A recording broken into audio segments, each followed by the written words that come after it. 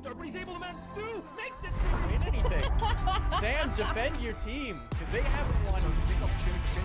Oh my God. Strap yourselves in, it's another 1 hour episode. Oh yeah.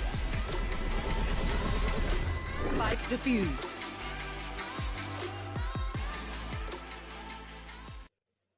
Welcome to the Press 4 pre-show for day 3 of the Stage 2 Challengers 1 tournament. There's only 2 of us today. Ryan had to go across the pond to cast some VCT. You know, he's doing the other side.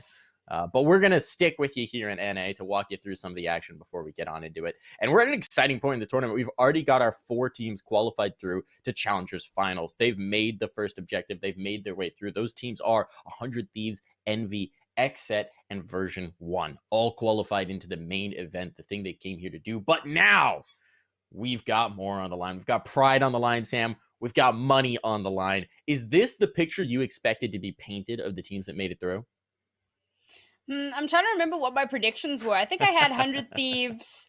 I had version 1. I had XSET. So I'm 3 for 4. So yeah, this is pretty much what I thought was going to happen. Somehow I discounted Envy. I don't know what the hell I was smoking on that day. But there you have it. I think I'm also 3 for 4, but I think I was discounting 100 Thieves. I think I had Immortals going through, but yeah, I'm not I had exactly Immortals sure as at well. that point. So we've been proven mostly correct. Somewhat wrong on little things, but you know, that's what's going to happen when you got this many tough teams. To walk you through how we got here, we got a little bit of a recap video to just catch you up on yesterday's action.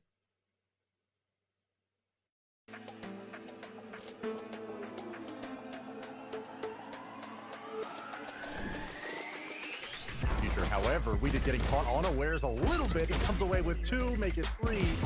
Only 1 player left. That's Evan. We have to know how we're going to attack back for Steel and Blue. Yeah, it's Steel just playing the off angles, catching him with the bolt.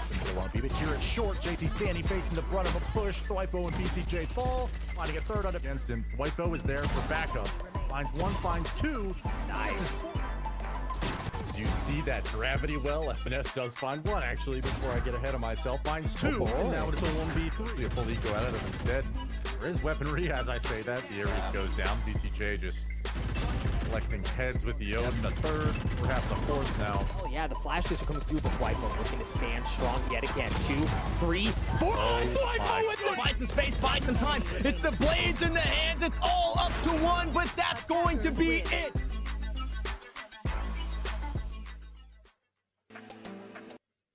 There were highlights galore for the last few days of action. The only thing I'm sad about is they cut off the Thwyfo clip right before we did slid in for his, shall we say, praise giving. It was a lot of fun. We've had a great tournament so far. Now we've got some banger matchups today, and we're going to go ahead and get into the action for them. We've got a matchup in the upper bracket. We got a matchup in the lower bracket as these teams are fighting to come in first, to take that top prize, take that pride, and take those $20,000. So, first matchup today, 100 Thieves versus Envy. Two of the titans of the game, two teams that have been at the top for a long time now. They've had brief detours out of it, but they've been there in the mix, in the thick of things, in the fight. But quite interestingly, they haven't actually played each other since last year, since December. I think in the JBL Quantum tournament, that was the last time these two teams actually met. So this is a little bit of unknown territory, and it's going to be kind of fascinating. You can see the bracket that we've had so far for these teams to get here. We're going to talk about the story of the tournament so far. Sam, do you want to walk us through how 100 Thieves got to this point? Hiko go Burr. They had some really good matches. Obviously, first up coming up against Anbox, who, I don't know, Anbox has been doing what they always do. They kind of do well, they get to a point, and then they fall down. So they just were not up to the challenge. Cloud9 performed exceptionally well to get to this point, even beating out Immortals, which went way above my expectations.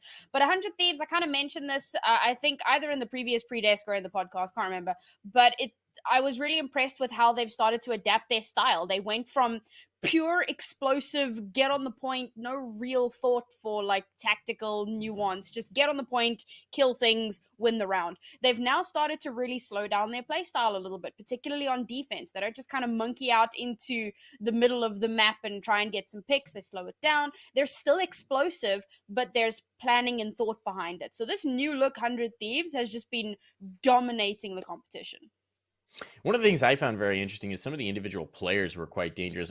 One storyline that I think is worth holding on to for 100 Thieves in general is just Ethan is getting better and better and better every time we see them. And we knew this was going to happen, right? Because he's such a skilled player coming over from CS. Now he's competing in Valorant. No matter how much mechanical skill is going to be, there's always going to be a learning curve of figuring out agents, figuring out abilities, figuring out your place in a roster. It's just compounded when you're swapping through to a new game.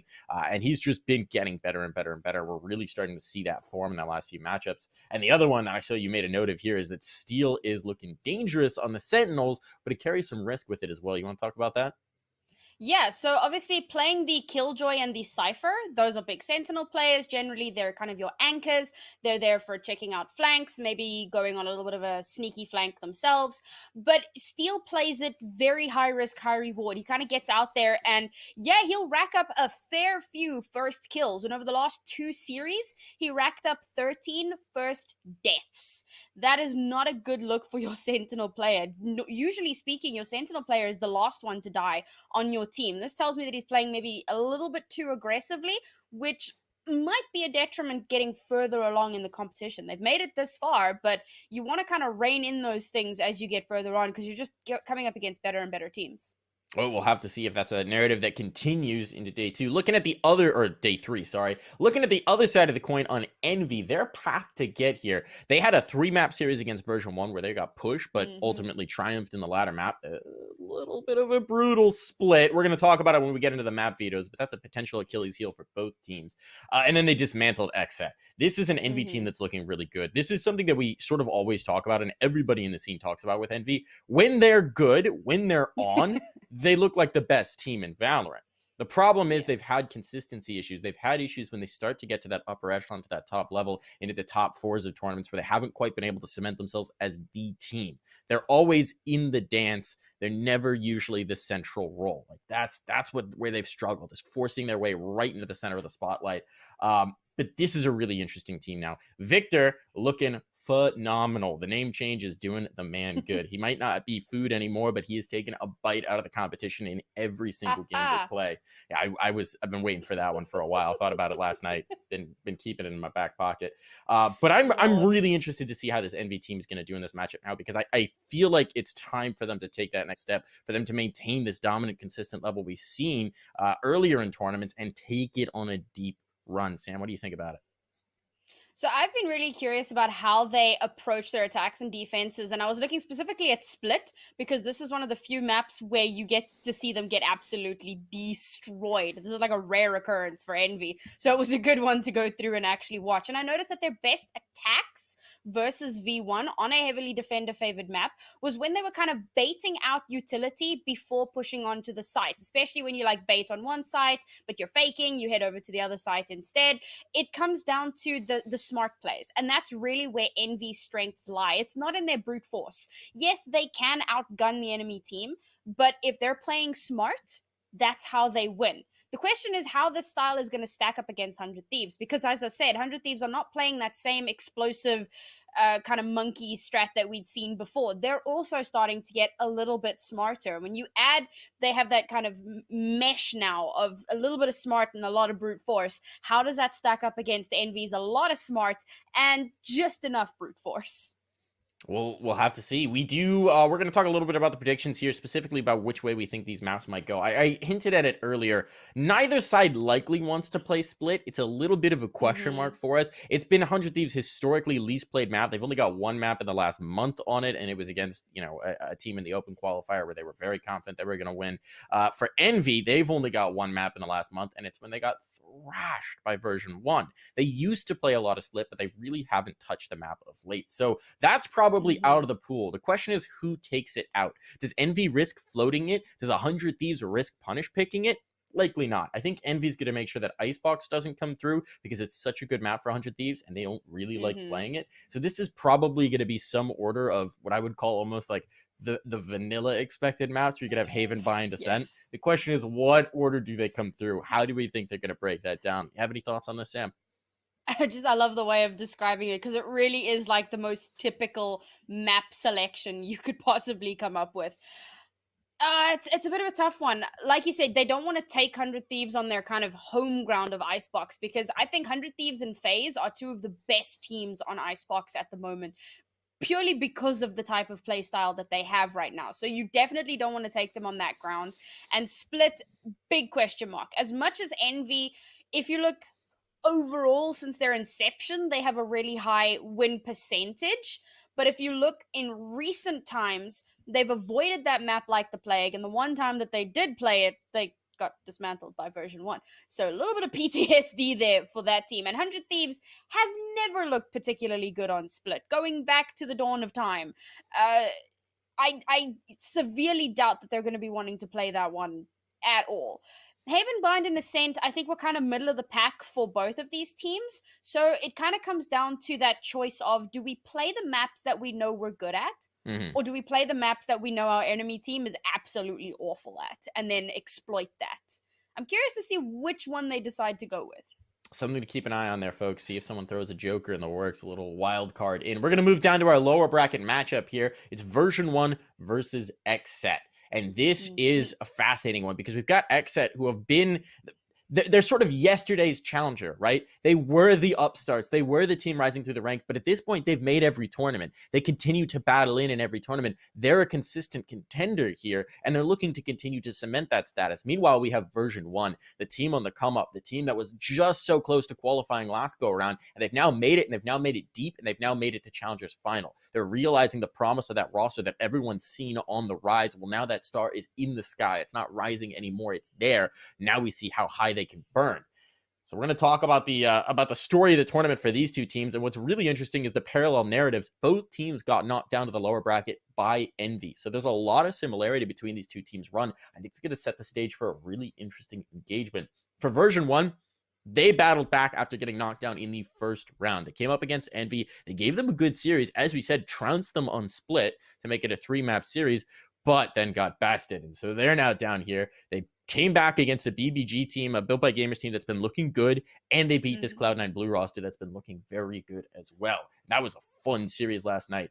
One thing I find really interesting about this team is it feels like in this tournament, every player has had their moment to shine. Even Effie's, who's typically the player comfortable on the bottom of the board, setting up his teammates, sacrificing for the team, had a hell of a series last night. And so this is a really interesting team where it feels like everyone can have their moment. They're becoming something of a Swiss Army knife, right? You got your consistent performers, but then you've got everybody else can shine through when their number's called upon. What do you think about that, Sam? Yeah. Oh, I love seeing it. I mean, I see one of the notes you had made was about Zelsus, who... Zelsus versus BBG. It was just terrifying. But he's kind of that consistent player that you were talking about. The other player that I really had taken note of, well, two players. Vanity has been really great on Omen. He gets a lot of first kills, so he's getting like deep into enemy territory. And whether that's kind of on the flank, or providing like general support. Is a flank lurk? I think that's what that is. Yes, actually, that is exactly what that is. Thank you. I didn't even realize I'd done that. So whether he's doing that or just providing like general support, he's opening up so much for his team. And then there's player one, who had incredible clutch moments denying plants with Killjoy. I can't remember which map it was. It was Haven. He was in B Connector, and he just tosses... Oh, no, it wasn't Haven. I don't remember. It was a map. And he just tosses he was the last person standing. It was like 1v2. And he's tossing the nano swarms, and he has the perfect lineups. And obviously, you only have two of them, but that's all he needs. And he completely denies a defuse without ever having to get into contact with the enemy team. Like, he had some really, really clutch moments. They're not a super hyper aggressive team, a bit more slow and steady with a similar style to Envy, but I think that's why they couldn't clutch out the game against Envy, because they do what Envy does, but Envy does it better. On the other side of this matchup with XSET, we've got a little bit more of an established team, a team that's had to battle to be taken seriously on standing with other teams like, you know, your Envies and your 100 Thieves, but have been continuing to win that battle. Is quite the way I would describe them. They were knocked down by Envy in the second round as well, but they did beat Built by Gamers beforehand. So again, this parallel narrative between version 1 and XSET, they're very much on the same track in this tournament. And then they beat Immortals as well in a fantastic series to qualify through to make it to Challengers Finals and to now find themselves in this lower bracket matchup. Again, exciting for them is that they've been very consistent across the roster, but the player I want to highlight is a guy I've known for a long time now. It's Purer. It's crazy to me to see the trajectory this guy's been on. I've known him since he was like a 17-year-old getting brought to lands by his family. Now he's crushing it here on this team, and he was phenomenal with the first kills. I don't have the exact number here, but he's been ripping open sites and getting them started in rounds, and that's such a huge asset to a team. There's a lot of phenomenal players. Pure definitely up there. But the thing that worries me, so yes, there's consistent performance, but there is some inconsistency in how they form their compositions. And I find it fascinating. So they have double duelist on every map except Bind. And on Bind, they put Pura, who's usually the Jet, onto the Raze, and they put Aaron, who's normally the Raze, onto Astra, and then Weeded plays Sky. Which is wild, because Weeded will only play Astra on Haven, so that Aaron can play Raze, and then we see Aaron pick up the Astra on all the other maps, so that Weeded can play Phoenix. Like, there's this crazy role swap up happening between these three players, where in one moment they'll be playing a supportive character, and the next moment they're playing a duelist. It's wild to me, and I just wonder how effective this broad agent switcheroo is going to work out as we get further up in the competition. It's worked out well so far, but I kind of pointed out previously, I prefer Weeded on the Astra to Aaron. I feel like he gets a little bit more value out of that, and he performs a little bit better. So we'll see how that works out for them in the coming days. I kind of love versatility in an agent swap, because the thing is, if between maps in a series you're swapping up the roles that much, each player has a slightly different feel in a different role. It really keeps your opponents from getting a major feel for, you know, when the aggression is going to come through, when the push is going to come through. You're just changing things in bits and pieces, shifting the shade, the tone a little bit, and it can keep your opponent guessing. So I like it. I agree. Specialization can lead to expertise, but you know, little bit of versatility there can really help you out. Talking about the maps here that we're going to see. XSET, they're going to get rid of Icebox. That's their perma. They're not going to touch it. They're not going to deal with it. For version 1, there are a lot of choices. The big question mark for me is, will they bring in Bind? It's been lousy for XSET lately. Really lousy. Immortals trounced them in their series last night. I think it was, it was like 13-1, 13-2. It was absurd. But it's not the best map for version 1. It doesn't really play to their strength a lot of the time, and they're all right at it, but it's not phenomenal. So there are questions here. There are serious questions here about what we're going to see. Sam, what do you make of it? So Bind, while they were a bit shaky recently, is statistically still XSET's best map over the last 3 months. And looking at the last 3 months, they've had better performances on Haven and Ascent than they have on Bind. Icebox is 100% not an option.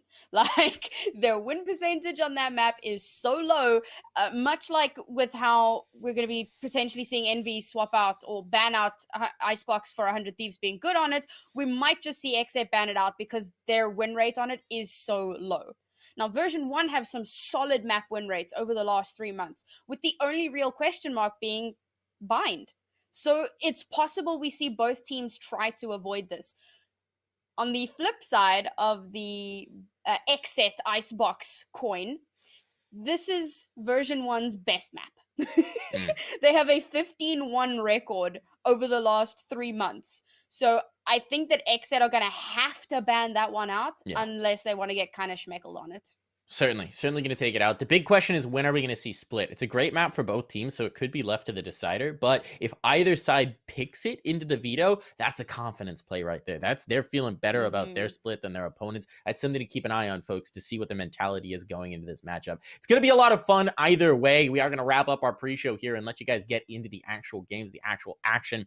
All of these teams have qualified through the Challenger Finals, so we're going to see them in that big tournament. They've made their primary objective. From here on out, it's about glory, it's about pride, and it's about a whole lot of cash money, folks. So these games are going to be spicy, they're going to be fun, and we've got 4 of the best teams currently competing in Valorant going head-to-head. The sparks are going to fly. The action's only going to get hotter from here on out. We're going to wrap up our pre-show here. If you enjoyed this show, do tune in to Press Forward to Diffuse every Wednesday at 1 p.m. Eastern Standard Time. We've even got this fun British guy, Ryan, who joins us sometimes.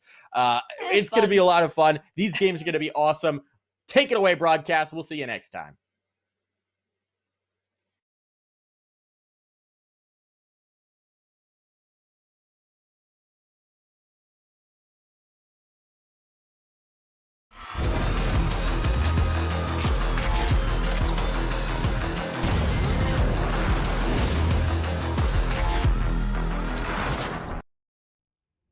Welcome to VCT2 Finals Weekend. Simo and Bala bringing you that hot action on the mic, and that hot action is going to include 100 Thieves up against Envy. The winner has an opportunity to claim seeding for the regional finals happening later throughout the coming months.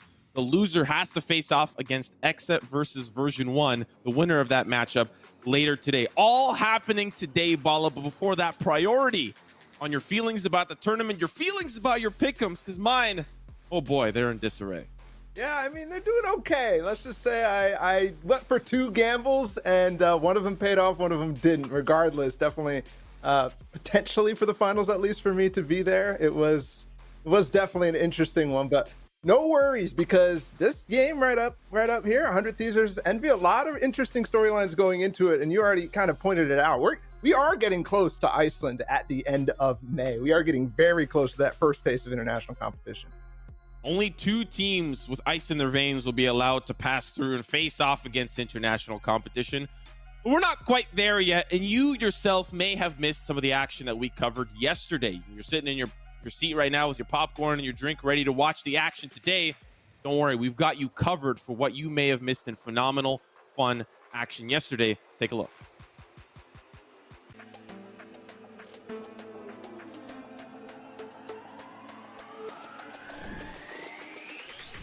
However, we did getting caught unawares a little bit. He comes away with 2, make it 3. Only 1 player left. That's Evan. We have to know how we're going to attack back corner.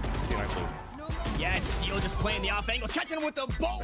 But here it's short. JC Stanley facing the brunt of a push. Dwipo and BCJ fall. Finding a third on against him. Dwipo is there for backup. Finds one, finds two. Nice.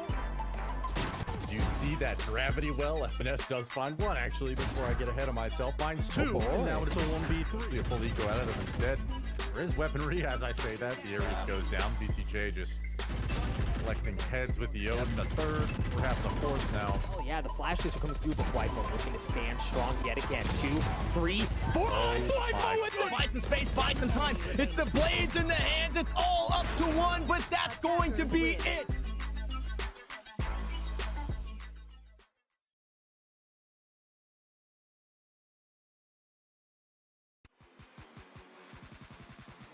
Four of the best teams remain.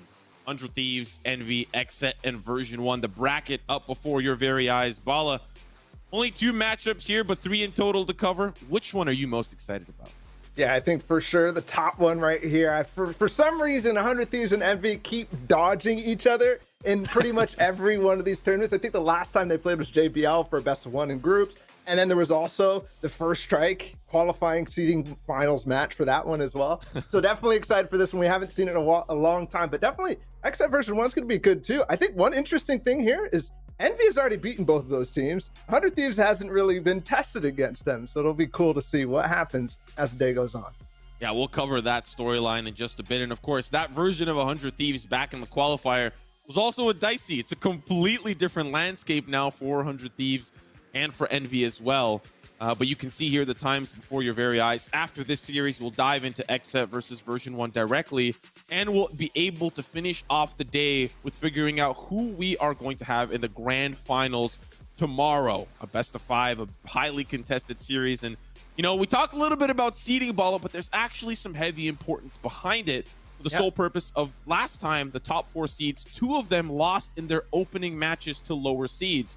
And the fact that you may have Sentinels as a lower seed opponent, you may want the highest seed possible to not have to face off against such a juggernaut, and the other juggernauts that await you, like Gen G, Energy, Luminosity. There's a lot of teams still out there in the woodwork that are gunning for your spot. Yeah, absolutely. We already know how crazy the open qualifier for this tournament here was. So yeah, there's definitely a lot on the line. I think the higher you place, the better for you, because probability says that Sentinels is going to maybe get towards that first or second slot next week, or maybe some of the other strong teams as well. So definitely want to try to avoid that if you can get that very top spot.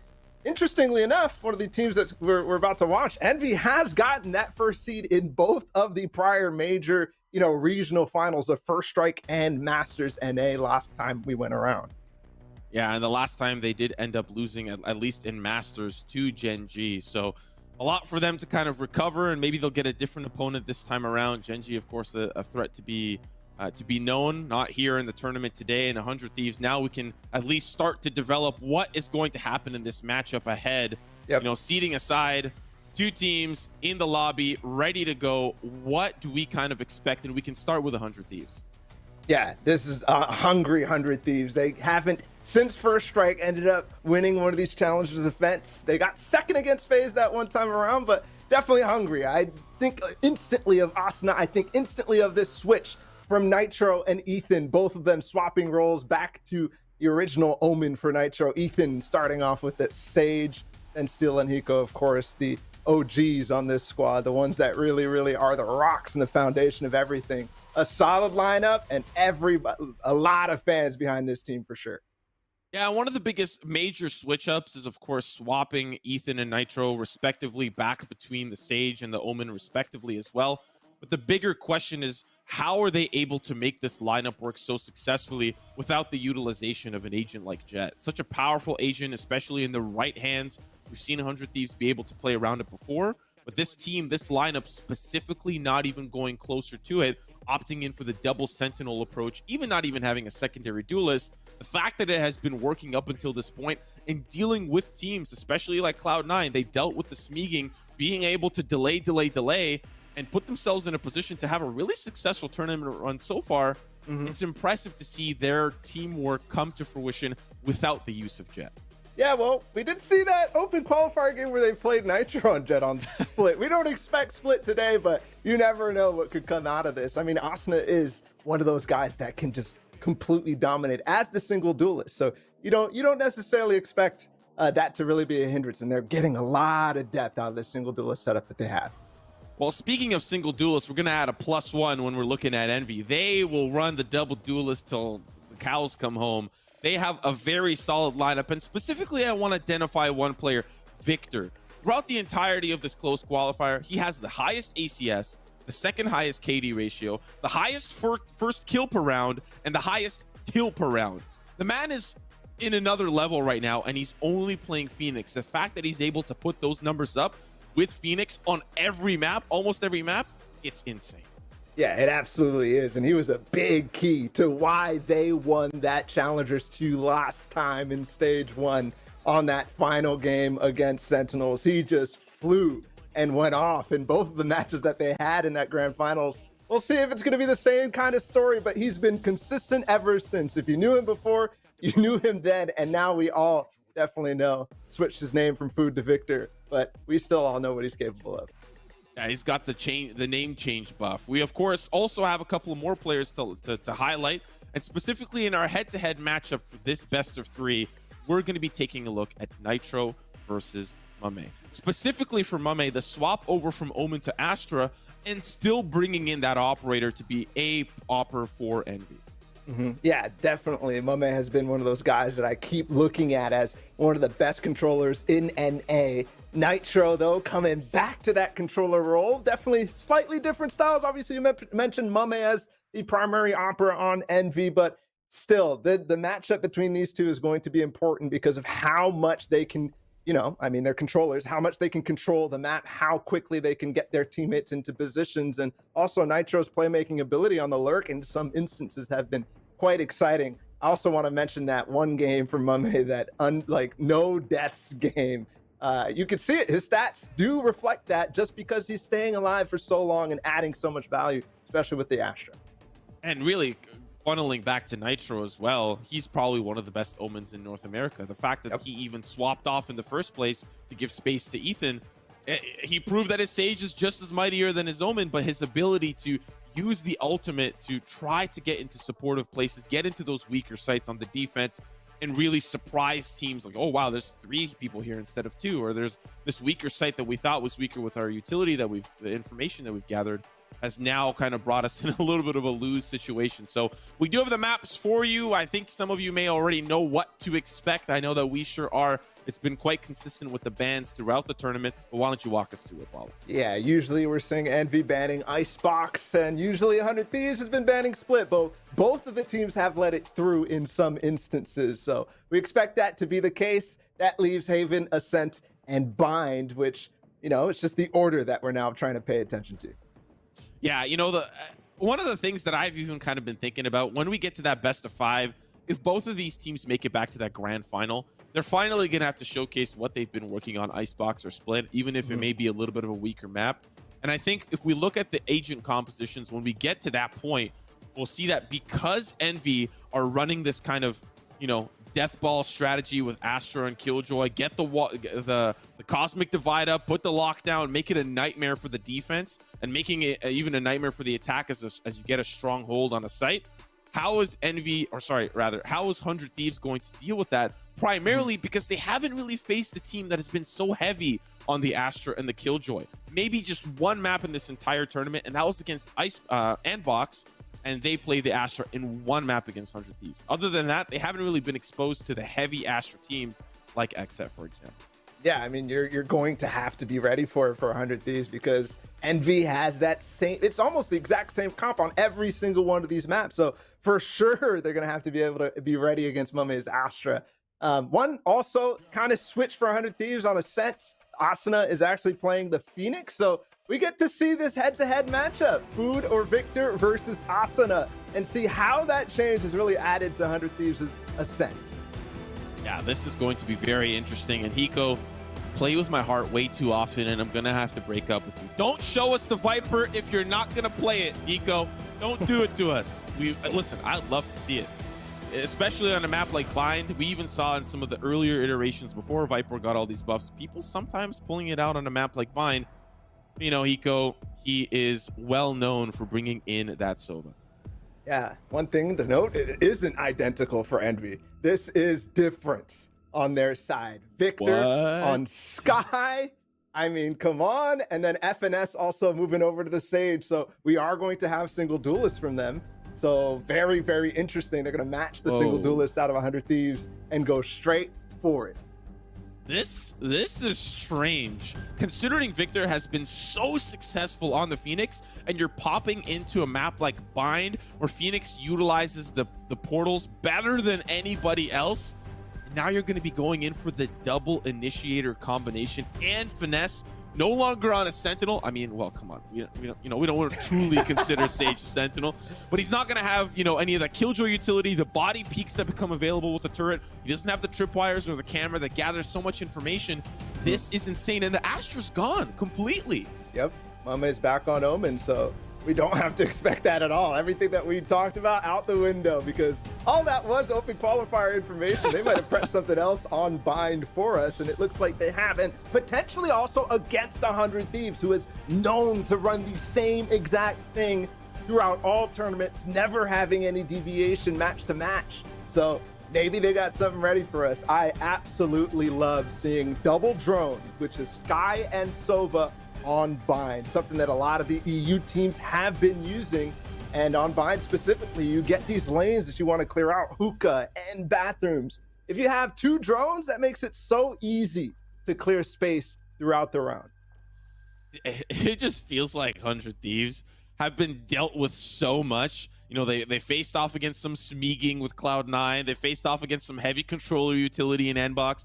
And now they're dealing with this crazy double drone composition, which came out of complete left field. I mean, it's not completely unknown for Victor to stay strictly on the duelist. He has brought out the Sky in previous iterations of their agent compositions here for Envy. But to pull it out here, I'm really excited to see what happens here for the first initial pistol of this map. 100 Thieves versus Envy, first round. Envy on the attack, 100 Thieves on defense. Nitro's got the paranoia. 3 players are going to be walking up with this drone and Cabooses boombox. Instantly the smoke and the paint shells, but it is spike over towards Long B, so this is just a little bit of poking and a little bit of prodding, but they actually lose the HP advantage in that entire situation. Did you say double drone? You meant triple because of the Roomba. Drone. They got the Roomba as well. Triple drone on attack. You ain't hiding from Envy. They will find you. As we see the recon bolt almost spotting out Crashies here as it doesn't quite make it through the portal. Not quite spotting this wall just yet, but does get the camera. That's the tag just gone. And they are regrouping back towards A as the wall falls. So as 100 Thieves starts to bunker up over towards B, especially with that dark cover going on over towards Elbow, they're actually going to poke back towards Nitro. No paranoia here at all. Just the frenzy, and he's been so good with it. Uh-oh, here comes the guiding light. Nitro Justin trying to hold on to the site. Asuna and Victor, there's going to be a couple of quick trades. They'll manage to get control of that A site still. Hiko, one of the last remaining members here. Victor gets taken down a 16 with that shock dart, and now look at the positioning here from Steel. Coming through the portal, down B long. Now he's going to be a factor coming in through the showers. Crashies playing close contact right out of lamps. Here's the swing from Ethan. Shots good with the frenzy as they will continue to push forward. Mame, oh, there's the swing from Steel. Finally, the lurk coming into play. Down to the 1v2 shots here from Mame. Not going to be quite enough. Pros don't fake. A Steel is a part of that factor, starting to defuse, and it's unfortunate for Mame. Can't quite connect on those shots and can't quite push through the cage. It's first round for 100 Thieves. A really, really drawn out pistol round from Envy, but they end up making it work. Not quite finding the shots through the cage. And still sticks the defuse. Now they've already bought a rifle from Asuna. That's something that they've been doing pretty commonly on their second round compared to other teams, just so that they potentially can have that when it comes to the bonus on the next. Meanwhile, on the other side, they did get the spike down, so a couple pistols bought through, but no armor. So we don't expect a huge chance for Envy in this round, but another spread as FNS always going to go through the dark cover. And with the flash as well, that's very quick, but Asuna's already gone. Yeah, good counter utility as well to push them back. And Steel's actually going to find a pick down B long. Now they start to funnel in. And man, that Showers is no longer looking clean, despite that's what kind of the purpose of it is. Hiko finds the last and final frag. The flawless here for the conversion. Now the gun round for Envy. I like the slight adjustment on the smoke that is typically thrown in bathrooms at the doorway from Nitro. He throws it a little closer as Asuna comes through. Just slightly different in terms of when the attackers are going to spot anything, and it's actually really nice against a Sky, because if you are throwing that guiding light straight through that bathroom doorway, it pops slightly earlier. When that smoke is not as deep, you get more space, more vision. But in this case, it doesn't work out. Flawless. Now Asuna, Nitro, and Ethan all walking down. Short, Mummy's gone instantly. And they're gone. They're out of here. The amount of membership that had to swing there. What are the communications like here for Envy? A good refrag for Finesse. Finds Asuna just trying to rotate back towards Lamps, and you've got two players that have heavy presence towards Long. You know it's a heavy stack on A. Crazy part though is Victor has the Seekers already, so he could use that when they decide to execute. And with the only a ghost from Steel on the B site, if they do decide to go for this, he's going to be pushed off completely by just Seekers if the execute comes. That's the power of Victor's agent choices always. 6 ult orbs for the ult. And there it is. Seekers out. They're going to hit the execute. Steel has 2 trap wires, but he's going to have to fall back regardless. Oh, that's unfortunate. They spot everything and more. This is an easy site for Envy to take. We'll see if 100 Thieves decide to pop through the portal, but so far it's just the control from Envy. It's crazy how well Envy's prepared. They pop both tripwires. They're still pushing elbow. No spike down though yet. Caboose is in elbow. And he trades against Ethan. Unfortunately, now 3 versus 3 for Envy, even though they had the site for free. There's a wall that went up towards elbow. Ethan now has cleared things out and has the ability to push through it, but he has to wait for Nitro and Hiko to push forward. There's the paranoia, but they don't swing off of it, so they don't no longer have the flash. Now the swing comes through. Victor can see clear as day, but Nitro with the trade. Finesse playing close off site, down to just him, but Ethan and Nitro in tandem. That's the bonus for 100 Thieves. And all because of that Phantom that Asuna first had. They get a bunch of rifles in that one and are free to carry them over to the next, as Envy will potentially have to go for another save, or they could force with another spike plant. Yeah, there is going to be light armor bought instantly, so just a little bit of economy spent. You want to once again harp on that fact that it's not very often when a team is able to take out all of Steel's trap wires on a site. He's always innovating with where he puts them, with how he is switching them up round to round. We're only just barely scratching the surface here on this map, but both of them denied. A good attempt from Envy, but it's just not enough. The double swing out of spawn and the patience on elbow from Ethan. He's one of the few players as well that will always be switching up where he's sitting. Not even just the location of his trips, but he's never defaulting on a site as the anchor. As we see this pistol round go underway, Asuna finds the first initial pick. Of course, they're quite stuffed, pushing in through the choke points. Victor now with the guiding light as it gets shot through the sky. A couple of share shots, and still the defense will hold on. The spike has been planted, so mission accomplished for Envy, but it's a 3v3 ball. It's getting dangerous too. Res available for FNS. He might go for it, but no, it looks like he's just going to hold on to that and stay inside of U-Haul. Nitro on the flank. Gets one, now patient, waiting for his team to come out. He gets another one too, and that should be round done. Mame left alone with just the Sheriff. Dark cover going to go out in the TP play. It's close. Oh, just that little sliver outside the dark cover. Not enough. You know, it would have been a little bit of an interesting play if he did end up using the TP, but still, damage has been done. You know, if we're looking at a silver lining here for Envy, despite how grim it's looking, they're able to keep that economy at least somewhat close. 100 Thieves are off to a phenomenal start here on this first map. I just have to laugh there. Ethan is trolling Steel, standing on top of his body with his res out. Oh my goodness. In the open qualifiers, he rezzed him when he had a classic, and Steel had the full mauled experience. 4-0, 100 Thieves so far has Envy's number, but the second gun round now underway. Revealing area. And it's a 1-3-1. Only Caboose over towards the B sites.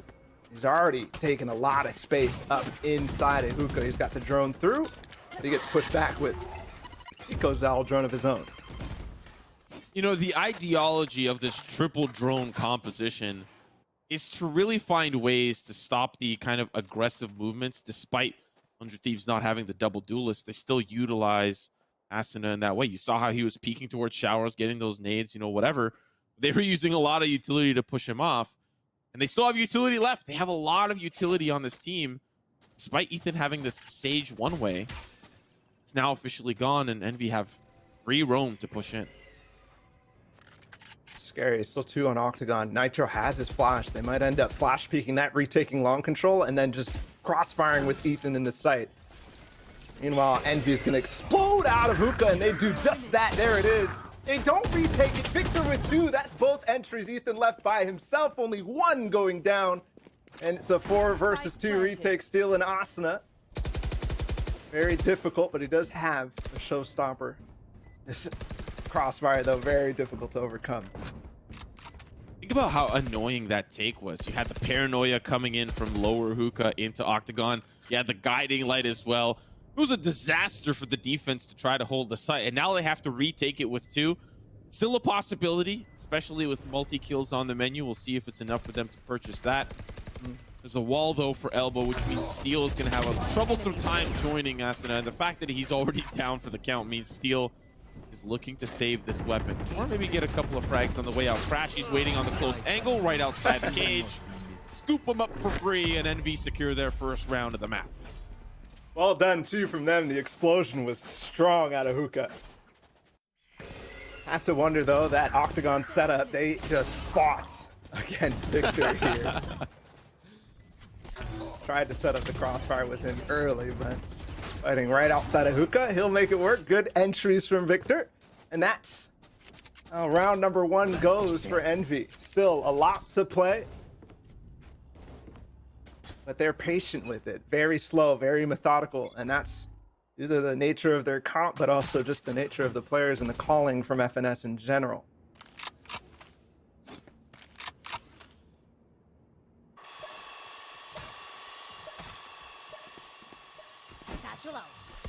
Same boombot there from Caboose to clear into Hookah. Trailblazer deep out of bathroom. They might have spotted somewhat of the setup, especially as... Oh, Steel's deep. Hold on. He spots Crashy, so they know it's still kind of a slow play right now. Eco's going to try to get some information in Hookah to spot if there's more than one. But other than that, they know that it's going to be a long while until NVX. They also had a camera, a deep camera down long, but that has since been destroyed by Crashy. So that safety intel that they had is no longer possible. But with 50 seconds left, Envy have to bust a move. There's a Hunter's Fury here on the execute. It pulls actually a lot of members and the support of Omen style from Nitro. It pulls way too many over to B. Envy have absolutely bamboozled them, and they've got complete control of this A side. Like they were so scared of that last round, what happened there. And the Seekers, last time they used it was on B as well, so when both of those get popped, they think it might be the exact same thing, but no. 5v5 retake now, Asuna pops the showstopper, nothing in U-Haul though. There's a wall! There's a wall! And it's going to protect Caboose, but Asuna still so much damage. Caboose finally on the swing takes him down. Now the rest of the team starting to come through, starting to funnel back. But Crashy's alongside Mame. He might be rotating back around. He might have shock dart lineups, but Mame, he's got the team B, but there's the swing from Ethan. Perfect read. 3 members from 100 Thieves will take them all down. Despite the bamboozle, despite the hold, 100 Thieves secure the round. A full 5v5 retake. Asuna gets at least his job done off of the initial push out of U-Haul there. And even though they got faked, even though they lost the site for free here, they still make it work. Thankfully, good trading on all sides. And Ethan with the 3K to close things out as well. Protects the defuser. And it works out. Very close though. And break it. I wondered if Crashes, you pointed it out. Does he have shock darts? He did, but not the lineup. And potentially not even the time for it. They're going to go quick through with the guiding light, but Asuna dodges it and stops it. Victor's gone once again. No entries this time around. This man has sense on like 50. He's just the quick 180 to avoid the flash. Resurrection back for Victor. Envy are looking to secure the round, but the sprays through the smoke, too masterful for Envy. Down to just 2 final players, and they committed a res this round onto Victor. 2v5 is what stands. 100 Thieves on the precipice here of securing yet another round. Unless Envy have something to say about it. Great patience from Nitro. I know sometimes when you spot one, it's very, very tempting to go for the repeat, but waits for his one way and is just jiggling. Oh, never mind. A little too aggressive there. He's trying to buy the time for Austin to go on this flank, but I think Victor also smells this, the way he's looking right now. Does indeed, but unfortunately, I think maybe thinking a little bit closer towards the wishbone on the swing. That's going to secure the spike, and now the shot through the wall. Look at chat, that's probably a couple of vac bands in there spamming that. That was a clean shot through that wall there. Now just down to Finesse. Resurrection onto Nitro, more shots through. Unfortunately, Finesse can't convert onto Eco. It's a flawless round. Well, technically not, but they res Nitro back. They still have the 5 strong. Now 100 Thieves are 5 up onto a Eco round for Envy. Things are not looking good for the boys in blue. So well done from Nitro. But yeah, definitely wondering these early peaks from Victor. So far not working out. 100 Thieves 6-1. What else is there in the Envy new comp strat book? We're exploring the depth right here with you guys. Here it is, Trailblazer out. Asuna once again fighting deep against it. The nade will push Victor out, and hey, oh no. Gets the dink though. He's gonna follow that up. Doesn't matter. They're also chasing down an Octagon. Steals in his cage, and he will find the other one.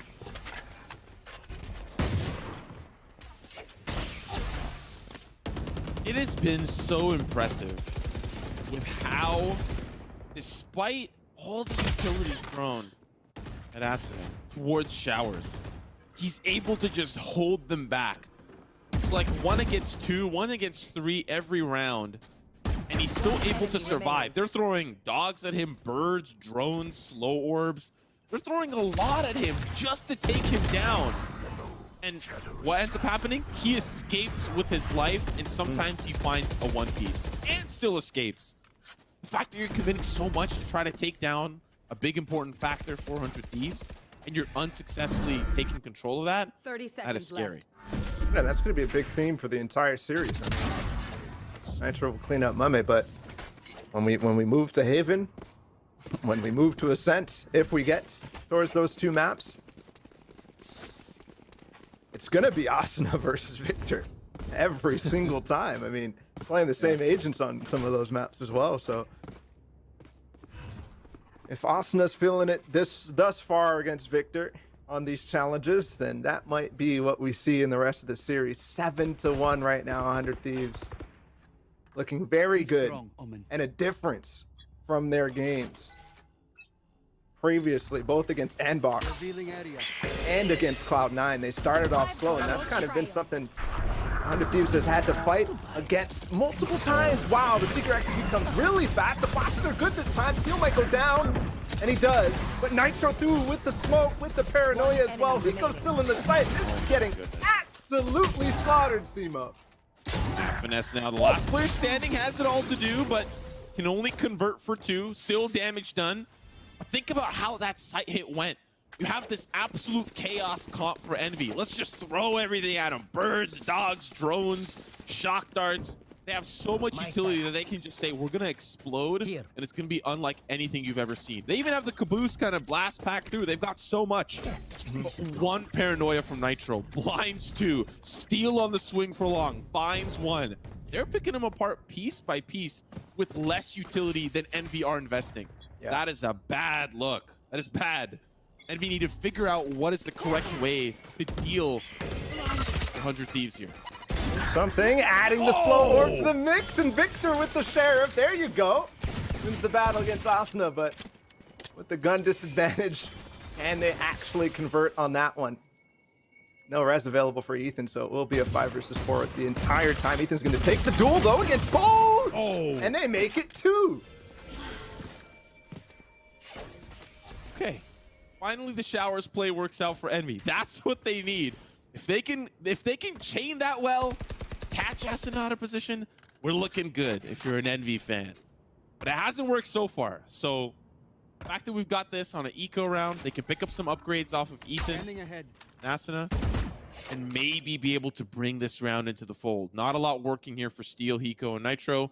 Steel anchoring down the B site, while Hiko and Nitro are here on the A site, which is actually where Envy are headed. So we see if Nitro can work his magic again. He's stuffed the short push before, and he may be able to do it again soon.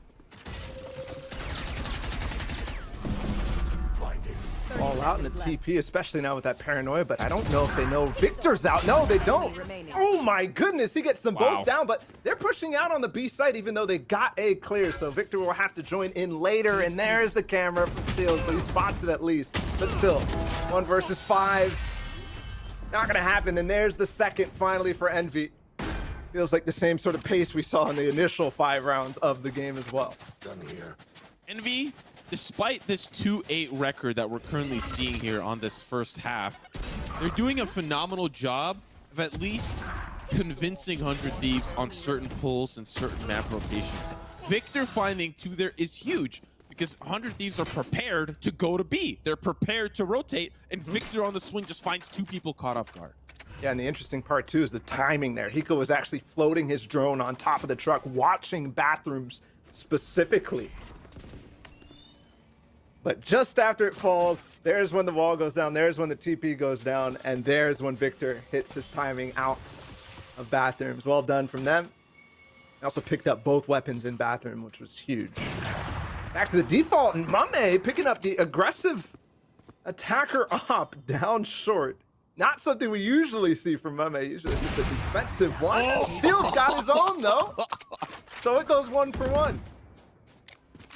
We don't tend to see him with the op too often, but yet here it is. Op for op, pick for pick. Victor ready in the same position last round, but this time Asuna not quite playing aggressive towards the showers, kind of has learning his lesson. But the showstopper not going to quite work out for either race so far, but the 2-piece for Caboose makes it go boom! Just down to Ethan, Spike being planted. Envy potentially on round 3 here. Well, actually, kind of helps Ethan to wrap all the way around site, but Victor's watching the angle and it have a lot of room inside of U-Haul. Lost the jump spot, and Ethan knows. He's going to go for it, though. Around the corner. Doesn't matter. Victor's there. 2 in a row for Envy, and they might bring this back to something very, very workable here. An 8-4 half would be wonderful. Still, credits available for 100 Thieves. Mostly, Steel's already bought the op. This was fantastic from Caboose, getting all the way deep through there. And the initial pick that opened it all up was Mame. We didn't quite see it happening. We didn't even recognize that Mame had the op on the attack. It just came suddenly. Well, it's still here. Steel bought another op, and he's going to be peeking mid. He peeked long last time. Caboose is here. They've got 2 players. He's pinging it. He's ready. Shot's good. That's going to clean up the first initial pick. And it was actually Caboose last round that was so deadly. If Ethan pushes up further, he's going to find the spike. But there's Crash. He's ready. The swing is good. Now Ethan's in so much trouble. He's behind enemy lines, and Crash is just trying to clear it out. Now he's going to send the dog out. There's the swing. It's good for Ethan from Victor. Finally, it's been dealt with. Now the 3v4. Another flash 2 is going to find numerous players on the opposite side of this wall. But this round is so awkward right now. I'm not sure you got the info there. I don't think they know. Yeah, just the flash. That actually could have been top short. So the trades come in. 100 Thieves wins it because of that knowledge, and they go right back towards the spike. What is this round, Simo? They pushed on both sides. I thought that Ethan was going to join up. Oh, no. The shot's good for 2. Asuna finds another. And it was the wall that was the problem. Ethan put that wall up, and Envy weren't willing to break it to give out the audio cues that they were going to push through market to regain that spike control. They had to go through the wishbone, and boy, were they wishing for some frags, because 100 Thieves came packing. A 9-3 is where we finish. Envy started to pick up some steam, Bala, but it just wasn't enough to give themselves a little bit more of an advantageous half. Yeah, I mean, some of the rounds at the end there, actually round 2 and 3 for Envy, ended up coming off of a streak from 100 Thieves, kind of making these confidence plays like that against the Bathrooms play and stuff like this from Victor. Opened things up for Envy, but not quite enough, and I like how they switch things up with the confidence to go for an aggro play out of hookah. An area where they know it was only Caboose the entire time. Regardless, that's all behind us now as we get a reset on the half. 9-3 is definitely a tough one.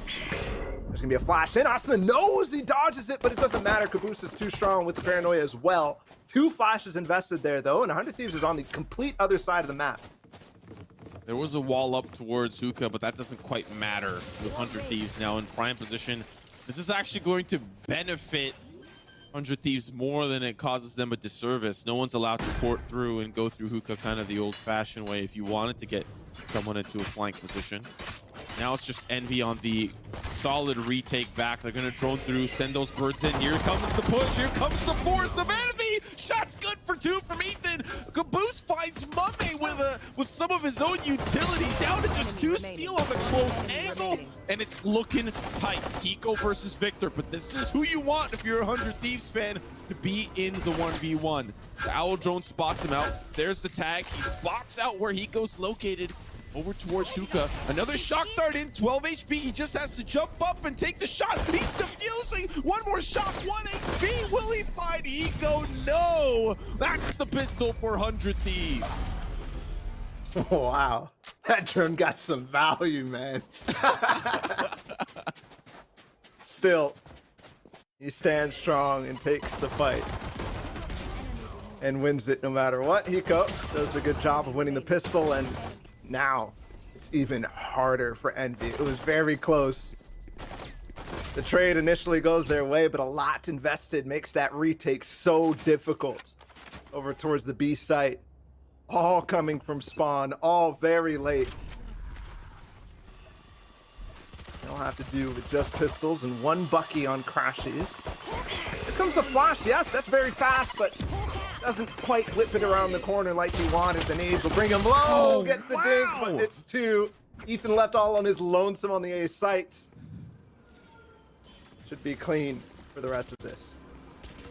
Problem is that I don't know how many members bought up, because you see Crashies here with the Bucky. That might play a factor moving into the 3rd round, depending on how kind of the rest of this pans out. Still 3v4, still very possible. Shots good onto 1, but not quite enough to seal the deal. Ethan 2. As Crashies, the last player standing with the Bucky. That's going to be Bucky down. We're at 3-11 for 100 Thieves.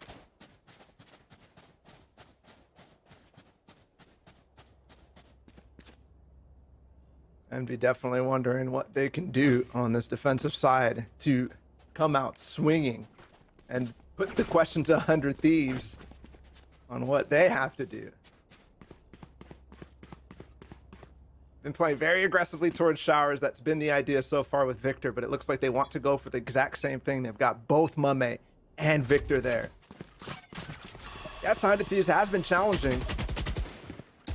There we go. That's an early pick through the smoke. Deeper smoke than what 100 Thieves was throwing. But they're out on short already. Thankfully, Mame, while he does get tagged, he gets the information. They don't want to cross past that with a flash as well. If this goes deep enough, you can get back out. That's so unfortunate. Tried to go for the aggressive play, and it almost would have paid off, but Hiko was there laying in wait. Now Finesse gets tagged by the Marshal and finished by Ethan. Now the recon bolt comes through. They know one's in there, but the attack have pushed in onto site. These players are stuck in showers. Caboose has to hold the line. Crashies now late to the party. Finds 1. It's a 1v2. Hunter's Fury and the Resurrection available. But now as he's got his bow and arrow out, will he continue the fight? Shot's good for 1. The swing. Hiko with the 3K.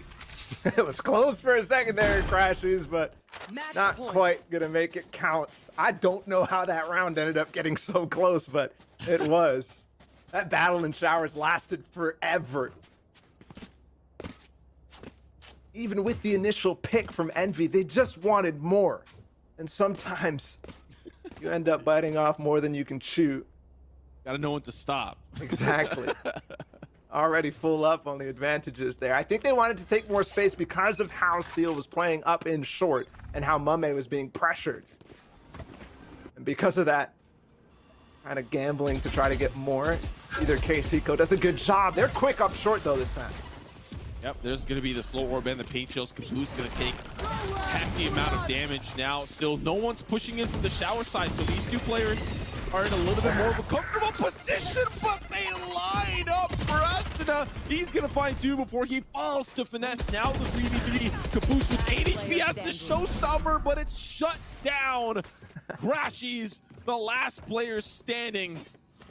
The only executioner he's going to feel is likely 100 Thieves. Down with the judge, shots good, but Hiko will seal Envy's fate for map 1. A pick picked by Envy, as we now will move on to Ascent picked by 100 Thieves.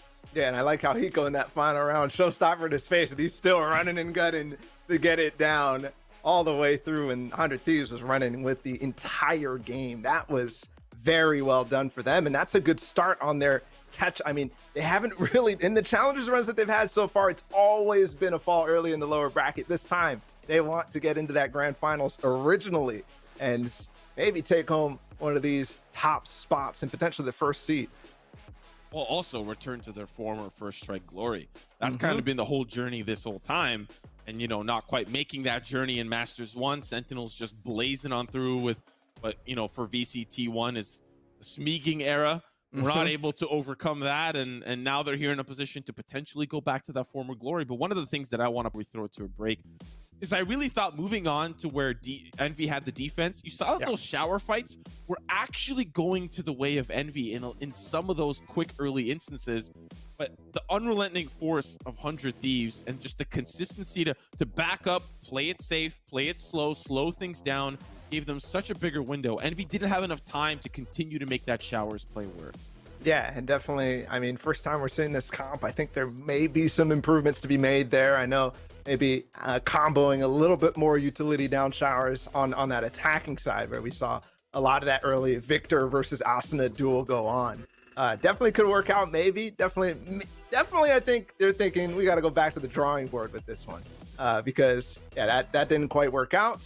And 100 Thieves was definitely ready to fight for it.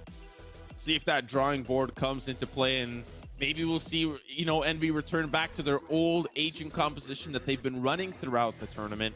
See that after a short break. You don't want to miss it. We'll be right back.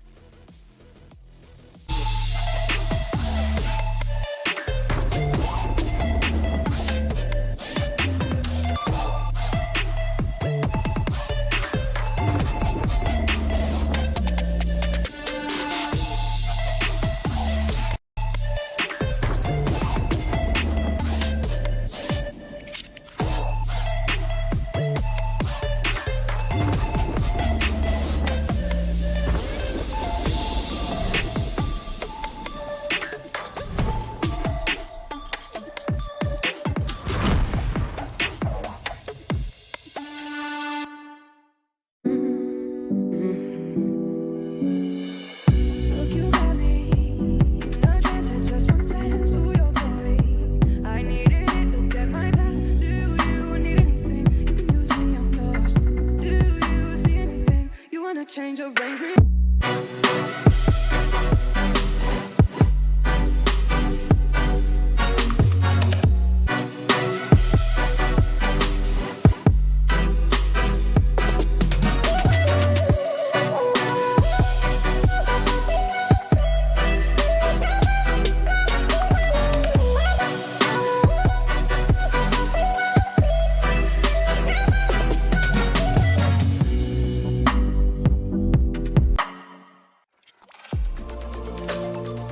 I feel like I need to defend my scene's honor here, because this is just turning into a bit of a dog battle. Like in groups always look. I'm cutting you off here. I'm cutting you off. Cutting you off. He said G2's winning it. He said G2's winning it. to wait till the next EU tournament, which could be in about 10 years now. Take it with like a grain of salt. No, but that's that no being fun. said, Take it super literally. Spike defused.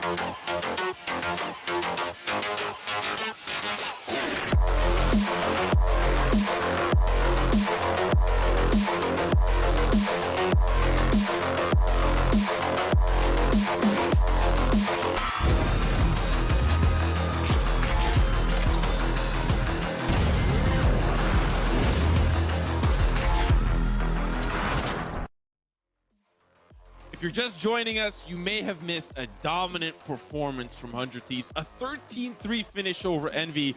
Simo and Bala about to dive into Ascent, which was selected by 100 Thieves in the first place, which means I think we're going to a deadly territory if you're an Envy fan.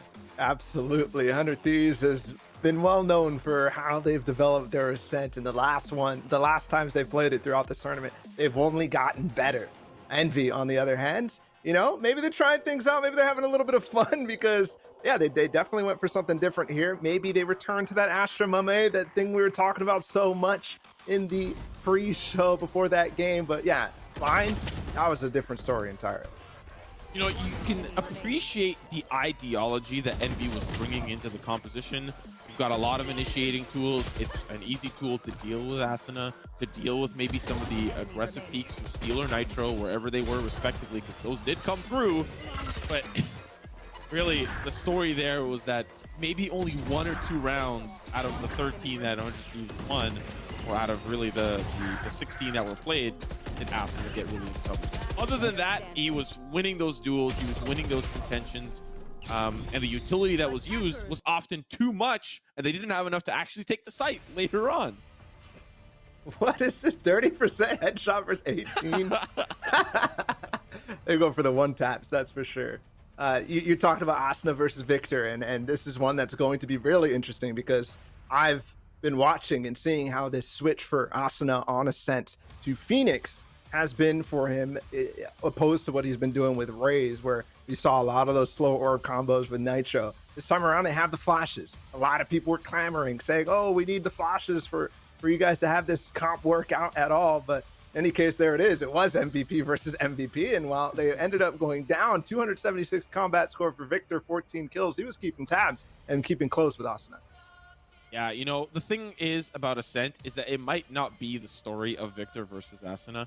I feel like for 100 Thieves, it's a bigger story for how they play the map with Ethan and Nitro, how they set up the utility, how Steel, you know, stays comfortable on B main for defense, how he kind of lurks forward. It's a little bit less of a focus. You know, maybe the Phoenix is just going to allow Asuna to be a little bit more of a supportive duelist, and kind of be, you know, a human ward, get, you know, intel on where players are, get body peaks and get intel off of that way, and even find maybe a couple of first picks.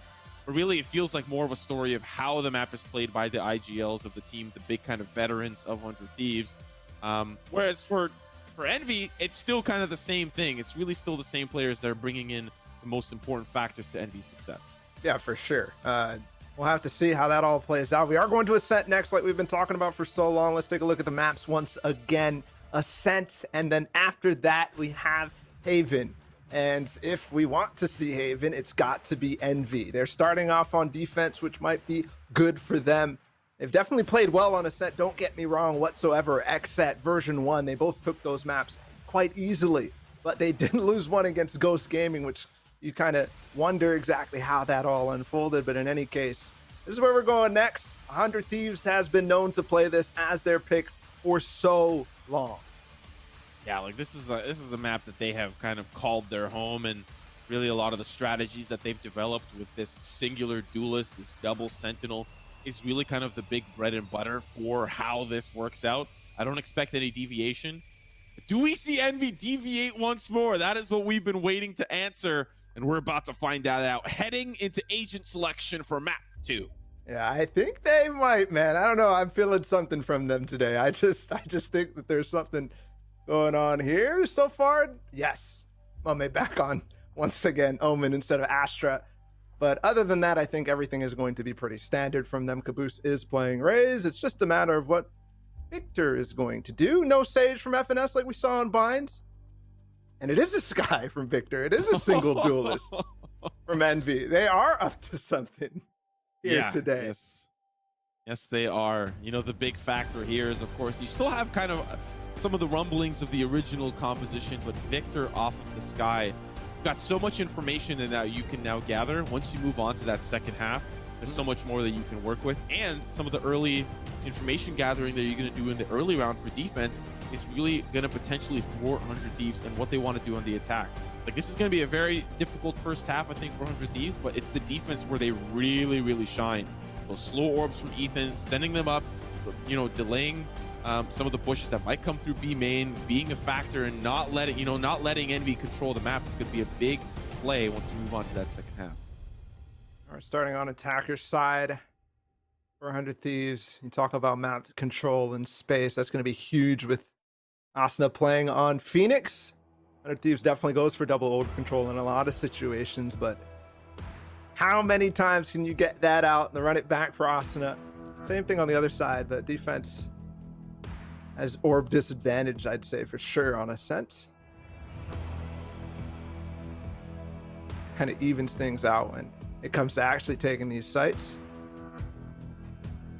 In either case, map number 2, if 100 Thieves wins, they go on to the grand finals. A potential for them to take the first seed in that grand finals, but no chance of them falling below a second seed if they win that. And also halfway towards that $50,000 prize pool. If Envy win, we go to map 3. If, again, the other way around, Envy goes to play the winner of XSET versus version 1, both of them which Envy has taken down. So I'm not too sure they're worried about anything at all so far, but definitely want to make it easier for them. No more matches today. Yeah, they don't want to be playing 2 best threes. They're also waiting for their opponent. That's got to be the worst feeling. At least they can scout them out in the worst possible scenario. We've got the map underway. It's the pistol, and we've got our statistics handy. Envy did not win a pistol. They did not win the second round, which is standard, but they didn't win a single gun round either on that third round conversion. So definitely improvements to be made on a map like this as the pistol is underway, and it's a default to start by 100 Thieves. Look at how close they all are. Are they going to anticipate Finesse playing so close right here to the close right? And he's going to find one before he gets quickly traded. I love it. The lineup there before they pop through the smoke. And they're actually going to wrap onto A. This is really cool. The wall, the block, the spawn, and they are going quick up to heaven. Meanwhile, they're stuck in tree. Victor will go up through the glass, but one more there. Crashes will get 1. He'll get 2. That's the spike down in heaven, and the rotation difficult, but Nitro's through the window too. 2 versus 2. Hiko back through A main, so they've cleared that. That's space for them to go back and play the post. And the door is now down. Caboose has to reload the clip. He's going to be able to take it down. But look, Hiko playing off-site. Hiko and Nitro, name a better combination in the post plant on A. This is what dreams are made of for 100 Thieves. Nitro playing close on the jump up. He's unfortunately in a little bit of a tougher smoke. Recon bolt makes things challenging as it falls onto the heavy shoulders of Mame versus Hiko. There's going to be a shock dart. He's up on the generator, hoping to garner some of the power from it. Ghost finds its mark, and Envy win the pistol. A big sigh of relief from Envy as they now have some momentum building into this second map. Very well played for Mame there, smoking the bomb. Eco trying to figure out, is he in the smoke? Is he about to tap the spike? And even if he does, I have to get close this distance. Because I don't want to gamble on the shots through the smoke while he defuses. So, caught in a moment of indecision, but Mame is on top of the generator anyways. Well played for Envy, a complete different start here, 1-0. And already some very fun stuff from 100 Thieves. I like the wraparound pistol, not something that I've quite seen too often. Won't probably see that on gun rounds, as the gimmicks are for pistols most of the time, but you never know. I think 100 Thieves might learn that this A side is a little bit weaker. They find an initial pick onto Finesse. That's a little bit unfortunate. They stack up, take a little bit of damage. Now it's down to Hiko. He's still alive somehow, some way, in this battle feels just like Showers last time. The control for A main. Pinch is coming quick, but they wipe out Shuri and Cat and go right back towards A main. If that was timed slightly better, they would have been stuck between 4 players. The flash is good, and they retake A main. Nitro's left Hiko as well. And back up Cat. He does have Spike. So room potentially for him to maybe get that down. That's about the best he could do. That would be a win. Alarm bot down. He might get past, but with the spray, he's worried about crossing now with the top mid control that they have. Is he going to make it into sight? Time is starting to go away from him, though, because they're back in spawn and crossing both of these now. That Mame has entered the position is going to be nigh impossible. Wait, but I like this. He smokes off. Try to get them to pull off from A, and see Victor doing his homework, making sure that he does all the math questions for that night. He goes back, checks the center of the map. There he is. Nitro down. There was an almost opportunity for him to pull to A, but they just had too much control in spawn. Yeah, but Simo, it's not calculus. They've got map control top mid. They got map control spawn. The lines of sights are very easy for them. They know that he's trying to work his way towards B. Fragonometry is much more simple than actual math. It comes down to it. There's a nice setup from FNS on this side. Playing the Killjoy instead of the Sage. Ethan had words for him on Twitter after game number 1. He said, that's the Sage diff. But they're all having fun with it no matter what. Eco. Asuna playing very passive on A lobby, which has actually given Victor and Crashies some space on this A main. I think they might have grabbed Orb. Now redroning through on Cats. They might end up making a play. All 3 are gathered in the garden, but no, they're just playing close to the door, close to A main, and we've seen the success of how that works in the last round with the flashes on both sides. I like how 100 Thieves are doing their homework, holding the tiles angle. Normally, you know, you'll have teams, even like Cloud9, I'm sure that they were used to, where you would just have 2 players pushing through B main without a regard for the world. So they at least kind of do their early round homework. But now as they start to push in here for the defense, get a little bit of control for A main, they're punished quickly by Asuna. Still, Victor thinking about the repeat. He only has 1 flash left. He has to make sure that he uses it wisely. And the fact that the running back is coming through, the flash is going to be used on a clone. And it's quickly dissipated. Still, they may have stuffed the push for now. 100 Thieves, they're looking to push forward. There's the flank here from Steel. He comes in from behind. Victor with the trade. He'll pick up the upgrade. Another pick from Mame from the back site. That's going to at least stop 100 Thieves for now. But now, Victor with another pick from Tree. Things are coming so quick and easy. He's going to use that ultimate push forward, get the intel, get those shots in. Finesse with the dink. Not enough for the frag as they're just pinched behind the dice, hoping to get lucky. Victor ready for the swing. Shots good onto 1. Down to 1 final player. There's the trade for Ethan. Ethan in a 1v1, and it's Victor with the 4K. 2 4Ks in a row for Victor. And on the gun round, Envy puts it up 3-0. A very solid execute from 100 Thieves, but the time is bought for Envy. The most important kill here was Victor onto Steel. If they continue to get space there, that would have been absolutely devastating. Then the Seekers to spot them and force them to stay played on site and at dice. They knew the situation. everything is easy from there. You saw that default, how slow it was from 100 Thieves, and Envy was able to basically find out every time where they were going to play, what the pace was. The recon bolt, the trailblazer, the owl drone, so many times 100 Thieves is like, okay, it's time for us to move. Okay, it's time for us to play up. They're so oppressive on this A main. Victor's doing a great job. There's the owl drone on Cat also spawning. They're gonna push this stuff. Yeah, push starts, but they're stopped because of the recon bolt, having to slow things down a little bit. You see Crashies, he was thinking about holding the tree room, but he backs away. Does not want to get swarmed here. Finesse, he's ready. Everywhere they go, there's some sort of information collecting, and this time it's FNS's alarm bot. They don't get past him before he takes down two mummies in the back of sight with an operator as well, and he misses the shot though, so that gives them an opportunity here. Oh, he's in a lot of trouble here. They're pushing in, can't connect on the second. That's huge. They actually have an op back sight. Ethan's gonna pick that one up. Now the re-peek here with the owl drone here is gonna be the peek here for Ethan. The swing, Hunter's Fury from Hiko. He's not gonna let them in the front door. That's the shot. Good. One more, but he sees the cape. It's unfortunate for Ethan. Now the one sheriff for Steel down to Caboose, has the angle. Here's the nano storm. There's the boost. There's the frag. It's the tag. Overshot's good. The jump peek. The paint shells. And it's down to the 1v1. Things have slowed down. Steel has it all to do, but Caboose cleans things up.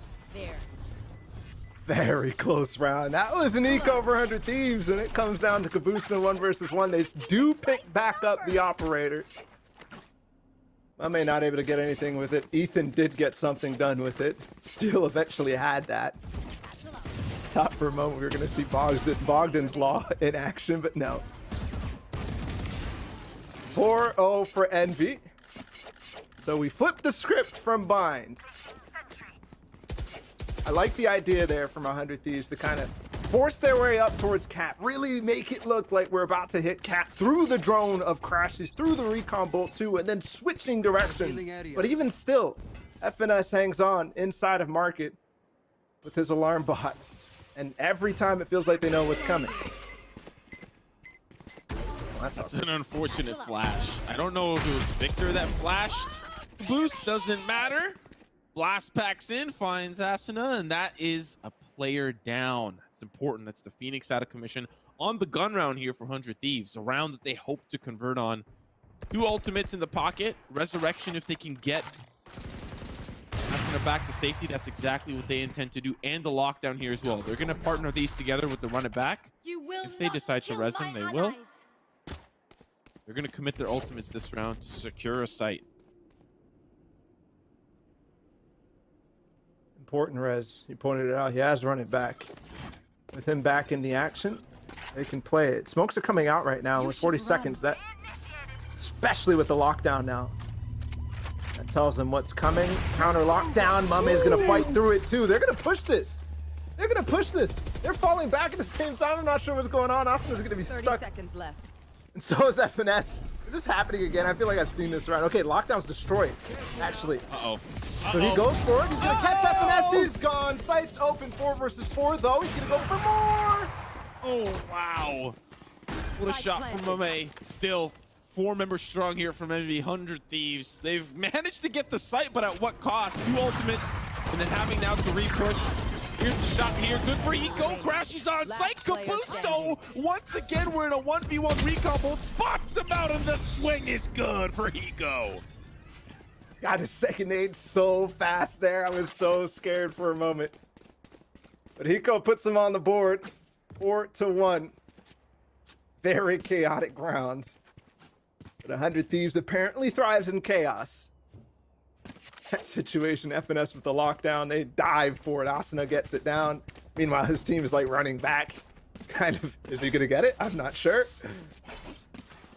If he didn't get it and they weren't gone, they would have gotten detained in any case. He also rushes down FNS, so well done from Asuna. Nerves of steel in that situation. Don't forget the timing too on that round. 40 seconds left.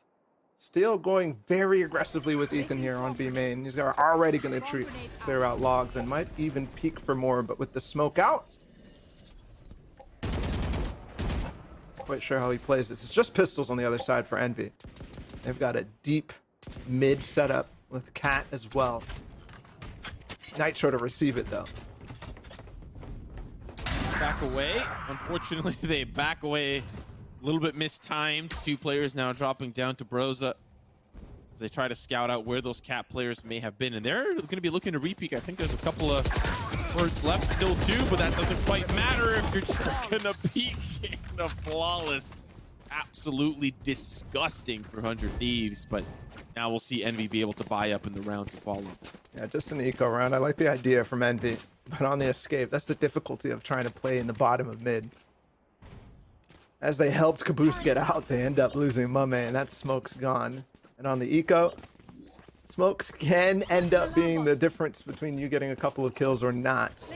Also like Asa's positioning there, right in between mid and also Cat, as Nitro's peeking it, so you can help on both sides.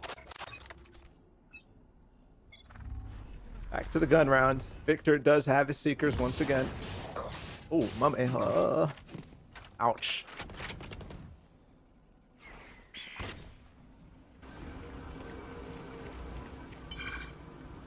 They are farming these orbs. Asuna, they really want to capitalize on run it back, and makes sense on the attacking half, right? It's orb priority here for the attack, so he gets the second one. He's gonna have run it back again, and he used it like 2 rounds ago. You get a kill first. And they're gonna be working mid. Take out the alarm bot, at least. That's the goal right now for Nitro and Asuna, is clear that out. Probably a smoke top mid. That forces them to maybe play towards spawn or potentially also play in towards the main, but it is going to be towards spawn with the turret taking contact. Yep, they fall off. There's an ult back site right now. Crashes is there to break it though, so it should get canceled. Yep. Spike down B. Trades though. You finally make it onto site. The door was not going to be there to stop him. Spike the smoke their ass, and has got to be careful. Doesn't anticipate him on the stairs. That's 2 for the Phoenix main. Now just all up to Caboose and Mummy. Caboose is down. The operators back towards the spawn, and Nitro will clean things up. 100 Thieves trail by 1. What is that from Asuna? This guy. Unreal. And it won't be a complete script flips. 100 Thieves make everything work, both on the anti-eco and next gun round. So a much closer game than Bind so far. And Envy will have to eco once again. You remember that one round that came down. The last member against Hiko. This is the result of that. A lot of ecos, but Victor on A main, he finds one. Ethan trades on the other side of the map, so situation's still even. Never mind. Aggro play on B gets stuffed once again. Still Ethan. Nitro now gonna work. Cat and Crash, he's okay. I like it. That's actually 2 players down. I don't quite know where Asuna fell. Maybe towards the Crashy's peak from Cat towards Tiles. He might have been able to find Asuna peeking there. So a 3v3 on the eco. Possibility here within the realm for Envy. As the orb does get farmed. Steel. Or I think that was the res that came back. They're going to get Asuna back up. 50 seconds left. Steel is down. That's Nitro back into the fray. Oh boy. Things are getting scary here for 100 Thieves. That was terrifying. In fact, that shock dart I thought was going to get a lot of damage done onto Ethan. Their case right now, everything is all like it's all over the place right now. Crashes is deep down A main, and he has a Phantom. If they're not ready, no gun out. Yep, there it is. Spike down in a second. That's it. He goes up. Cat left all by himself. 15 seconds to play with, and he's going to have to save. Envy will come up with the thrifty. 10 seconds left. Drop down. Swing from Victor. Crashy's no doubt looking to push low Cat. Pico already out of view. Shots good for Crashy's. Really the MVP of that round. I think he finds the pick. He swings A main onto Asuna. Then he goes back to Cat, finds the pick onto Nitro. Then he picks up a Phantom at some point throughout all of this. And he finds so much value here as he pushes through a lobby. Well done. Puts NV2 up. Very difficult to deal with. Two-sided pushes.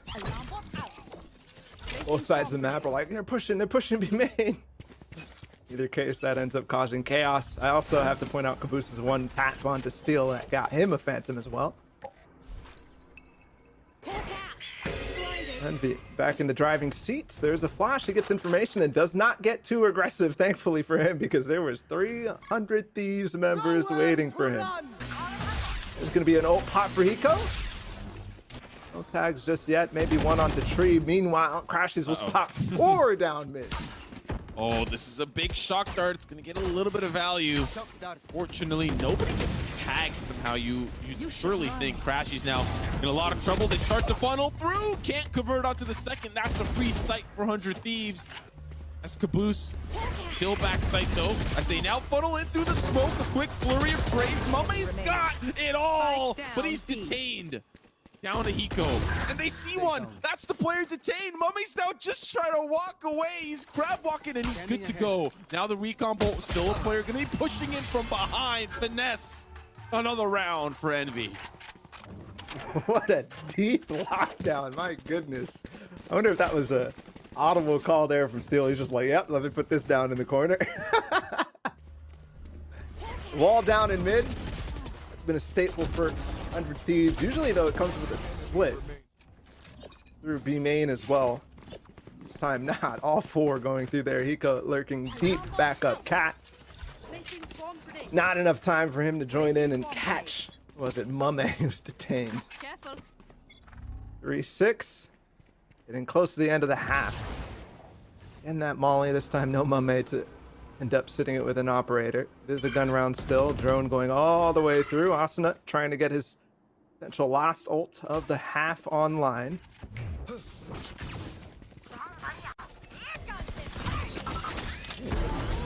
Their first round with A main control, and Caboose. Not only does he find 2, it's with multiple pieces of utility. Finesse holds them off from A main.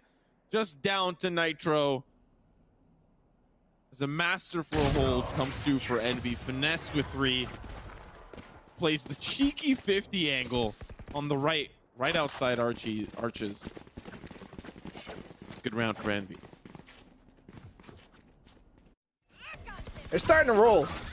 They really are starting to roll with the momentum right here. Boom bot plus showstopper kill, and he's back in time also to throw another nade in where FNS is already lining him up. Doesn't even need it.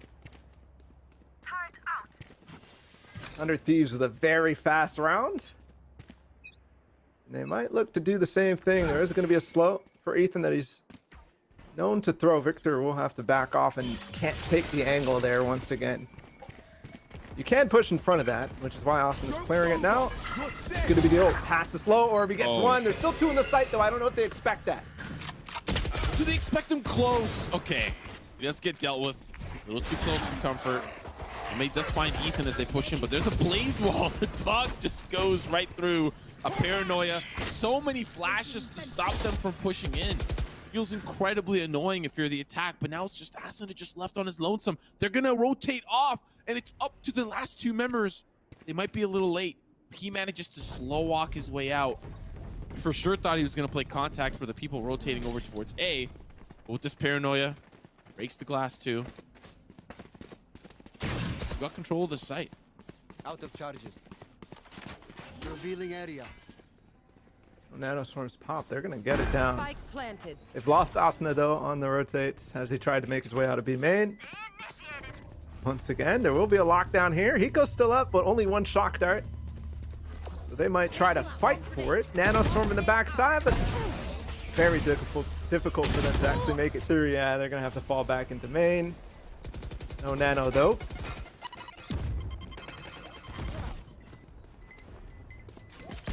The start. There's just too many members here from Envy. It's just too much. And it must be so challenging for 100 Thieves. Wait a second. Wait a second. That guy, I was ready to write that one off. I was like, whoa, okay, yeah, they got it, but hot damn. That did some damage, but, you know, Envy's fine. You know, I surely thought that, you know, 100 Thieves had a little bit more of an easier time getting onto that B site. got the slow orb, pushed them back. But just so much utility from Envy. You could see what they were trying to do on Bind is finally working here. Not allowing the control to come through, just consistently using all of their utility to stop the pushes and slow things down to where Thieves don't have any more utility left to use. Ooh. If they're gonna drone or dog this. Pico is here. Oh, I like it. Flash him out to get out of line. They leave F and S there. No movement for him to get out either, though. So they're gonna play this for sure until the end. Caboose will fight against it. They could have an inkling of that happening because of the flash, but I'm not quite sure, especially after seeing Caboose as the trade goes on. Top mid and cat. Oh, there's the peek. Can he find two? No. Ethan does quickly trade him out. Nitro trying to TP to get a little bit more value. Here's going to be the Hunter's Fury from Crashies. Unfortunately, the Resurrection still manages to get through. And now, Asuna can heal himself up for 70 HP. Now they're going to start to back away.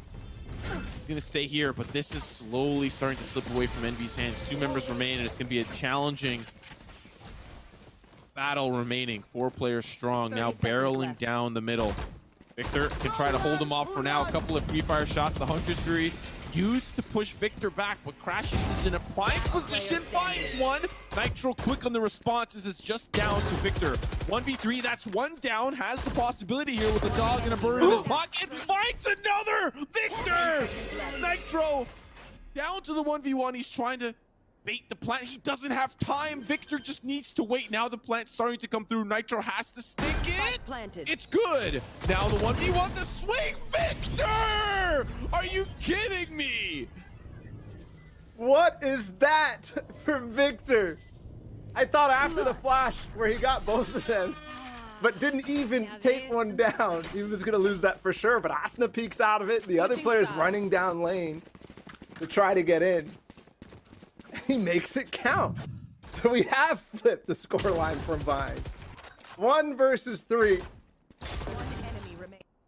for Victor. Unbelievable. Also, the patience from him to kind of not give up where he's at. He could have been walking lane. He could have been walking downstairs. If he popped the Trailblazer to potentially try to force Nitro off the plant there. That might have been giving away a little bit too much information. Victor makes it count. That was ridiculous. Unbelievable. I'll find Now moving on to the second half. See what 100 Thieves can do. Expecting the same utility usage from Envy. Nitro gets close, but they're unfortunately flashed. Oh, it's an absolute bloodbath. Now the hot hands to make things work. They've got control of the spike. This is a nightmare scenario for Envy. Mame at least finds one, but the run and gun is too much fun. Asuna with the dub. Round number 1 going there in favor of 100 Thieves because of that wonderful duel. Both Nitro and Asuna. This is something that they've added to their repertoire since Asuna switched on to Phoenix. Been these flashing fights, both in A main and B main there. Whereas prior, it was mostly just a slow nade combination. They also wall them off from tiles, by the way. As soon as they realize, oh, it's mostly all stacking towards B. Like, yeah, we'll just keep you guys trapped. Careful. Slow around here. They can't get through the smoke quite yet. Kind of worried on what's on the other side, especially given what we just saw in the pistol round. They go for it anyways, line up. The different angles and clear it. Free smoke from Nitro now down. They're going to flash through this and go. Nitro's in. Whoa! Enemy remaining. These people have parents, have families. My goodness. Oh my. Asuna. That was hardly PG. Hardly. Those first 3 kills came faster than it was just like in a flash. Looked like it collided all of them. What a spray down. And that's 2 in a row now. They've gone B. They're gonna be like, yeah, no, maybe B's not the play.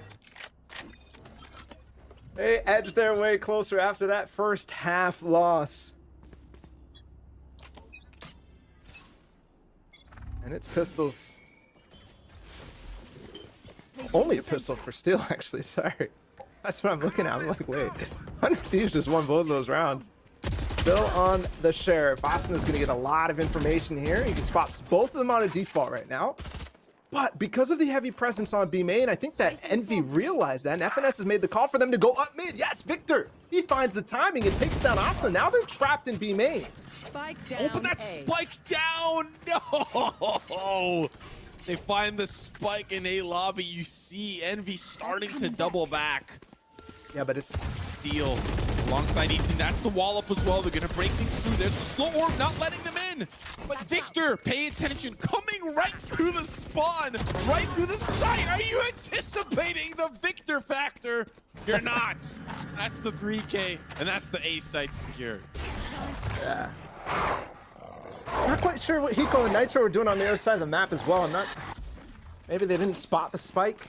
They must have, because Steel got the one tap on it. So, either case, Victor with the flank. No information there gathered from them in spawn either. I think Hiko's trying to help Nitro get out of B main. Remember, he was stuck there with Victor kind of trapping them off.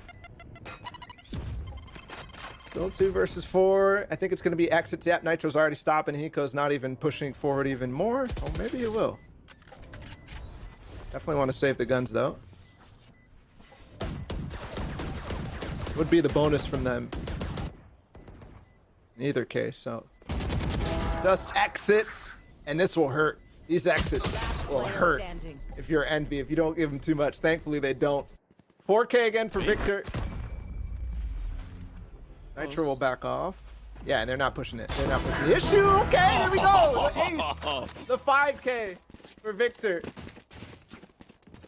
Victor's on another level. He is. He's come online. He's come online. Yeah, he has. I mean, both him and Asuna in the last 3 rounds that we've watched. This beginning of the second half has been fantastic from both of them. Yeah. Very curious what's the money like now for Envy. Okay. They've got weapons, yeah, all across the board. And really not utility missing either, so. The gun save, they're able to drop at least enough for them to get a full buy on. That is crucial. Avoids the owl drone as he pops out here. It's going to be a bloodbath, and yep, exactly, perfectly timed. I don't even have time to finish a sentence, and that round is over. That was very well played from 100 Thieves. You know, they had the support from Cat. Asuna was ready to push in, but it's key that the drone did not spot him out, and he had a lot of time to work with. If those players on Cat fell, he would have swung through and still found and capitalized on those players pushing through. One thing to note there, if Envy did their homework yesterday for 100 Thieves, was the way that 100 Thieves was pushing in mid was always with Asuna on Cat. They were taking advantage of a smoke that was being thrown down there. This time they switch it up and go towards mid, so that definitely can catch opponents off guard if you're reading too much into the setups. Pat, there's Victor. Can he get away? Yes. Yes, he's gone.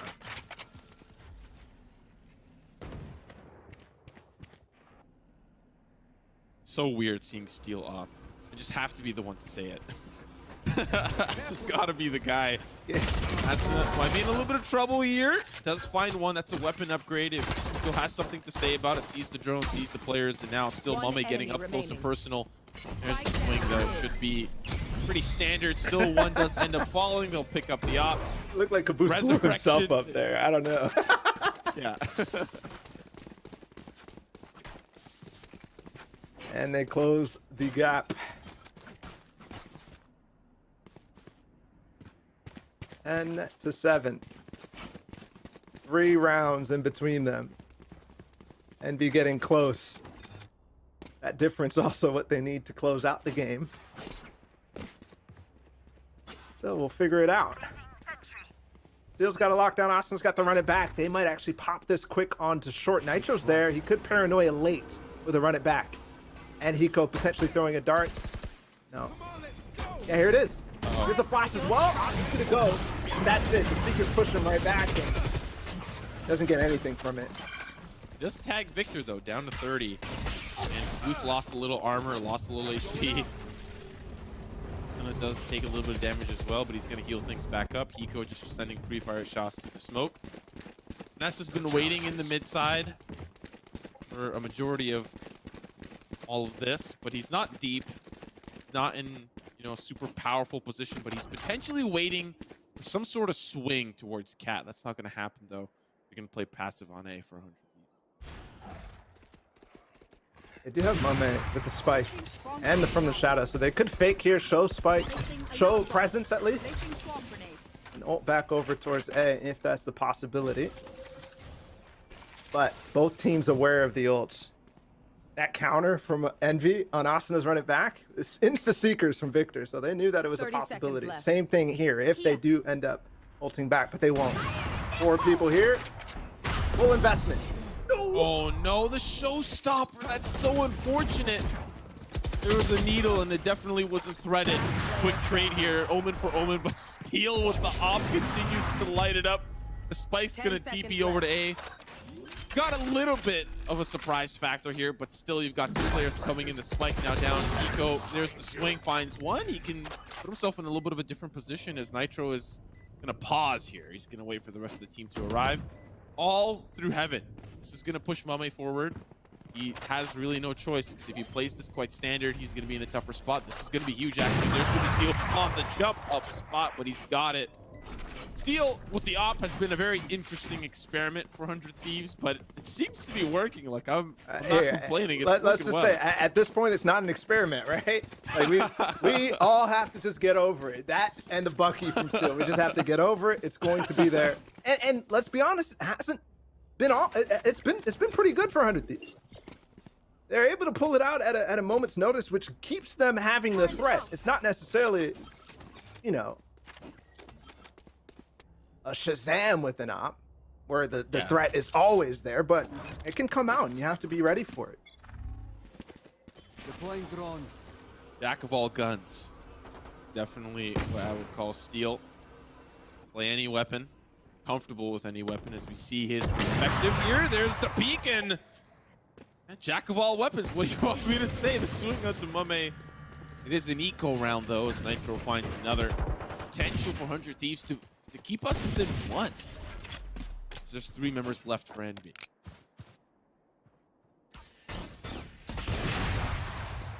So interesting here. Steel is opping on the main spot, but both Ethan and Nitro are able to rotate into him very fast. So if you're wondering, like, oh, he's not Jet, he can't get away down lane if they end up pushing him and they're playing really close. No, he's got teammate help. That's how you cover the gaps. Victor with just the Sheriff and the Spike. Nitro's low. Doesn't quite make it work though. Careful. Well, Finesse How's is he got another here? player. I don't know how he got here. Finds one. 100 Thieves have to be a little bit more cautious, but there's still 2 players on A. Finesse is not completely free of this lurk that he's developed. Still, Envy will funnel and barrel over towards A. Got Asuna and Hiko here. Asuna's down, but Hiko will be able to at least hold the line. A player from up above. Things are a little bit more doable now on this Eco for Envy. There's the lockdown. Going to at least delay them for now. That means these have to push in. There's one. There's the shot onto the lockdown, but Crashes with the Guardian will not be guarding much. As 100 Thieves secure round number 9. A couple of love taps. Merry Christmas.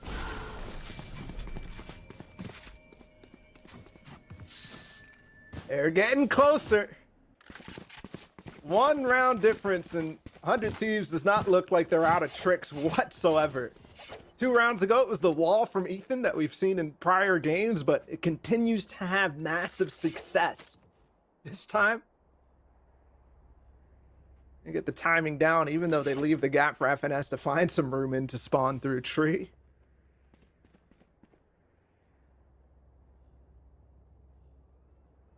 And there will be a timeout, must be from Envy, but we're not quite sure. So, what do you do here? How do you play this?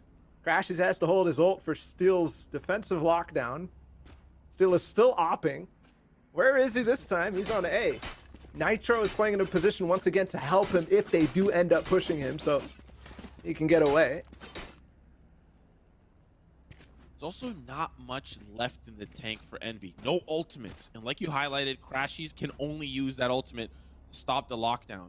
That means that within the next few rounds, they have to try to work with the utility that they're given, because the showstopper is going to get space. You know, the ultimate from Victor is going to get space, but you don't have that for a while. Eyes up. There is an op for Mame. That might be the counter. We saw the attacking op start to work from him. He's opping towards Cat, where Steel has been known to peek.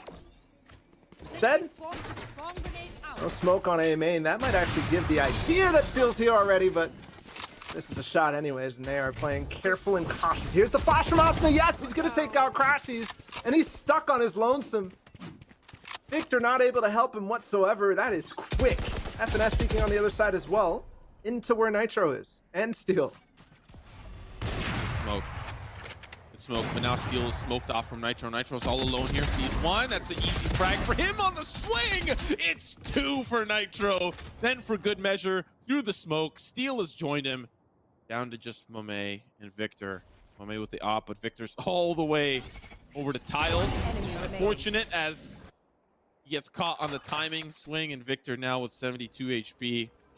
100 Thieves looking to tie, unless we see some insane Victor plays, which we've seen quite a bit.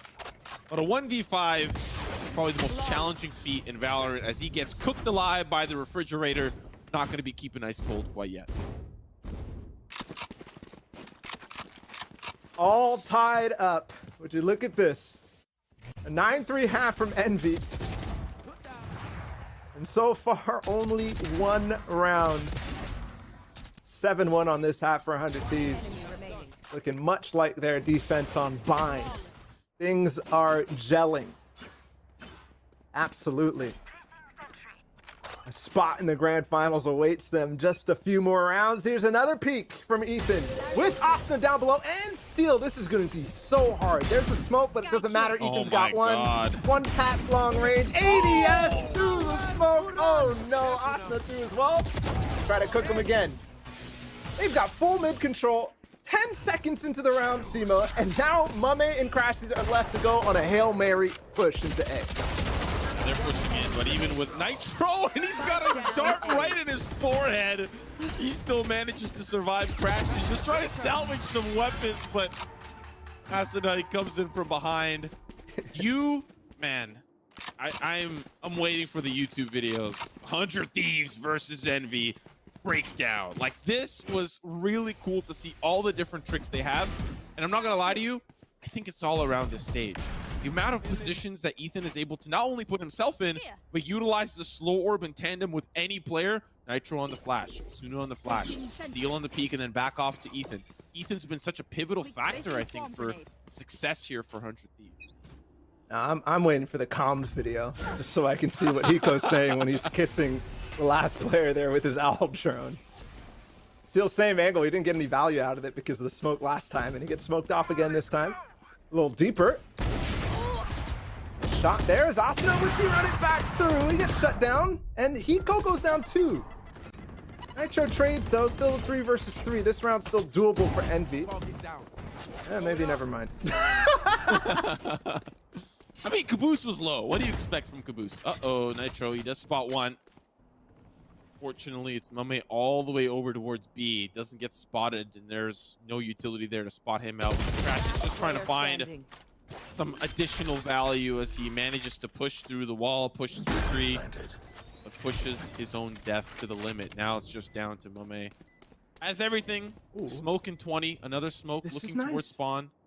Got a good angle, but they're not coming that way, and that's a problem. They even get the res. He knows where they are now. This is a challenging hold.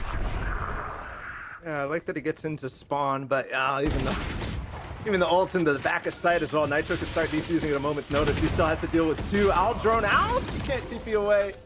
Ethan will take him down, and Mame, unfortunately, is not going to be able to make it work. We've got match point for 100 Thieves. We've got series points. And a grand finals berth waiting for 100 Thieves if they pull off one more. But we've got 2 more rounds of regulation. And Envy does have at least enough money for rifles, so they need Victor to turn up. They need Caboose to be there too, and the lurks from FNS. Crashies has to be there. They're going for it again. Same boost. Nobody else to follow up though, so I'm guessing that he's going to want to do this a little bit later. If he does, though, he'll kind be of stuck. within the vicinity. Steel's around, but yeah, you're right. He's not that far. He does have peek here from Eco. Asuna towards Cat if they do decide to go through it, but now that Nitro is starting to feel a little bit of pressure, it's going to be a little bit problematic. Now the Hunter's Fury to try to stop them from pushing forward. Nitro in a really good spot, but Caboose pushes the smoke now. The rest of the 100 Thieves have to react. Recon bolt in, spots one, but that's spiked down, unfortunately. Rumba not going to spot anybody out. Asuna ready, there's a player close right, he sees him, but it's Victor! Ethan with the pinch on the opposite front. Caboose trying to figure out where is everybody else. Now he has it all to do. The shot's good, finds two. What a conversion. Just down to Hiko. 1v2. Doesn't have a recon bolt for 10 seconds, but time is of the essence. Here's the first swing. Sees one player behind the generator. The only thing he's producing is a dub for Envy. One more round, a roller coaster. As we go from Envy stopping in the first half to 100 Thieves stopping suddenly. And now, the final round to hold on for Envy for serious life. For a chance at the top two, guaranteed for them.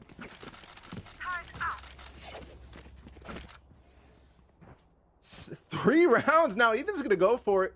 Thankfully for Envy. I think they realize potentially a weakness on this A side now that Asuna hasn't really been playing on the A main. It's been Nitro in the site, and they completely nullified him there. Knowing that he likes to play within the smokes. He's got the op though this time, and he falls. Okay, an opening. 2 players still in 3. Op's gonna go through. He's gone too. Rico left alone. He's gonna try to fall off and make sure that he maintains his life so that they can play this retake. Ethan swinging though fast. I've got your train. Yes. Slowly falling apart here for 100 Thieves. This potential for an overtime is on the horizon. Eco takes a shock dart damage, takes another one. Crashy sends him in steal here with the secondary op that occurred this round. Boost. I don't know where you were looking, Steel. Maybe you thought he was flying to the refrigerator. But we're in overtime. We're in overtime. OT. I can't believe we made it here. 2 9-3 halves. I guess we've seen this before, Simo. We've been in this position. It was 100 Thieves versus Gen G. 10-2 halves to 10-2 halves, and if it ends up anything like that, we're in for a ride of overtimes here. Win by 2 is the criteria. And we switch sides, 100 Thieves back on attack. Surprisingly, you said we're seeing all these tricks from 100 Thieves on defense. We didn't see all of their tricks on this attack side, even though they won it. They were just winning it cleanly. We did see this duel constantly on A main, and that's where it's heading right away. Asuna versus Victor, but the whole team is behind him. Ooh, I like the hot hands because it doesn't follow up with the guiding light right away. It's a little bit delayed, whereas normally the timing was Roomba, guiding light, swing. That's delayed due to the hot hands. Now the dog does come through, but 100 Thieves have only 1 player left to the main side. Everyone else is pushed up through the middle. This is a little bit uncommon from 100 Thieves, other than the split that they had on the initial pistol. This time the split is to wall off from spawn. Mame has to hold on to the side here. Finesse is alongside him on the opposite side towards lane. Does find the first pick. Sees the barrel of steel shots. Good. Down to just 3 here for 100 Thieves. Asuna in a tough spot. Wall goes up so he doesn't allow the push in through lane. On the opposite side sits Mame. There's going to be the alarm bot that spots him out. Envy are in firm control here despite that wall. That spike is not going to be planted unless you see a couple of heroics. Crashies does see Asuna pop through. Flawless does come through. It's a flawless round for Envy. They could take us to map 3 after this next round. Advantage Envy. And like the last couple of rounds showed us, they're hungry. They've turned this match up a notch. The speed is insane. In the last 3 rounds, it was the A pushes that brought them here. And this time, might be an A push again, but no, it's going to be slower. Defaults that we've seen Victor and FNS over towards B main. Aggro here from Asuna and Ethan, though. And they'll get a little wine set up.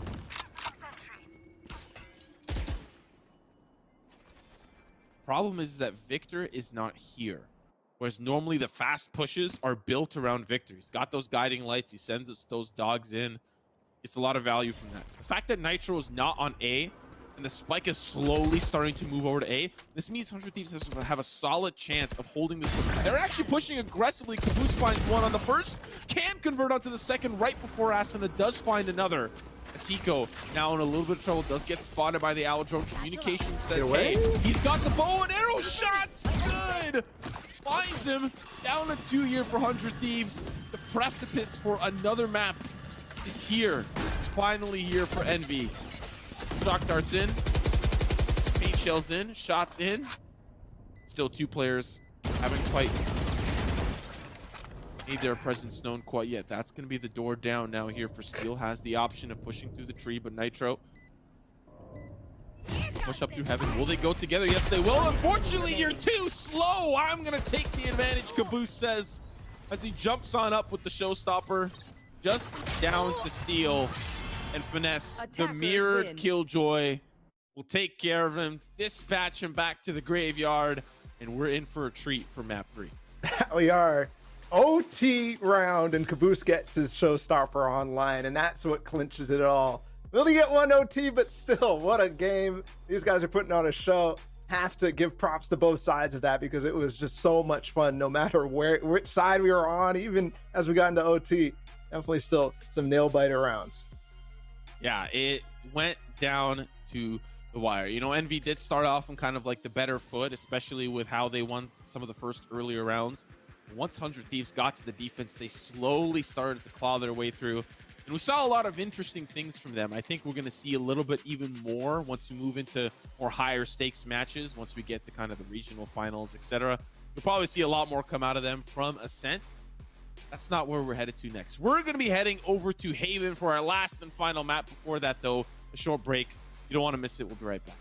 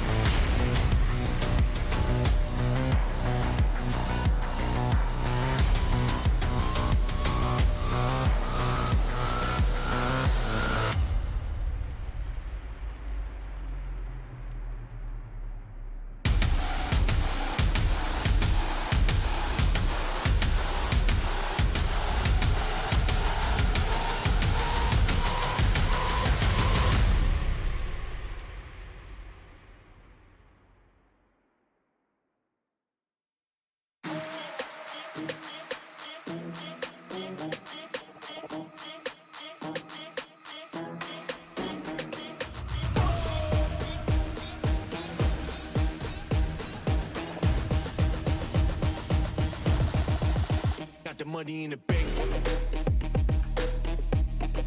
Hit you with the bank. Hit you with the 808. Hit you with the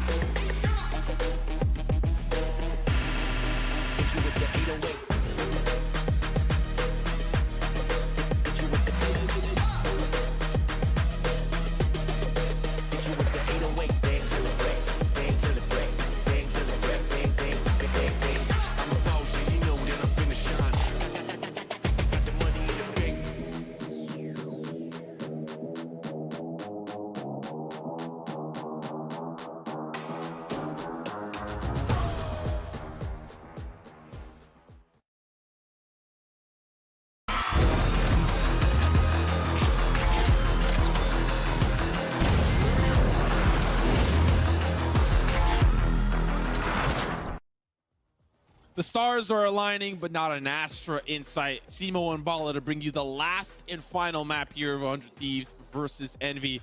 And it's been quite the interesting one so far, hasn't it, Bala? Yeah, it has. Definitely a banger on Ascent. You know, the Bind wasn't necessarily as closely contested, but still very exciting. This one, this Haven match, it's all coming down to this. We go to the final map of the series. And if it was anything like this second map here, we're in for a good one. There was clutches, there was multi-kills multiple times in a row for players like Victor, for Asuna, and others. Everybody delivered on this map.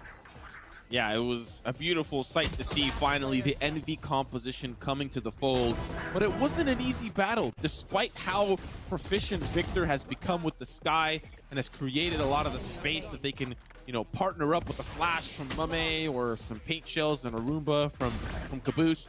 It showed to be enough, but just almost enough. It went to OT just over the edge. Will that Sky come back into play here once we move on to Haven? That is a big question. Another big question is, does the Astra come through? If there's a map that I think Astra can do quite well on, it's going to be Haven. A lot of great gravity wells on the longer angles that you can set up. But we haven't seen that in the series so far, and I'm just going to probably guess that it's a no. I don't think that so. last map was definitely one that we can now feel out for this third one. Yeah. This last one, it upgraded our opinions of that comp for sure. Right? I mean, I already had high opinions, but Envy for the first time showing it, I was like, maybe this one is going to take a little bit more work. No, that Ascent was a lot of fun to watch, and they had the tools in the bag. Got to point out, Asuna 32 kills on the map. Caboose not too far behind him, but everybody contributed. I mean, it was a closely fought game. Have to give props to Victor on his Sky while he's playing a different agent. He's still contributing in massive fashion. Yeah, you know, I'd almost would like to dub this the Battle Sky. You know, there's the Battle Sage. Well, now it feels like Victor and maybe even Strong Legs too. Shout out to Strong Legs, bringing out the Battle Sky into full swing. Because normally Victor's playing the duelist. The fact that we've seen this, you know, consistent performance really build up over the series, it's scary. If you're able to play Sky in kind of a duelist fashion and then still make it work, it's impressive to see. But bigger question is, since Envy have been playing this agent roulette, you know, with this final bullet in the chamber, what do they end up shooting with for this last and final map? Oh, last map is Haven NA. I don't know if they're on board with EU's vibe of picking Sky on Haven. We'll have to see. It's always possible. Envy's definitely trying things out today, and I hope that they continue to try things out. I love the flexibility that having an agent like Sky being used by a player like Food gives the team overall. Very, very exciting for the future of them. And you were talking at the beginning of the broadcast, like what this means. I mean, you want to be able to show a variety of different comps against teams who are playing a variety of different comps on all the different regions. And now it's time to build that up as we head into the time where we are close to Iceland. So very exciting to see from Envy, and I hope it continues, but we don't know. They could revert back to default here. We did see the map selection on your screens once more. We started with Bind, moved on to Ascent, and now into Haven. Haven, out of the 3 maps that we've had in the pool, is kind of the lowest played map for both teams out of the pool, not out of the whole 5. Yep. And 100 Thieves have played it a lot less than Envy. So there's a lot of kind of question marks that we still don't know about what they're going to be bringing. Yep. There's not much tape for Envy to review, whereas there's a little bit more that 100 Thieves have on Envy that they can kind of prepare. But the problem is that is a comp that includes Astra, and Envy haven't been playing it. So it's a complete kind of blind side to any strategies that 100 Thieves may have been preparing. Yeah, that wasn't a problem on Bind. We'll see if that's a problem on Haven. Well, you're right. The playbook does change a lot for 100 Thieves here, because the last real event that we were playing and we were watching was Masters, and they were playing Nitron Breach, if you remember. This time around, we believe that it's going to be Ethan on Sage, as we've seen on all the other maps, and they did play that in open qualifiers only one time, and Ethan was bringing a depth of new things with Sage. But if that's not necessarily practice, if they were just showing it off and trying it out for open qualifiers, maybe they'll play something else. I expect it to be that, but while Sage has been getting picked a lot recently on Haven, especially in other regions, we haven't quite seen it in these caliber of tournaments, so we'll have to see. Well, finally, look to the gods, look to the stars. We finally have our answers. Agent selection underway. And I'm going to be completely honest with you. Agent selection has been the most exciting part of this series so far. Envy consistently throwing us some curveballs. You love to see. There it is again. No shot, Victor on Breach. Are you kidding me, man? He just loves the flashes. And Mame back to Jet. So completely different from what we've seen from them on Haven recently. Mame has been playing the Omen in this series, but no, it's FNS on Omen? Wait, okay, I'm confused here. What's going on? Yeah, this is a little bit spicy. And this is what we said. This is why Agent Select has been the most exciting. I think this may be the most exciting Agent Select this year. The amount of little spicy things, the little twists, the little changes. This is interesting. Yeah. In NA, I'm not gonna lie, Agent Select has been the most boring thing ever. Always. It's like never any surprises. Teams run the exact same thing over and over and over. The most hype I get is when Hiko hovers Viper. And even I know that it's unreasonable to get excited for that. So thank you, Envy, for making this upper bracket final at least fun in Agent Select, and also both of the teams making it fun in game. So what does this mean? We're throwing a double duelist, double initiator, no sentinel, like not even close to a sentinel. Not a single one of these characters could even be close to considered any sort of sentinel. Maybe with the paint shells from Raze, but I don't know. This is gonna be very interesting. This is a phase-esque. Yeah, it feels like Envy are playing Raze like a sentinel, like a pseudo sentinel. That's like, you're gonna get intel, you're gonna do some damage, and we can make it work. The big question for me is if Nitro after this game tweets Omen div. That is the biggest question that I'm hoping to get the answer to, because finesse on Omen is something we've very rarely, if ever, have seen, and here we get to see it live. ECT Slow down grass. Close qualifier. Ooh, the dash already, but they're fighting back in grass, and this wall is hard to get through, except for Mame. And they're going up long C anyways. I thought there was going to be trouble here, and there is. On the C site, Ethan's gone, but they've got a lot of space. 100 Thieves does purchase down on long C, but Victor's already there and watching. There's the Roomba, spots one player out at least. Wall is going to make things a little bit more challenging for the defense, and they were the ones that put it there. They can't quite go through their own wall connector. Victor waiting for steal on the opposite side. There's the swing shots, good, as they will work together to seal the fate. Now Mame has a little bit more of a challenging feed as Asuna finds two. He's going to use the hot hands to hopefully diffuse through. Finds one. Now the smoke is going to allow him to battle up against Finesse, but it's too much, too overwhelming. 100 Thieves win the pistol. There is a lot to break down on that round. He was feeling himself there. Asuna continues in good form. 30 bomb last map. Starts off with 4. Absolutely ridiculous stuff from Asuna there, and I like the idea from both sides. I mean, we were wondering how is this going to work, right? This is going to be phase-esque from Envy. The way that they're playing double duelist breach. Flash through garage. Mame's dashing over. He's updrafting off a wall, and they catch Nitro, or Ethan actually, in the back of sight there. It's going to be 5 players over towards A this time. A lobby for Envy. Here. 100 Thieves has 3 of their own down long A, though, and I'm wondering if there's going to be an interesting wall here from Ethan. At least we can slow things down for a little bit. That pistol was chaotic, but if the series is going to tell us anything, that chaos is going to continue to ensue. Potential pause here. Tactical, technical. See, we'll find out. Unpaused. We're here. Okay, so 3 people are going to fight against 5 in a lobby. Let's see how this works. At least it's not the force up for Envy. Just going to try to overwhelm with their pistols. C1, there's the dash forward from Mame. It's a little bit of a Baby Bay-esque timing. He pushes forward. 100 Thieves are not going to be prepared for this. There's the paint shells, but Caboose is low. He's definitely going to be tagged up here. Hiko can't quite finish the job, but still it's Asuna that's able to dispatch them. He's been playing close off the wall, has to drop down. A couple of upgrades now on the floor means that Envy can fight this 2v3, but it's going to be a little bit challenging because Steel's got his patented Bucky, and Nitro's got the Eddie ADS from range. A solid round for 100 Thieves. You ever see a Spectre 1-tap from that range? There was the interesting wall from Ethan. We didn't get quite to see it, but he got forced off very, very fast and falls. I was scared for a second there because Asuna had the Phantom and he fell. But thankfully, Steel gets close with the Bucky.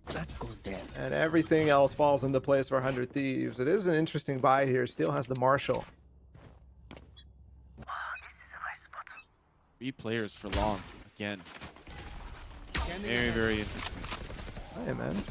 Well, they're pushing fast. Despite the fault line, they're moving and grooving. Now they're running back as well. Unfortunately, the slow orb gonna make things a little challenging. Out he goes. That's the clone gone. How do Envy react off this? They need to push a little bit faster, but now that there's a wall, Thieves can play off of this. Information says, hey, no one's on A. Let's prepare for B and C.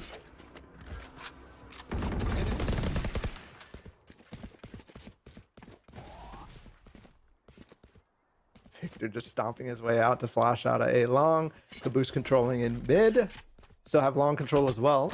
And Nitro playing in a interesting spot. Hiko's gonna have to have a dart to feel that out. Still's got the angle to help him out in garage. They're gonna split it through garage, through spawn. Still gets the tag on FNS, and Nitro's still here with the cage. This is very, very difficult for them to predict, and they won't. Oh, close. It's a couple of tags. Crashies is down to 20, but Caboose, a little bit of an off angle here in the garage. They jump out, but Hiko jumps back. Oh, goodness. That's so unfortunate. Now, the heal. Asuna spamming the healer. Heal me, please heal me. Oh, this is dangerous. You have no clue. Right. Ethan watches though. Timing is wow. good for his turn. Mame is gone. It's all left to Crashes. I don't know if they know that he was there too. I believe they should. Yeah, they know.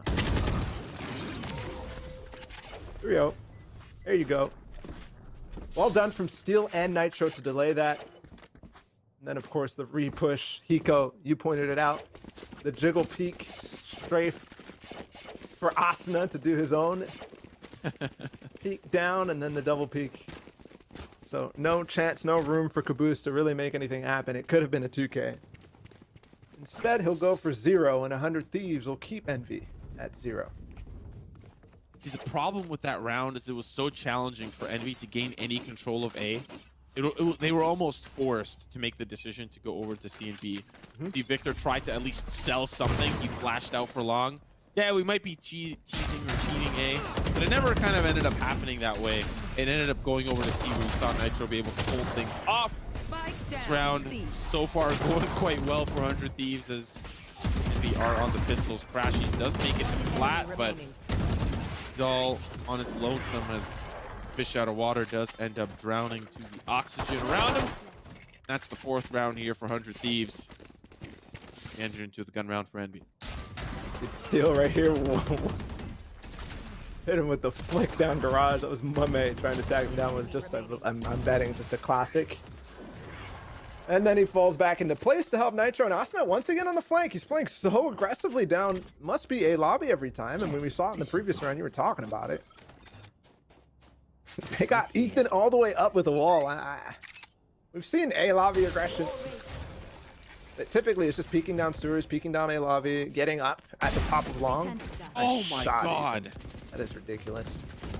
Disgusting. And now B's not really an option unless you break that wall, unless you telegraph. Oh my god. Come on, man. Ethan, why do you gotta do him like that? He spent 2 bullets this round. The most cost-efficient frags I've ever seen. I was saying, man, this guy is crispy in the last couple of series. He has just absolutely been a gem for 100 Thieves. This Sage pick for him seems to have unlocked him to new levels. Oh, the timing. I think Steel saw him. Yeah, he marked it. Nitro spots one down A long as well. Yeah, Ethan's watching. Steel saw him. Enemy remaining. And Spike is literally in A link right now. Poor Crashies. Did you see Ethan? He's just ducking. Spamming crash at A link on top of the Spike. Oh, that's hilarious. You know, part of the reason why I think Envy were so successful on Ascent was Victor's lurks up through middle. There's a couple of rounds where he just got so much space and so much value. And you see that it's possible that that's going to likely happen again. He pushed up through mid. But on a map like this is where Steel definitely likes to thrive in that environment as well. Constantly pushing, if you know the information says that it's a little bit of a heavier stack towards another side, and he sees Victor just at the last second. It's really going to be a battle of the lurks in some instances for this map.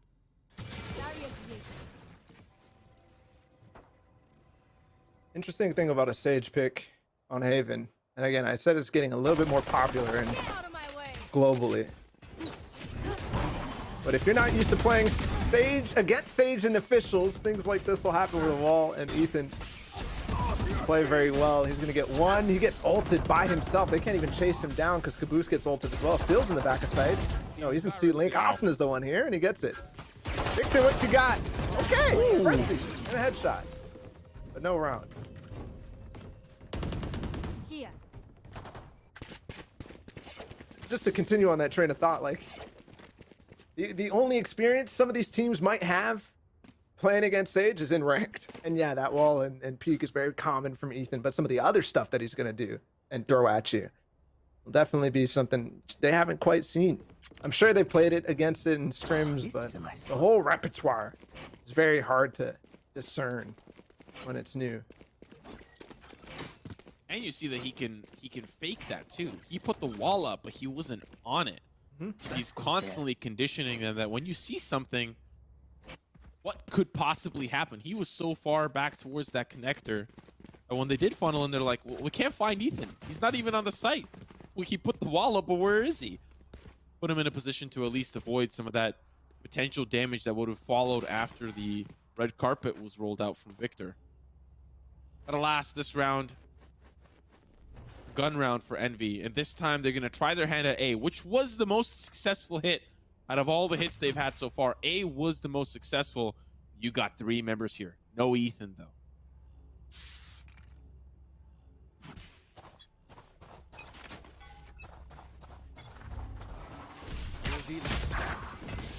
Ooh, that's fortunate, but the answer back from Steel. He backs away. 71 HP. Now, Asuna waiting. Mame back towards B. He's going to be a little bit of, sorry, not Mame, Finesse. Finesse back over towards B. They've got the control. Oh, they're taking him apart one at a time. Finesse onto Steel, Mame onto Asuna. And this is a round Envy can secure. Here. This is very cool, actually. The way that FNS actually ulted in the back of B. Puts the smoke down deep A link. Look how Ethan has to work through here. Nitro as well. Enemy remaining. It's a different way to make this split happen. Usually that ult is coming into heaven. Even when it doesn't go into heaven, Caboose is still there anyways. But no, that strat was very interesting. TP into Gong while you're actually hitting A. And how teams are playing passively on B, that could work quite often. Which now, when 100 Thieves realizes how that play worked out, they're like, okay, we have to have a potential member inside of B to be watching for that when the ult is available from FNS. Same thing that we saw on Pistol from 100 Thieves. They're going to slow and walk down middle. And it is 3 members here. They might go for a C split, which could get shut down. Oh, no. That's so unfortunate. Mame still manages to make it deep. But he's alone, and this is going to be a little bit of a challenging feat. Just on the drive-by, puts it in 2, crashes with another pair. Asuna still manages to find some revenge down to the 3v2, and there's smokes galore on the C site. Finesse now playing close towards the garage, finds his mark onto Nitro, and it's a 2v2. The TP, Asuna just barely misses Finesse. He's down to 42. Asuna has full HP but no armor. Now they start to push in. Crashies out in the middle of nowhere. Now playing close towards the box itself. There is hot hands available. Now the swing forward. Crash is just trying to play for Finesse, and that's going to be the angle. It works out. Steel looking for the angle from Finesse himself, and a solid round from Envy. Gorgeous stuff in the 2 versus 2 from FNS. They both play off that angle very, very, very well. Asuna with just absolutely ridiculous running duel. Yeah, Crashies and FNS played this fantastically. Crashies playing off of He's just shoulder peeking, getting the info that they're out, giving room for FNS to do the same for him, and then he peeks out as FNS all of a sudden takes contact onto Asuna.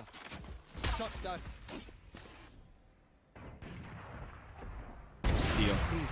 Oh, steal the op once more. And he's going to repeat. Crashies is there. Steel going to slowly repeat, but looking over towards the C site, Mame has got an op of his own. And it does look like Nitro has been tagged, so there has already been a scuffle and engagement here. Another one will follow. Caboose going to send it right over to Nitro, find the second. Mame now going to hold that angle for spawn. Sees Ethan won't connect. As now he'll take a little bit of damage. Unfortunate that Ethan was already out on the swing, just down to Crashies as he rushes over to C. This does look like a round 100 Thieves can secure. It depends on Crashies has the bow and arrow out. He does get spotted. Shots good onto Asuna, but Ethan is there on the other side. Yeah, very well done on that C side as things looked like they're going to fall apart as Caboose made the entry. Also got to give props to Steel off screen.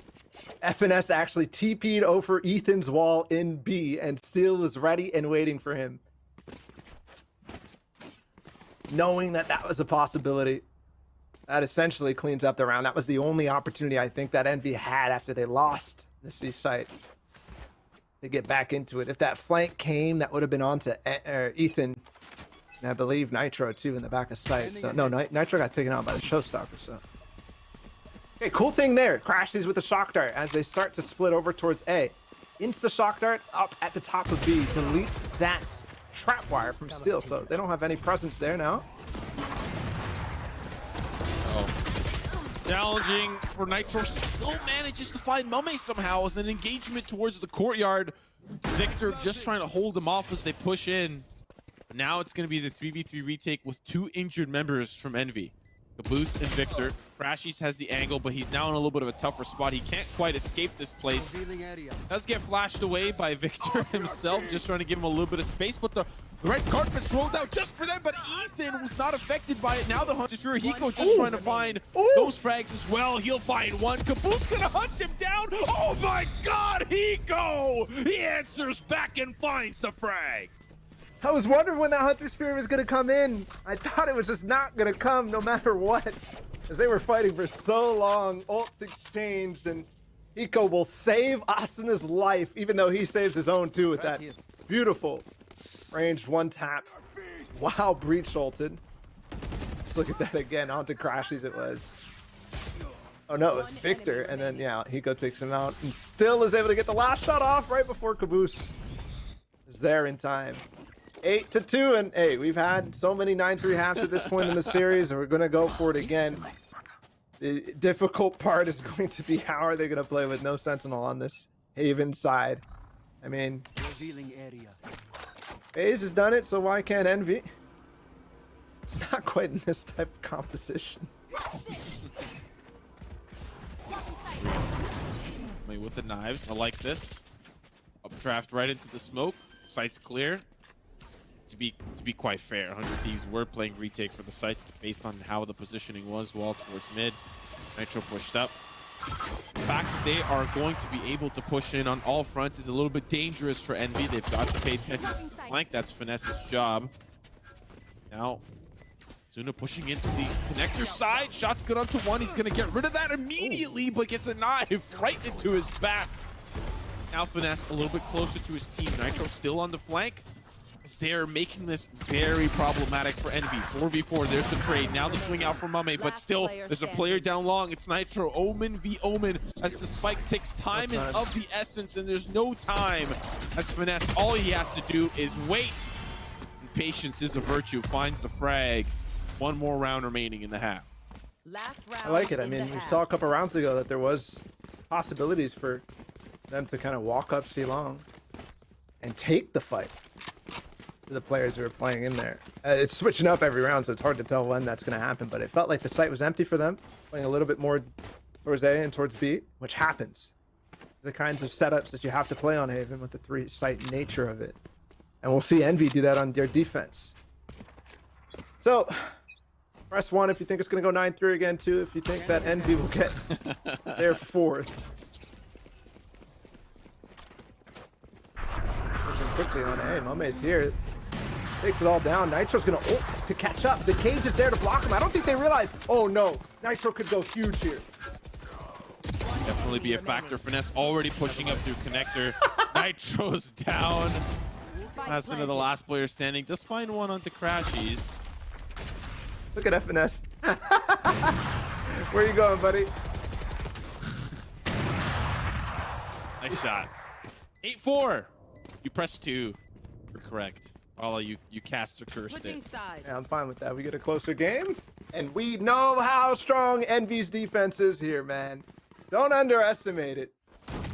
Sentinel or not, food on Phoenix or not, some of the stuff they do on this half is unbelievable. Recall the Challengers 2 finals against Sentinels.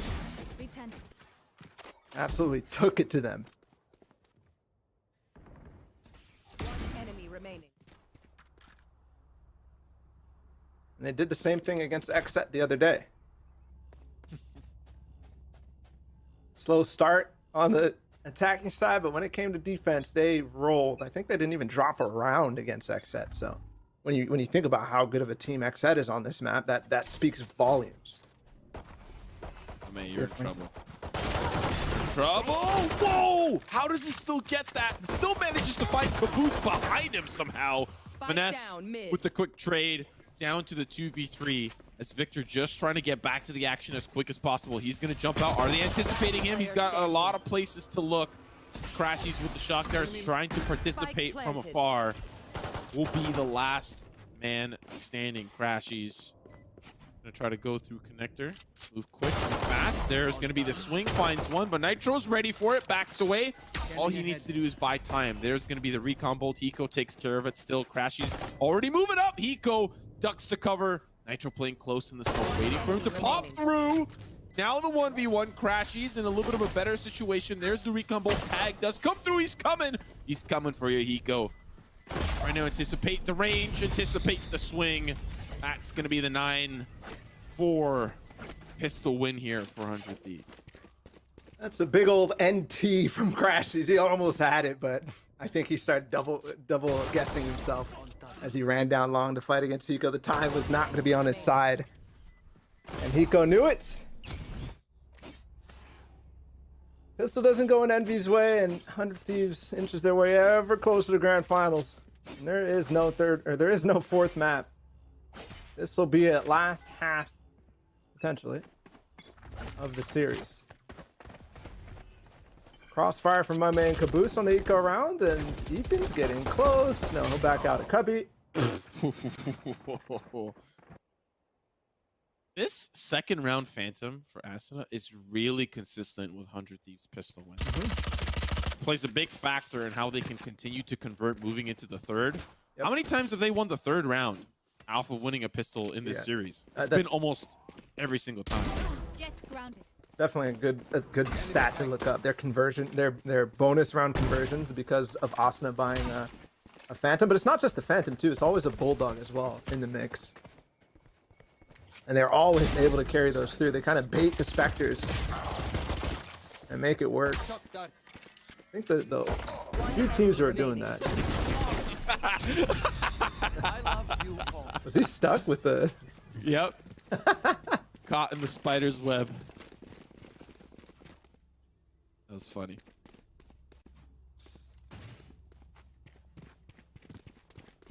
No, I would love to see that stat. Compare it to other teams and their conversion rounds, or their bonus rounds conversion rates.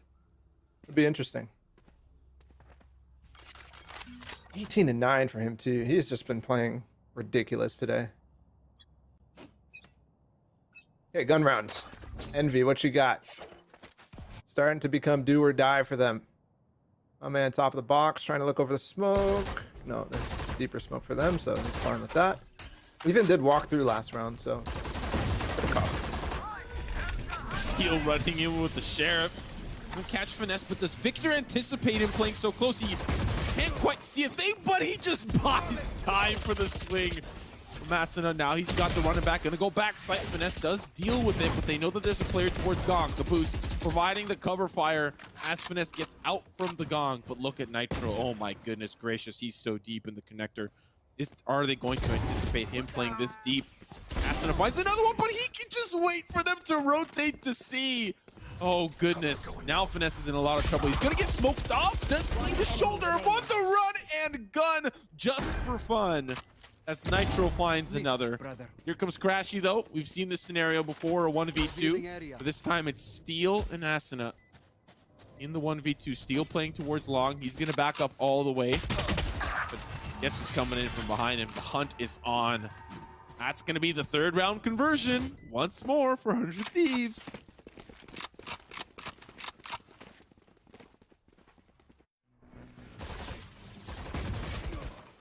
Envy gonna have to eco too. Maybe they'll force to not play for OT, but a hard decision. A very difficult decision. What are they doing? It's not a full gamble. Okay, Caboose just does have a Guardian, a couple of only just Frenzy and Sheriff on the other 2. Everybody else just has classics. And almost working out. I like the idea. Guardian up top, 1 player down below. First player takes contact and the Guardian does the rest of the work, but it does not work. Maybe it does. Ethan gets the res though. Victor at range too. He does pick up the Guardian, so they actually have quite a number of guns, especially with FNS. Getting the Phantom, and Finesse is pushing up. Never mind. He has to get out of there. Can he TP out, or is he going to play for it? The whole team's here. There's one spotted out. Victor finds one. This could be a huge thrifty for Envy.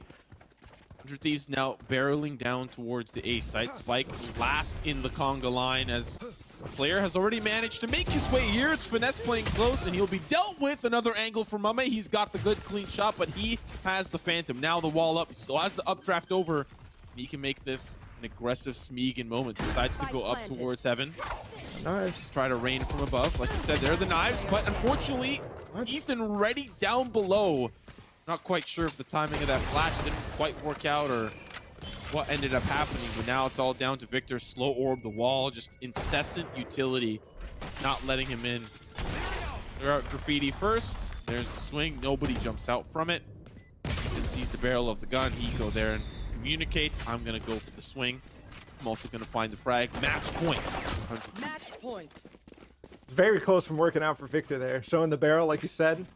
Actually baits Eco to peek out in a 1 versus 1. If he wins that fight, he can all of a sudden play into that. But okay, so a light buy doesn't work out, and unfortunately for Envy, we are on match point, series point.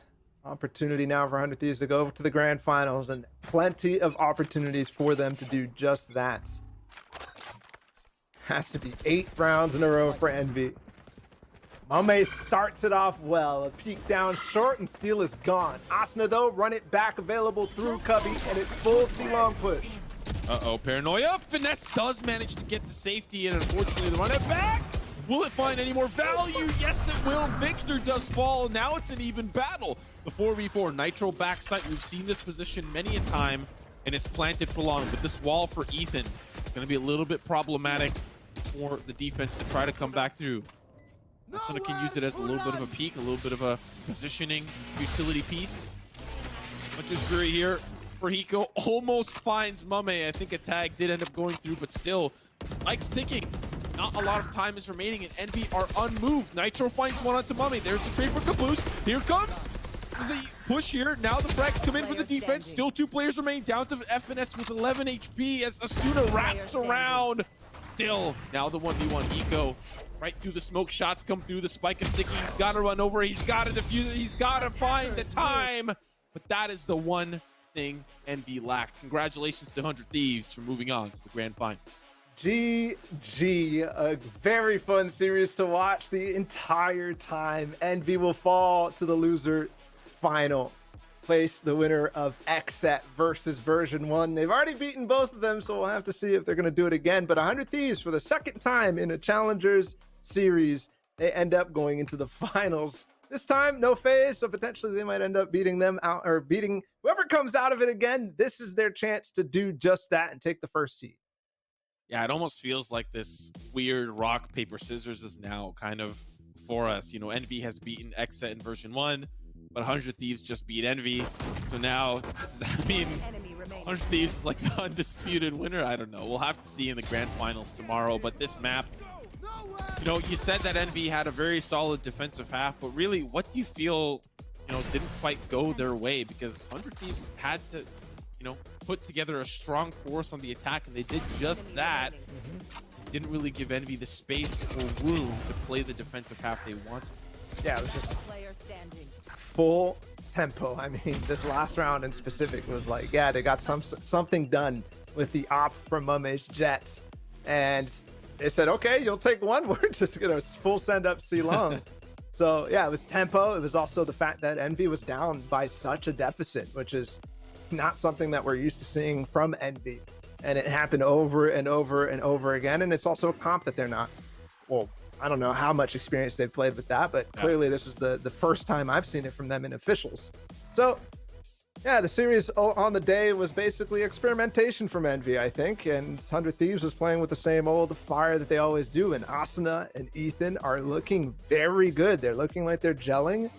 And there's no doubt in their mind on what things they want to do. 416 combat score from Asuna, by the way. It does feel like once we move on to the regional finals, containing all the 8 teams that qualify, it's going to be so interesting to see this clash of styles, because 100 Thieves refuse to play Jet, refuse to incorporate a double duelist. In fact, they are hard set on double Sentinel, and that is insane because of how it has worked out for them and the utilization here for Ethan. It has been an absolute treat to see. We do have a side-by-side player comparison, and while we did originally start with Nitro and Mame, it really did feel like it was Asuna versus Victor. The first two maps in particular, these two went head-to-head, round after round. Yeah, and I mean, over the entire series, they definitely looked comparable. I think it was Asuna's massive pop-off in both Bind and on Ascent that they ended up losing. Victor played out of his mind, though, on many different maps, and with the Sky, it was a lot of fun to watch. Very aggressive, very in-your-face, and he did it with an average death of only 13.5, so definitely credit to him. And I can't wait to see more of that, and potentially even that actual duel that we were expecting, which was Phoenix versus Phoenix. I still enjoyed the Sky, though. Yeah, and it honestly felt like they were always fighting for the same control, too. It was Showers on Bind, then it was A main on Ascent, sometimes B main, but one of the things you have to give a lot of credit for is how they just brought in a new composition despite losing. They brought back Ascent, they made it competitive, and they showed us a good series. Yeah, we got full 3 maps. It didn't feel like we were going to get it at the beginning of Ascent, so in either case, let's take a look at the rest of the matches today, the bracket, and how it stands right now. We're going to XSET versus version 1 next, down in the lower brackets. A different peak if you've been following different teams throughout the weekend. Now that we're on one stream, we get XSET versus version 1. Definitely want to hear expectations from you, Simo, on this match. Yeah, 2 teams kind of coming with a blaze. XSET, though, has been coming with a little bit of a hotter fire, considering their consistent performances. First qualifying as a top 4 seed, moving into Masters. Didn't quite have the performance that I think they would have loved to have, but a lot of time in the hyperbolic time chamber has, you know, prepared them for Cell. I don't quite think version 1 is Cell, the one that they need to beat, but it's still an opponent that they have to get through to prove that they are, you know, hypothetically within the contention for top 4. And the journey for version 1 has been a very difficult one. I mean, they started with Envy, and they played them 2-1. XSET also falling to Envy 2-0. So maybe that tells you something a little bit about it, but maybe version 1 also just matches up better with Envy. The different styles for XSET versus version 1 will be in display here. I definitely want to continue to kind of point out what you started to mention. Consistent performances for XSET throughout all of Challengers. They might be the most consistent team. They made it top 4 in almost every single one they participated in compared to some of the other guys. So huge props to them. What they want, though, is a tournament win. They haven't quite done that since I believe it was the January Nerd Street Gamers Monthly. So sometime since then, I know we did, Thwifo, and all the guys at XSET are hungry. Yeah, they definitely are. Well, don't worry. We'll feed you guys quite soon enough. The matchup that you have been waiting for, XSET versus version 1, is just around the bend. You'll be joined by Tanner Metro and Dust to close out the rest of the day. For that, though, we need to throw to a quick little break, and when we come back, the match you've been waiting for right after this.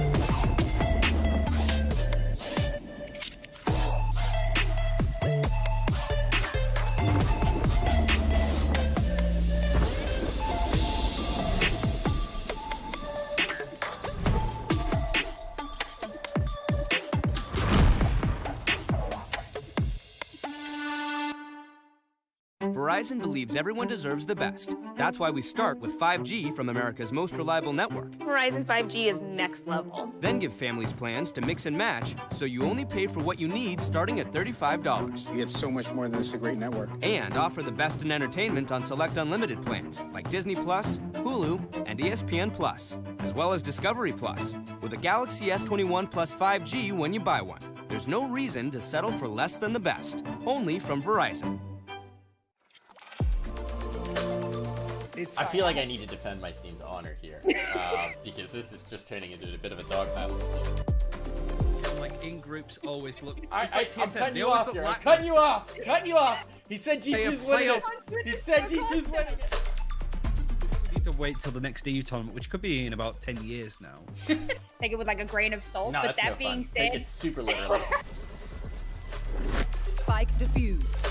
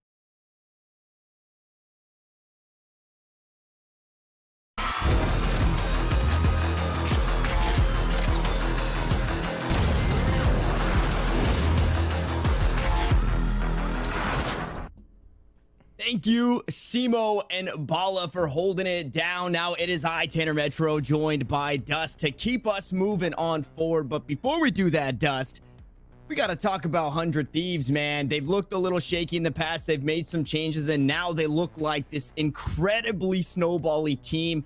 Once they get going, it's almost impossible to stop them.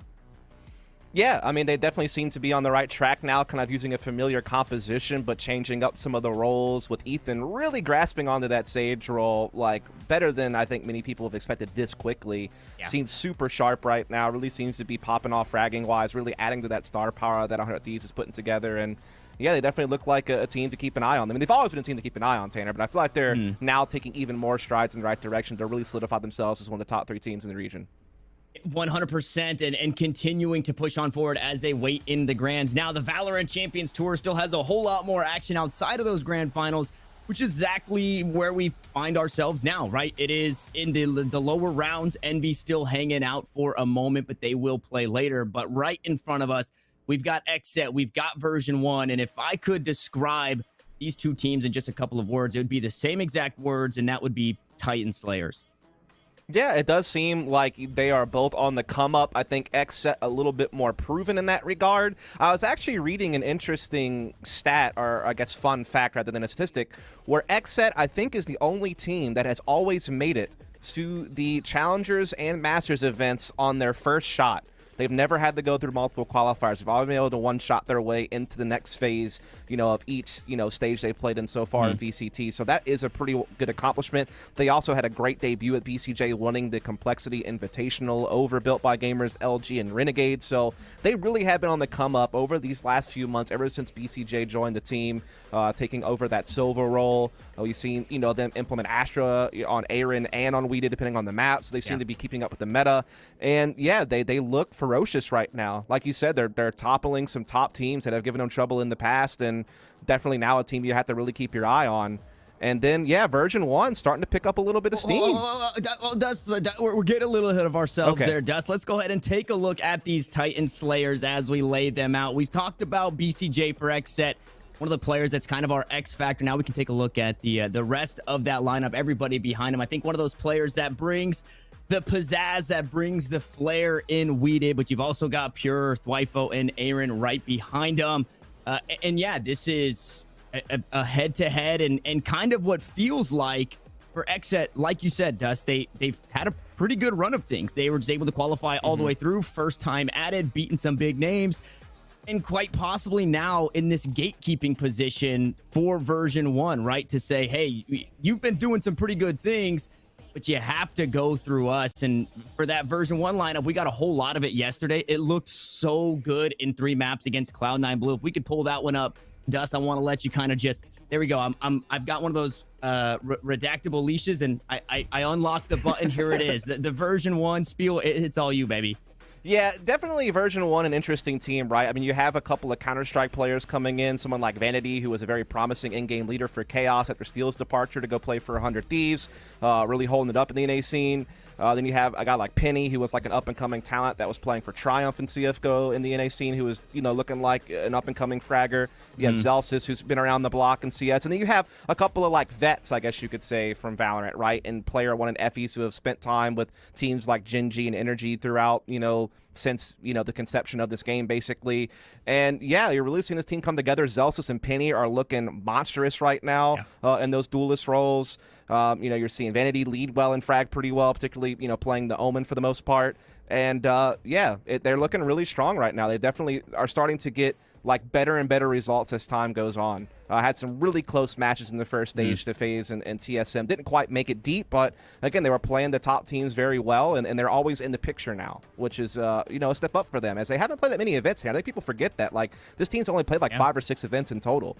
So they are still very fresh, and, they're on the right track right now. Basically a roster that really started their run at the beginning of the year, and in that first quarter starting to put up numbers against the Titans that we keep mentioning. You said TSM, you said FaZe.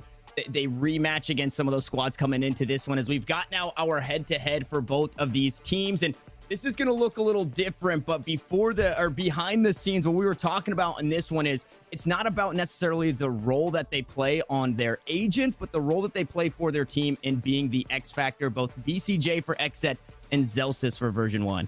Yeah, BCJ is starting to make an argument to be one of the best Sovas in the region at this point, man. The guy is just so crafty. He's also shown versatility, having played Omen in the past with this team when they've needed it. He's also played, Duelist in the past for other teams he's played on. He's like a Swiss Army knife, and he is very impactful with his kit on Sova, as well as being able to trade frag and clean up in the late round. He, to me, is like this player that's really kind of been what this team needed to, like, get all the glue together. I guess I feel like he is the glue of the team almost in a way. Like he helps everyone else kind of be in the place they need to be. And they're experimenting with Astra successfully, and they seem to really be continuing to build momentum. Again, they always find their way to get to the next stage. They haven't had like the crazy big result yet, but they've won a smaller tournament in the Complexity Invitational, and again they've done well in VCT to always make it to Challengers and make it to Masters. So yeah, they're definitely a team that you have to keep your eye on. You have to give them a lot of respect based on what they've been able to do over the last 3 or 4 months. And then Zelsis has been really great for this version 1 team. Like, I was a bit skeptical on how good he would be because I felt like he wasn't that great in ACSGO in my opinion compared to some of the other players who've had transferred to Valorant. He wasn't as like bright of a star, I guess you could say, but he's really taken to this game. Like, he has looked great on the Duelist role for V1. It's had a lot of impact to help this team succeed. And we talked about the Peacocks, and these are 2 of them, right? You let these players fly, and they'll just absolutely run through. Now, we talked about the teams. We talked about the players. We're going to go ahead and take a look at where we are headed. And I think this is, at least for me or anybody else, paying attention to the numbers, paying attention to the amount of times played on these maps. I was not expecting to be headed here. Bind is not a map that you probably want to see as version 1, and I'm assuming that's why it's picked 3rd. But Split to kick things off, and both of these guys, version 1 right now in their career, XSET at one point looked very strong on Split. Yeah, it's actually interesting. Like you said, Bind is probably one of the least played maps for version 1. They've only played it twice, actually, since they put this lineup together. So to let it through is definitely a bit of a shocker. But it is worth noting that their ascent lately has really kind of slipped. I think they've lost like 4 of their last 6 games on it. So maybe they feel like they're losing a little bit on it, and XSET's been growing on Ascent lately. They've actually been pretty successful in some of their, recent 5 or 6 games. So maybe that's just a respect for their opponent and just their own internal struggles. Maybe they've been working on something on Bind. Hard to say, really. But Split, not a bad shout for version 1. I think that's actually a great pick into XSET, considering, version 1's results and kind of where XSET are. And obviously, XSET, no surprise on their pick, right? We know what their strengths are, as now we try to see what agents are going to get played.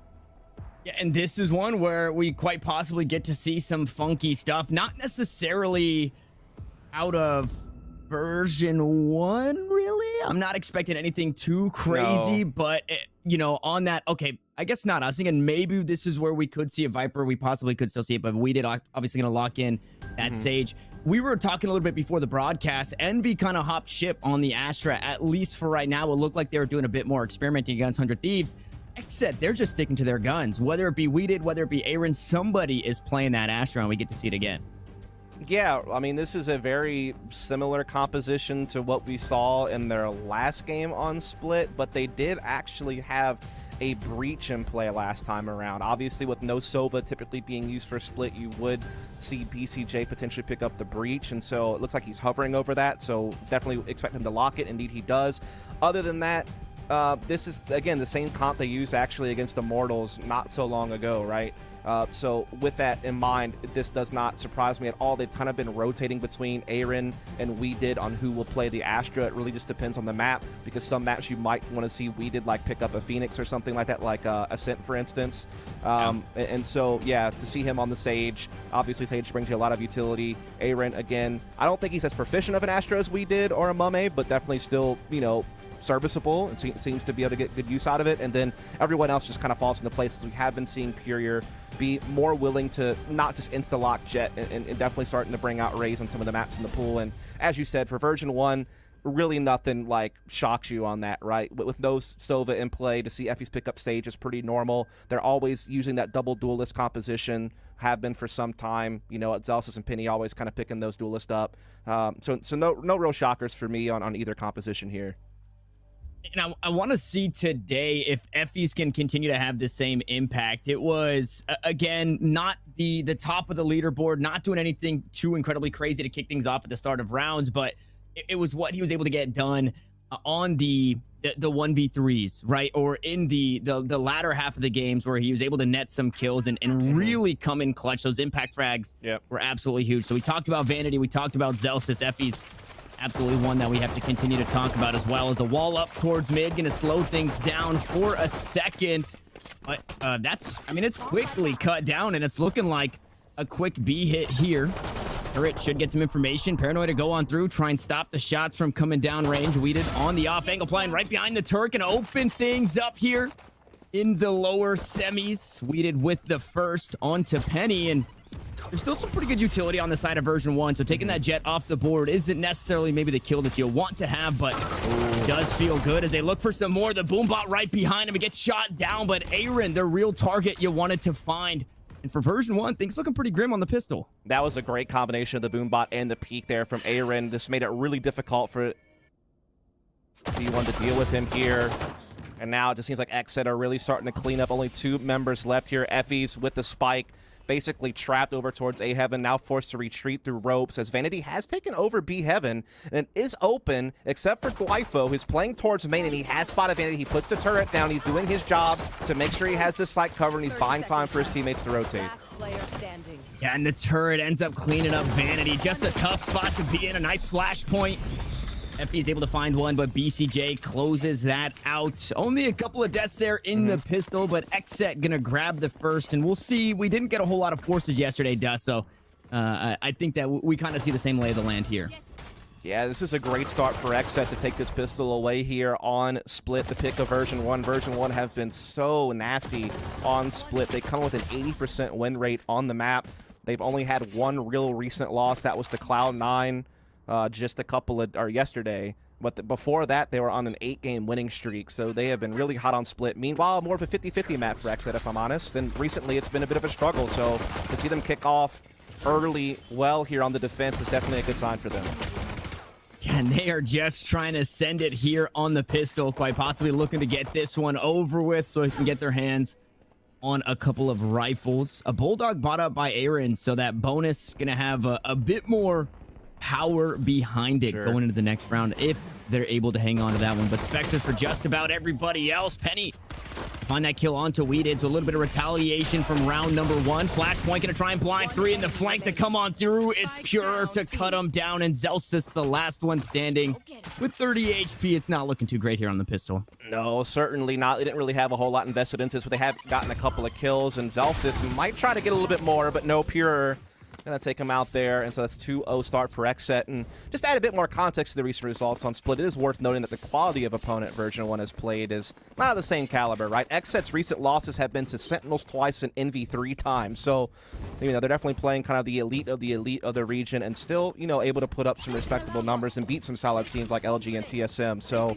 no slouches, but just overall win percentage not been as high as version 1. But version 1 haven't had that many opportunities to play the best of the best, and so this is their chance to make a statement. Off to a cold start, but now their economy is back under them, and they'll be able to full send it here, as they're a team that really does like the pressure that one side of the map heavy to start, and that's no exception into this round. So they're really looking to test the waters at A early. You see that star on the ground from Aaron. I'm going to be paying attention to those to see how he's looking to use that. It is going to be a Nebula smoke for the first, and I think another star to follow just in case anybody decides to push on through. And Penny not expecting the Boombot to come on out. It forces them back into the sewers, and yeah, that hurts on your rifle round. Even healed, he's still only at 22 HP, so that is definitely a really well done play there from XSET to push that pressure off. And now they get aggressive in B lobby and find Vanity, who default-wise for this team does like to lurk that B side of the map or middle, and he's been caught now, so a lot of intel to V1. Zelsis tries to respond by taking control of vents to threaten that ropes position, and so at least he's taken something back, maybe setting up an A split, but there's still a good defense in place, and we do have BCJ on the breach kind of guarding this A Heaven rotation. And there he goes. Zelsis is found out, and this is looking grim now for V1. This is a rough spot to be. very reminiscent of what we were seeing yesterday, where the rifle round, the first one for either team, it just kind of fell by the wayside. It took a few rounds or a couple of those rifle rounds to really start to get things going and be able to get that read on your opponent. So unfortunately, version 1 now running out of time, running out of players as the last one cut down. Nice little crossfire there over towards A. Pushes XSET to 3 rounds, and it pushes version 1 back to the pistols. Yeah, definitely not going to have the economy with no spike plants or anything like that to give them that extra bit of buffer to try to force another buy. So it should be XSET starting up 4-0. And again, this is a bold statement for a team that, again, aren't really known for their split, I guess you would say. Definitely kind of known for some of their other maps in the pool. And so, yeah, they're definitely kicking things off in the right direction here. Again, not much version 1 can say about it this time around. Just the upgraded pistols, including 3 sheriffs. And a couple of frenzies.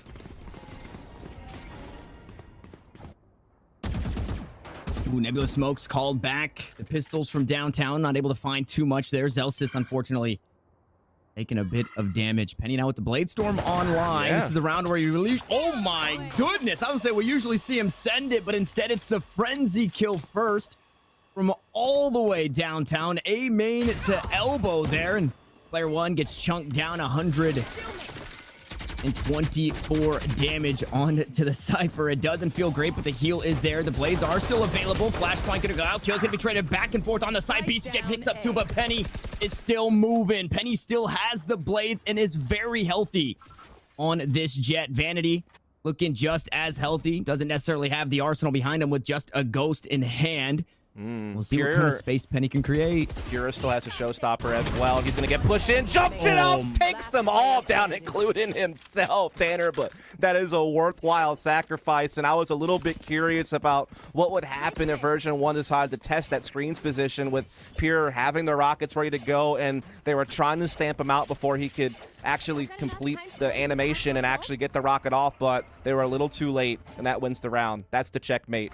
But that's still a really close round. V1 did a great job putting the pressure on XSET there. Definitely forcing some rebuys, definitely forcing them to break a bit of a sweat. Now they come back into their next full buy. No operator, but plenty of rifles and utility to go around. And again, they're looking for that early A pressure, and this time it's being reinforced with even more players. They have no presence on B side of the map. They're basically fully committed to this.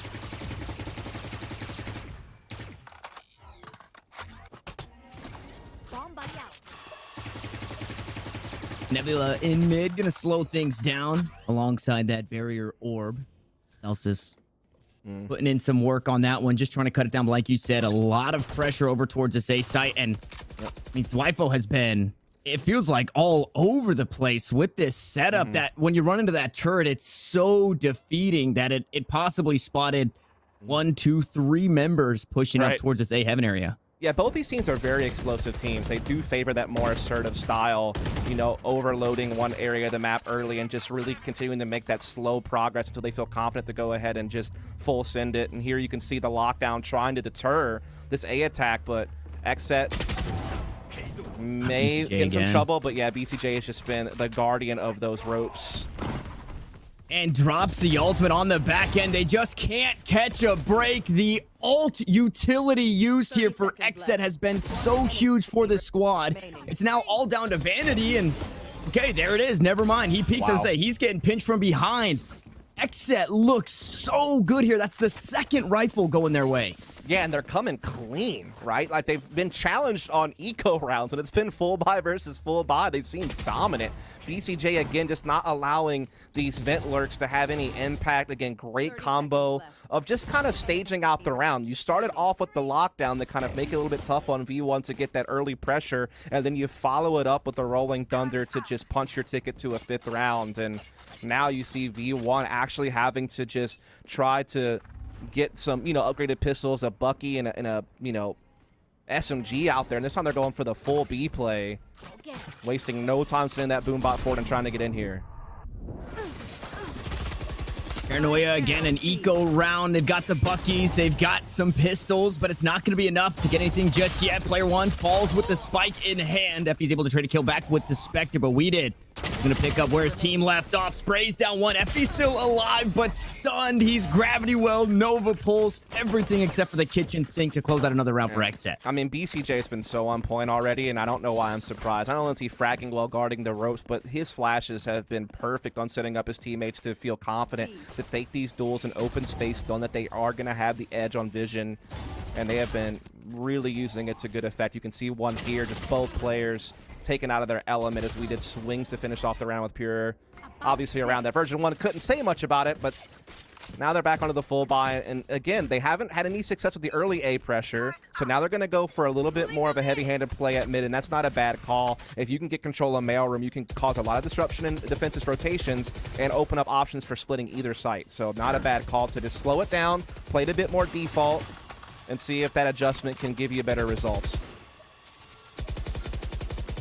Round 7, the third round for version 1 where they've been able to find themselves on a full rifle buy, and this is where they need to start getting some stuff moving. They're like, thank God BCJ's not here. Exactly. Free passage that time. You could see they were worried, though. They double peeked it and they staggered it to where they would be able to trade him if he had been there. Now they're getting flushed out of position by the aftershock. Great catch by Pure. Again, BCJ just setting up his teammates so well. Yeah, and it's the rest of the squad right behind him. Again, Dwifo setting up on a different site. Effie still able to find some kills, but it hasn't been really able to amount to anything. 8 HP, and he's still going to work. Vanity will finally sit him down. A very favorable fight to take for the Omen. Now a 1v2 split in the side. Make it a 1v3 completely sandwiched in. One from spawn, one from heaven, one from hell as XSET steal away another round. Need to call a timeout immediately. Yeah. It's got to come. They need to talk this out. They've tried it all. They've tried a mid-heavy default. They tried early A pressures. They did kind of more of an eco B rush, I guess, not really one that had a lot of utility and firepower behind it. So I feel like they've really kind of run the gambit on their playbook, and just nothing's been fruitful, really. They had a couple of close rounds, I guess, but nothing too threatening. I think the closest they had was like that 2v2 where Pure wins off the showstopper, and other than that, it has been just dominance from XSET. I feel like after this round, when they get their full buy back, they need to talk it out a little bit extra. And then when they go for something a little spicy, it just gets completely stunted and shot in the back. Pure finds 3 to cut down yet another round, make it 4. And player 1 has 5 players to worry about, standing right in front with just a sheriff in hand. There's no absolute way for version 1 to get back in the game when they're playing this darn good.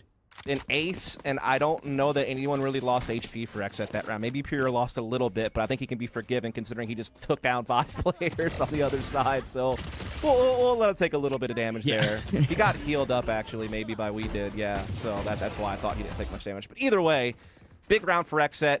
And again, I'd love to see a timeout here from V1. And the only thing I can really think of is just try to put a little bit more of a threat on mailroom a little bit earlier. It seems like when they have done it, they've already dwindled numbers too much to really be able to reinforce that threat. And it feels like sometimes they move a little bit too fast once they do have control. Like that round they took B Heaven control, they just kind of ran straight into Dwifo's utility rather than kind of trying to bait it out a little bit and you know, trying to make it easier on themselves to access the site. So I'd like to see them keep up the mid pressure. I think that's good. Break that sage wall, threaten mailroom, make it a little bit harder for version, you know, usually for XSET to read rotations. Yeah, and then slow roll, I think, that the B Heaven pressure. You know, burn some of that Killjoy utility or whatever you think is over there, and then work your way in. They have some very potent entry fraggers, but right now they're just getting scrambled. I feel like they just need to get their footing, get that map control, and then use it as a launching pad.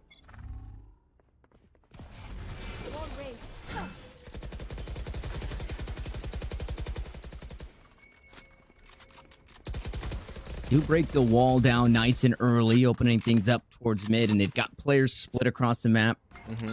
Player 1 over towards A, Vanity looking to lurk over towards that B main area. Nice. Killjoy is set up on A, so should they look to take the fight up towards B, it would not be free, but you have a whole lot less to worry about, and you're off to a pretty good start off the back of a timeout. This is where I'd love to see Vanity send a Paranoia through B Heaven and really let them put that pressure on there. And then they don't even have to necessarily commit, right? They had that cam still set up over outside, and they can still double back if they need be. But again, they have a lot to punch through right now. They have the rest. They have, you know, so much to just get in here.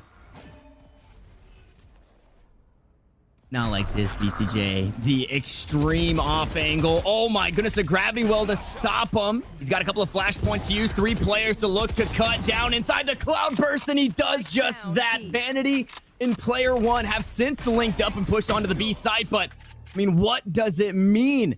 Hopefully something here in a 2v2 with the lockdown coming on through. There's looking to spray right through the wall. The showstopper going to be used, but here we go, a 1v1. Dwifo, the last one standing, operator in hand, is going to hop on over to the Phantom.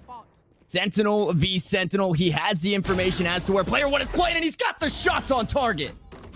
XSET just look immovable. They are just perched upon this rock of split, and it does not seem like anything will topple them. This was brilliant from BCJ. Again, great flash points, great use of the grab to kind of force them back and set up his flashes. Again, it's just great coordination, great team play, great use of utility to play off of one another. They are just more polished than version 1 right now in this game from what I'm seeing. Version 1 look a bit shook. I like the adjustment to go for the heavy mid control again and get that mailroom control, but again, they're struggling to get that next step forward, that actual launch into the site without just leaking numbers along the way. And look at this, Penny just trying to take matters into his own hands here with the daggers, but forced backwards by the orb and the flashes. And just completely delayed. Now they have the information as to where BCJ is playing. They can look to play away from the breach because that seems to be the play, but unbeknownst to them, they're running right back into that killjoy, and it's Dwifo with the operator. Yeah. I like the dynamic defense, man. I like that XSET are moving around that killjoy utility and keeping V1 guessing. Like, they're already struggling to adjust to the base defense, and now you're, you know, changing the variables up along the way to just remain steps ahead. But we'll see if XSET can try to brute force their way through here with these daggers and SMGs. The eco round in the last where we almost saw him pick it up as the off angle. Not going to work this time around. BCJ tries to go through Cyber Cage. Not going to find too much there. Weeded going to be spotted out. The Blade's going to take him down, though. 1-for-1 on the site, but XSET find themselves on the back foot. No resurrection available as Weeded taken off the board. Finally, a spike will be planted in this game. Effie's going to go for the res just to secure it. Again, that arsenal's not great, Dust. Is that really the first spike plant in the game? I think so. You might be right, honestly. It has been quite dominant. We'll see if V1 can finish it off. They're certainly in prime position to do so in now a 5 versus 2, where Pure and BCJ have yet to be able to really penetrate back into the site. They're still very much stuck up here in heaven. They're trying to sort out their angles. Pure does get down, but he takes damage along the way. He's now mopped up. It's all on BCJ, and that's a little bit too much to ask of him there, as player 1's going to come up with the quad. Until finally around on the board for version 1. Again, they were finally able to abuse that B Heaven. We were kind of talking about that earlier, Tanner, that they needed to try to, you know, push that mail room control a bit further and actually split up the site. And it really just kind of came off of a dry peak where they kind of caught XSET a little bit off guard on that balcony and were able to press forward because of it after burning that utility earlier. That's, again, another thing I was hoping to see them change is, you know, not commit too early, burn some utility, then recommit. And that's exactly what they did, and it worked out. So can they keep it up for another couple of rounds and try to actually close this gap on the scoreboard? It's now the next big question. Delayed wall. 2 players going to go up top. It gets a bit of value, but it's a 2-for-2 overall. Weeded once more taken off the board, and Effie's looking to work towards that resurrection once more, using the last round to secure it. And, well, it did its job as they picked up their first, but now things slow down in a 3v3 across the map, and Dwifo mixes it up once more. The turret not in heaven. It's on that A site, so you just can never expect to know where this Killjoy is. And they might have him pinned. They might have him pinned here. That's maybe a high-low peak he's about to run into if he chances things a little bit too much. Again, a 3-on-3, not bad for V1. It's been one of the better positions they've been in all game long, but it's just player 1 being stuck in a spot he is about to start getting support, but it's all going to come down to timing, as now they're going to start moving down. The cam's out, but in the wrong place, and Dwifo will punish for that mistake. That is, yeah, and that's, again, timing. Player 1 just didn't have any information that somebody is peeking, goes into the cam. Obviously, they already know he's there, and the timing just so terrible for him. I actually recant that. I don't say that he made a mistake. He did just get timing, and that's just unfortunate for him, but smart play from XSET. V1, though, trying to fight back. Vanity, great pick on the Dwifo, now getting that balcony control, walling off the screens, limiting the angles that XSET can come back through without being detected, as a spike will go down, and they do have a shot at this. no ult in play other than the divide, but I don't know how much that's really going to help. Yeah, I mean, there it is. So we'll see what the Cosmic Divide does here in this round, if anything. It looks like they're looking to play up towards Heaven. They shouldn't hear him drop down because of the divide, and you don't have to worry about those nano swarms any longer. Takes a shot just to try and mask the dropping sound as Aaron looking to play over towards Elbow. Now they have to push onto the site.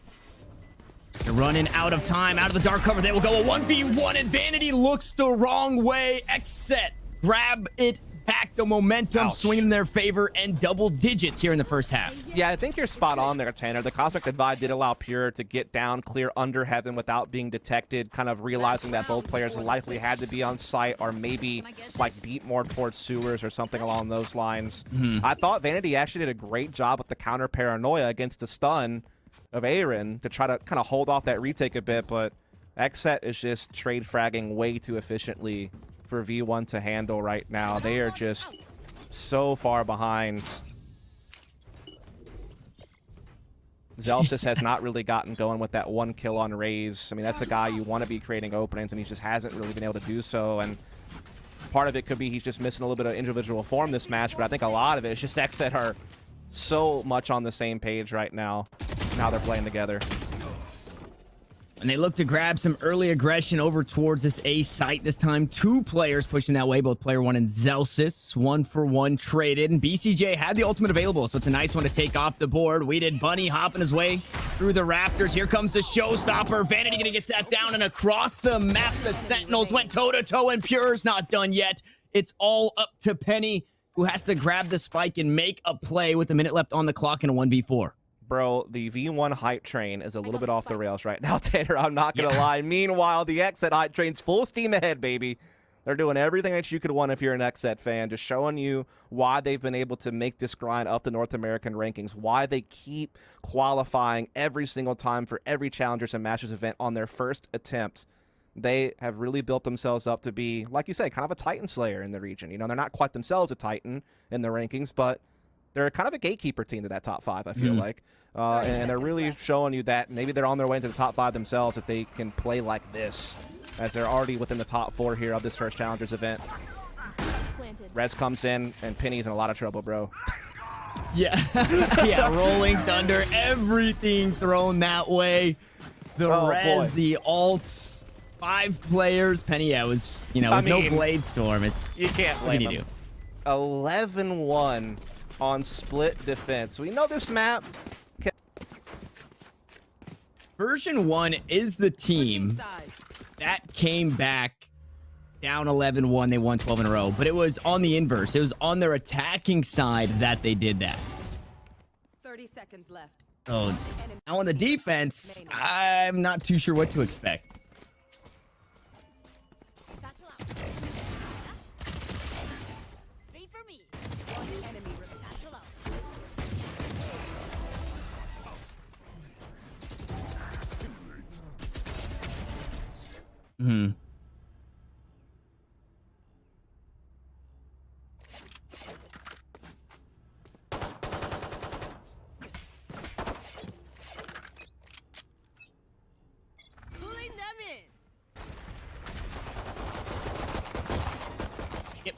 And so through the transitive properties with V1 beating XSET on this map, and XSET, or excuse me, Envy, and Envy beating XSET, you would think it'd be the inverse. Go back to the pistol, and this is, I mean, quite possibly the round of the game right here. Yeah, unfortunately, Mike was muted to stream there, but what I was trying to say is, like, normally V1 have a decent attack on this map, like 61%. Even had a great attack recently against BBG, and again, normally a great side for them. So to only get 1 round is definitely not looking good. And it's going to be a very tough comeback climb with not much breathing room to work with. As XSET just pounce onto this A site, walling up screens. All 5 players still standing. Spike will go down. They have frenzies aplenty to play these close angles as well. It just doesn't feel like anything can cut down that wall, right? There's not a singular pistol. Maybe the Sheriff if you're really going to town on it, but it takes 2, and even then you pull your knife out there like we saw player 1 doing. It just buys so much space and time, as does Weeded, finding the first kill. Now a heal available Zeffy trades it back, but XSET starting to come out on top. The last two remaining here. Vanity going to get cut down there at the end by BCJ, and the pistol's too strong. XSET too strong, and I'm assuming on map point, they're only going to get stronger here. Bro, just stick a fork in version 1 for this map at least. I mean, this is maybe one of the most dominant performances I've seen in VCT. Honestly. And not even just because of the score, which in itself it showed you how dominant it is, but just the manner in which these rounds have been played. It just looked like there's maybe, other than the round that version 1 won, Tanner, there was maybe only 2 other rounds where I could have conceded the V1 winning. Everything else, it was very clear from start to finish XSET we're going to be on top. They have been so dominant.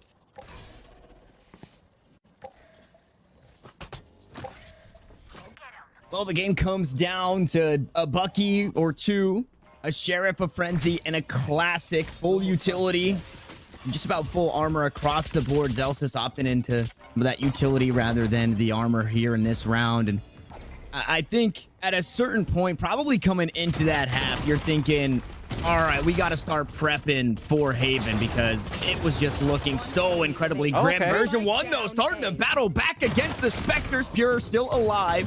Still very dangerous and very healthy. The blast pack looks to push him away. Boombot gonna try and find the information as to whether or not he is in heaven still. And unfortunately, it is gonna miss its mark and head on out to sight. 3 players playing on. A nice little headshot there from player 1 with the Sheriff. Not enough to find the kill. Enough to cut him down. Just enough for the rest of the squad to close it out. It's the leaping Bucky, and here we go. Dust the comeback underway. All right, Tanner.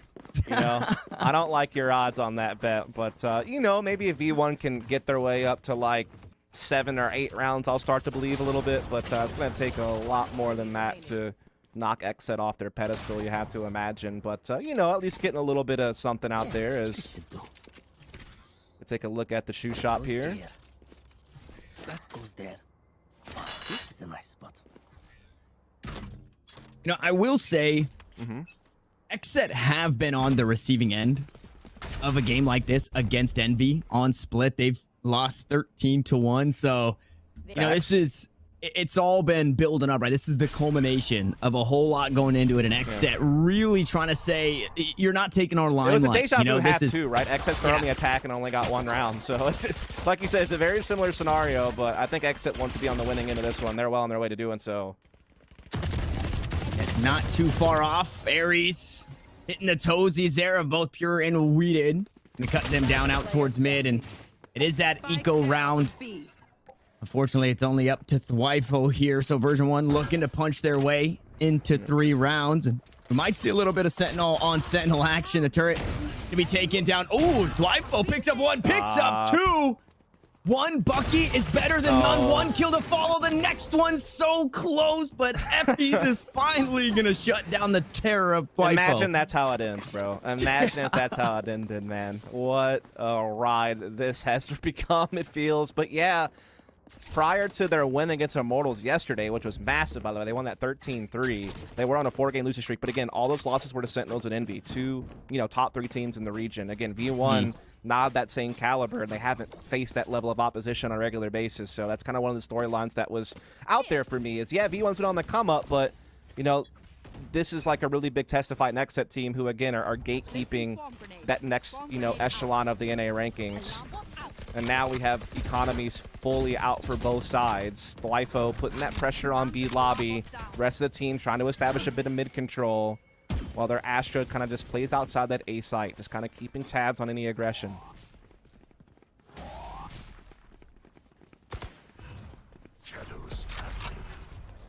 Vanity almost the first to contact there as they slowed down.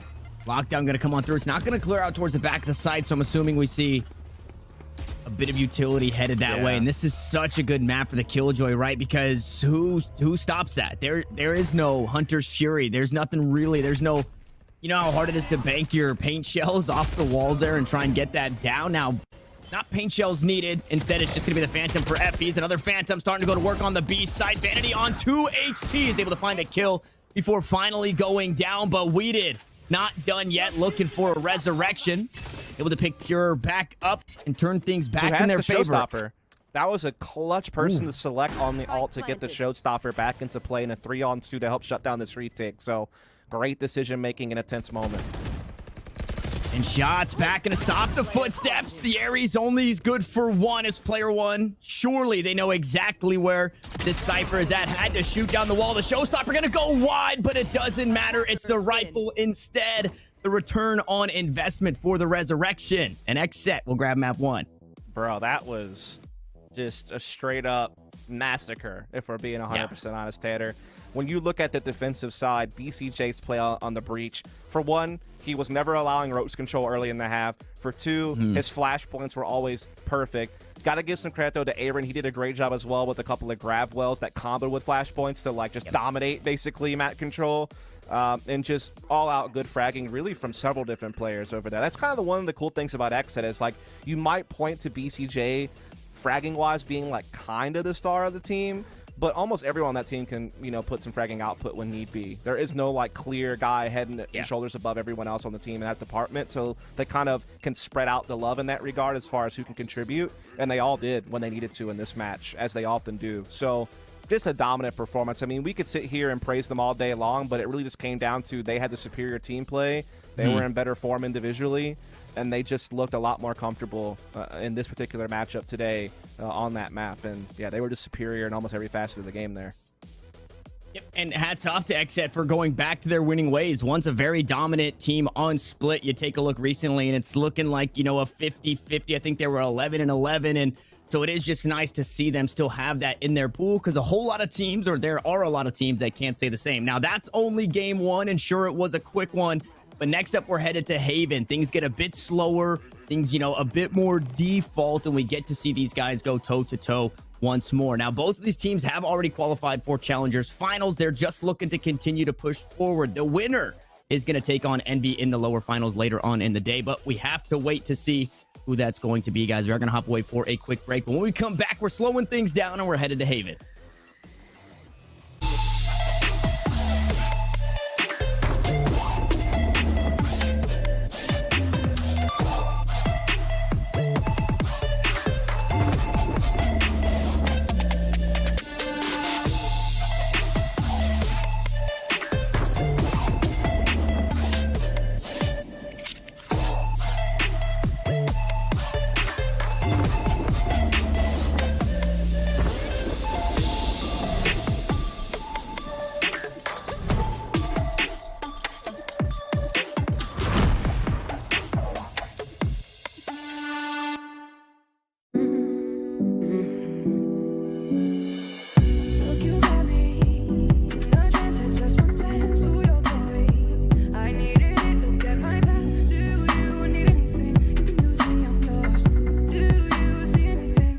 Change of range.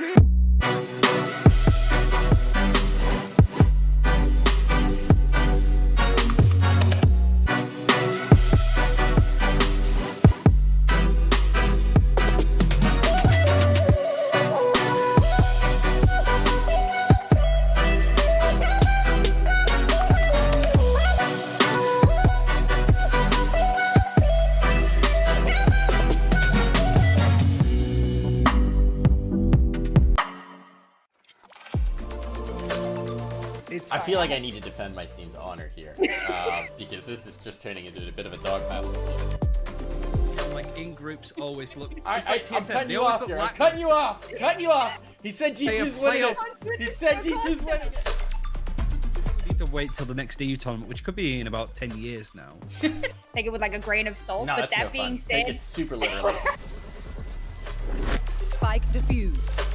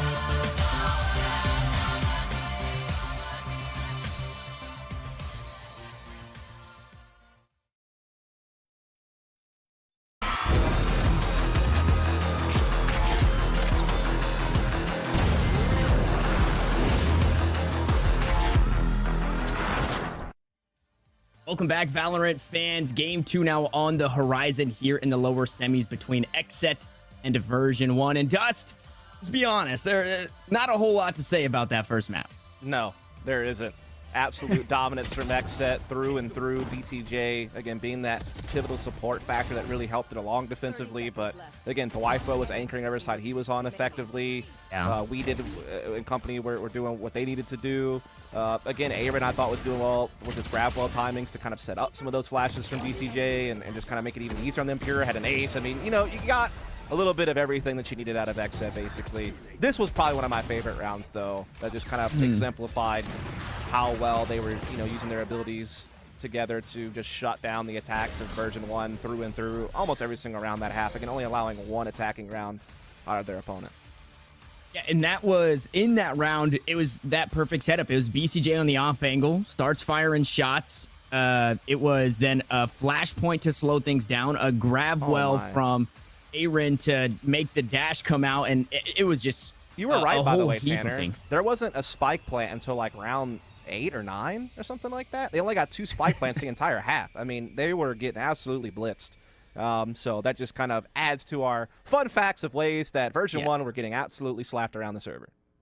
Yeah, and one of the biggest things is for Version 1 that they're still kind of figuring out the game, right? They're still learning things. We know that they're strong on Split. We've seen how strong they can be on Haven, which is where we're headed next. And as Zelsis, even in the interview, was saying, we don't do a whole lot of prepping, right? We're not necessarily looking into these teams. We're playing the game. It's Valorant. And I would argue, you know, that you could see that a little bit in maybe not being prepared for some of the stuff that we were seeing. Now, Haven is a little more interesting. It's not like Split. I kind of lump Split and Icebox together as like maps that are weird to play. Haven's not like that. Haven, I do feel like you can just play default Valorant and not having a whole lot of information still have pretty good results. Yeah, I mean, both teams will be fielding a double duelist composition in this particular will one of the maps where will play the Astra so that Aaron can play the Raze, and then Twifo should obviously be picking up a Sentinel coming into this. Typically, he's going to play a Cypher when it comes to Haven, where he's playing Killjoy on other maps. And then, yeah, composition you would expect, you know, but Sovas are going to be out this time around on FEs and BCJ. So, again, no shockers here. The one thing that I will say that changes the game on Haven and playing it that default style you're referring to is that, you know, the Astra ruins that on both sides of the map. Her grab well will ruin timings that you're used to being able to get. That has been the case on Haven for ages, right? Particularly on the A side of the map is where I think you're going to notice it the most at long A, where that grab well and smoke speed that Astra provides really does just, with XSET starting on the attacking side, they're going to dominate that long A control. It's very hard to shut that down, being aggressive defensively on sewers or long A. And then once they flip sides, it's really hard to get A lobby control as the attacking team against an Astra, because she can grab well you out of it, and then they proceed to take control of like sewers and put that pressure on A lobby. So I think you're going to see a lot of that come into play here with the Astra involved. But yeah, other than that, you probably will see some of the similar like change-ups between playing default and playing heavy towards C side or A side early. Again, both teams like to play a more explosive style of Valorant where they can, especially because both teams are featuring a double duelist composition, including a Jet. And then in Aaron's case, you know, the blast packing, you know, Raze that's going to be next to that Jet. So you're going to see some explosive plays for sure on both sides of the map. But again, just be on the lookout for how Astra's utility kind of sets up map control dominance that could very much favor XSET, as I'm not sure, you know, how much V1 has gotten to play against Astra yet to kind of get a feel for that and how to battle against it. So I will say things are looking pretty good for XSET coming into this one. The attacking side for Version 1 is really where we're going to see them flourish, and they are starting off on that defense. So XSET should be able to get things going, and I do think that it's a little harder for the Astra to kind of get rolling on the attacking side. But what I love that the Astra brings to the table is the ability to lurk, right? You don't have like that range cap on your smoke. So we could possibly see, you know, Twifo lurking, Weeded lurking, a whole lot of that just really playing around the map and working together to get that space, because Astra can just use those stars from really anywhere. As we see a few go down, it's a quick take towards C, and this is typically how pistol round goes, but maybe not expecting 5v5. is close into the game. Dash onto the side. Penny for the first to fall. That's weeded. Finding that kill. Aaron on 10 HP, able to find one. Finally going to get sat down as Zelstis looks to top himself off. Just about overhealed all the way. Vanity and Zelstis now going to work against 4 players. Playing out towards long in the smoke. The Gravity Well going to try and slow things down for a bit. They look to storm on through the dark cover. Zelstis has to go huge, but he LOS's the Devour. Only 3 on the round for version 1, and it was all Zelstis, but the round goes to XSET. Yeah, you could tell that version 1 we're kind of playing more of a retake setup. You kind of have to a lot of the time on this map because it's just so big. You kind of have to pick and choose your battles and kind of pick and choose where your vulnerability is going to be. And unfortunately for them, they left Seaside open. XSET took it with ease, and the retake attempt just didn't come to fruition. You could definitely see that the gears were turning. They had some good cage placements to try to get back into Seaside, but the trading efficiency just simply wasn't there to contest as... Yeah, it just didn't quite work out. Revealing area.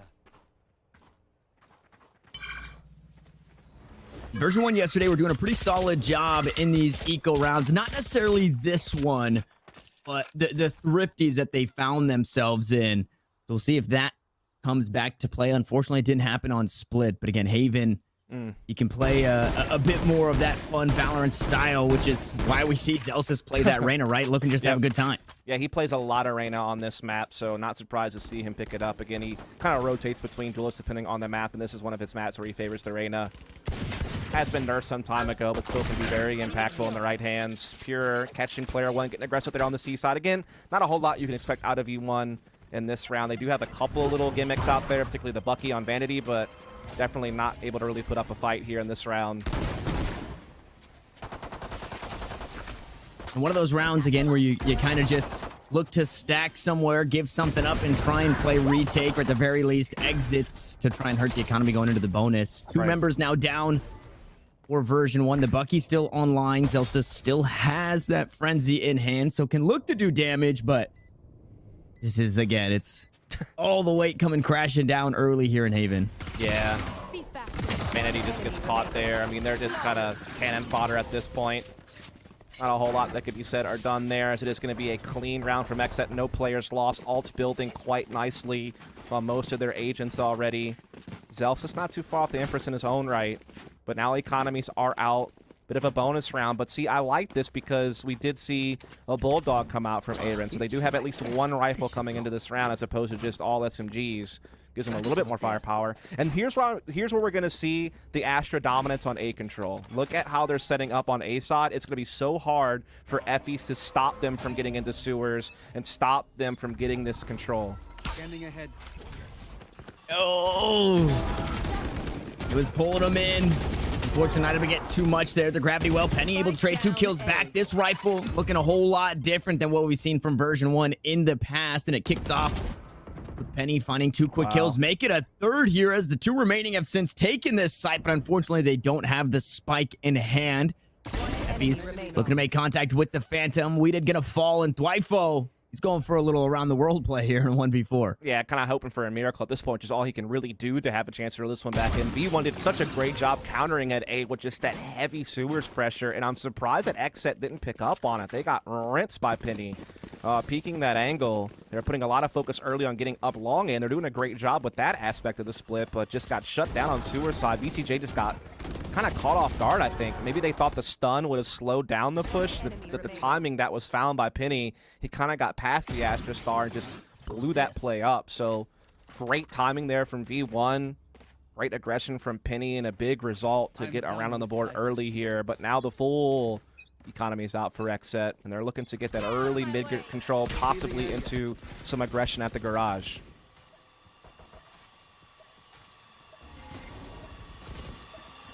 Vanity. That's the Spectre in hand, I believe. Tossed over a rifle to Zelstis. In this round, feeling more comfortable with that Spectre. Blade's going to be taken down immediately. Player 1, huge kill there onto Pure, and they just continue to follow up. Version 1 starting to battle back here. hurting the economy. This is a huge round to win over XSET. Absolutely. Great job by player one to kind of use the pressure they're putting on Window to find his timing to peek in from the halls, get his kill. Smoke dwindles. Vanity can strike. Now they get aggression on middle with the drone. Zealous is used to take control of Window. He gets his man as well before traded by Thwifo, and now they just have such a big man advantage.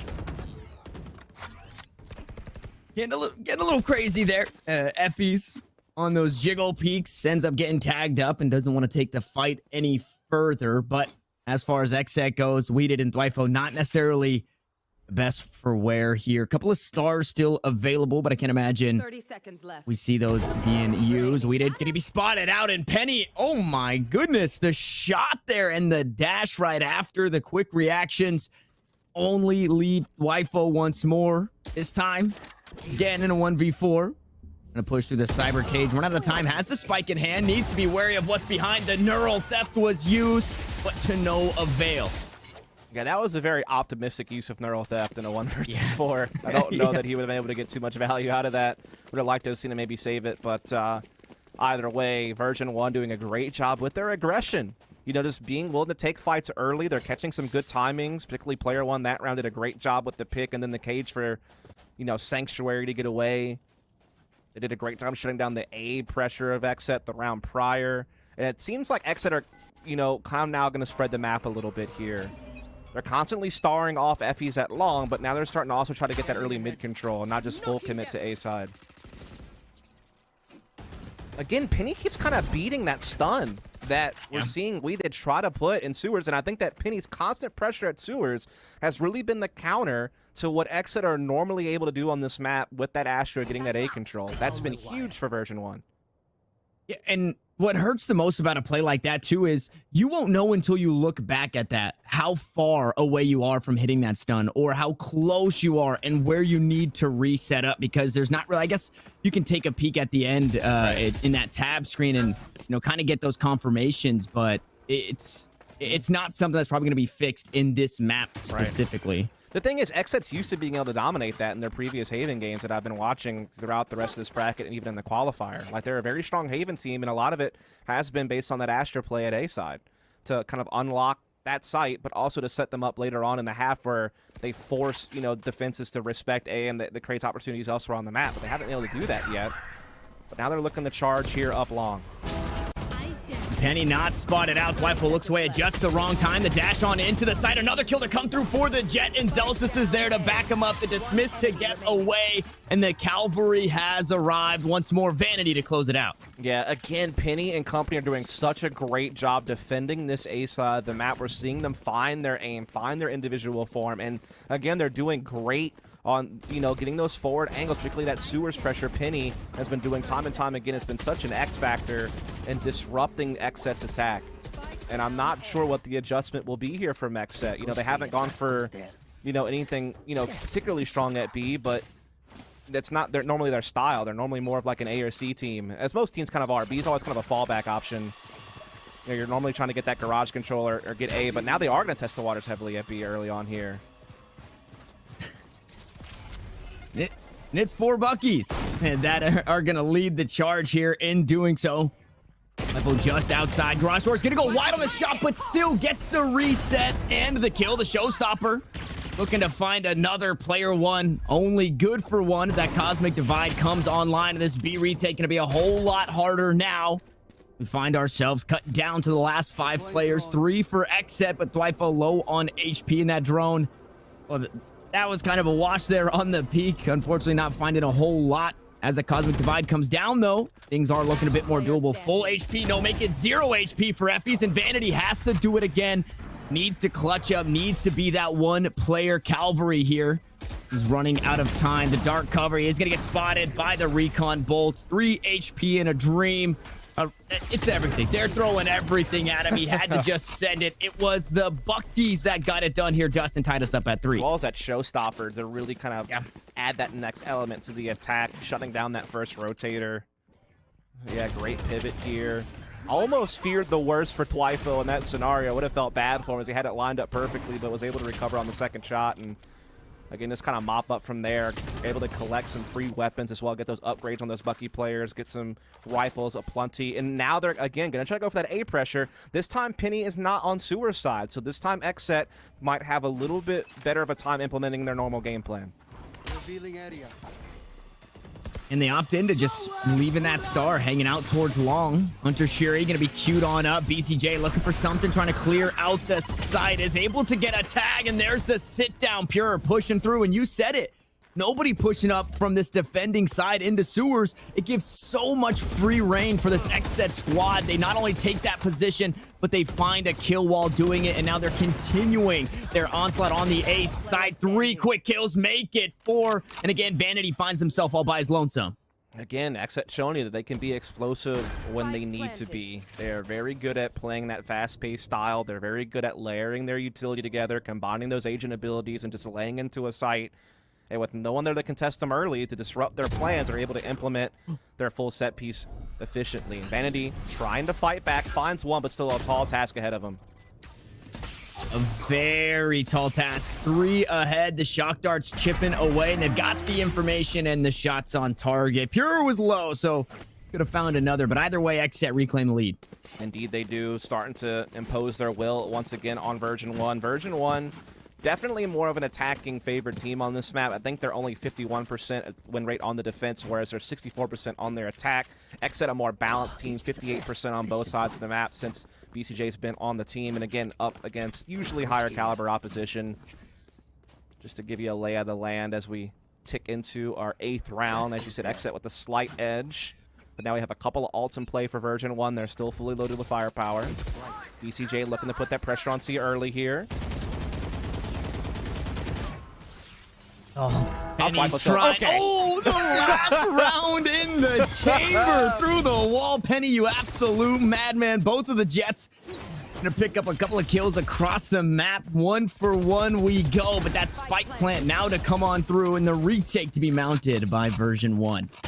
Yeah, I couldn't believe he survived for that long at A side. Penny eventually found this man, but now we have a 4-on-4 retake ahead of us here.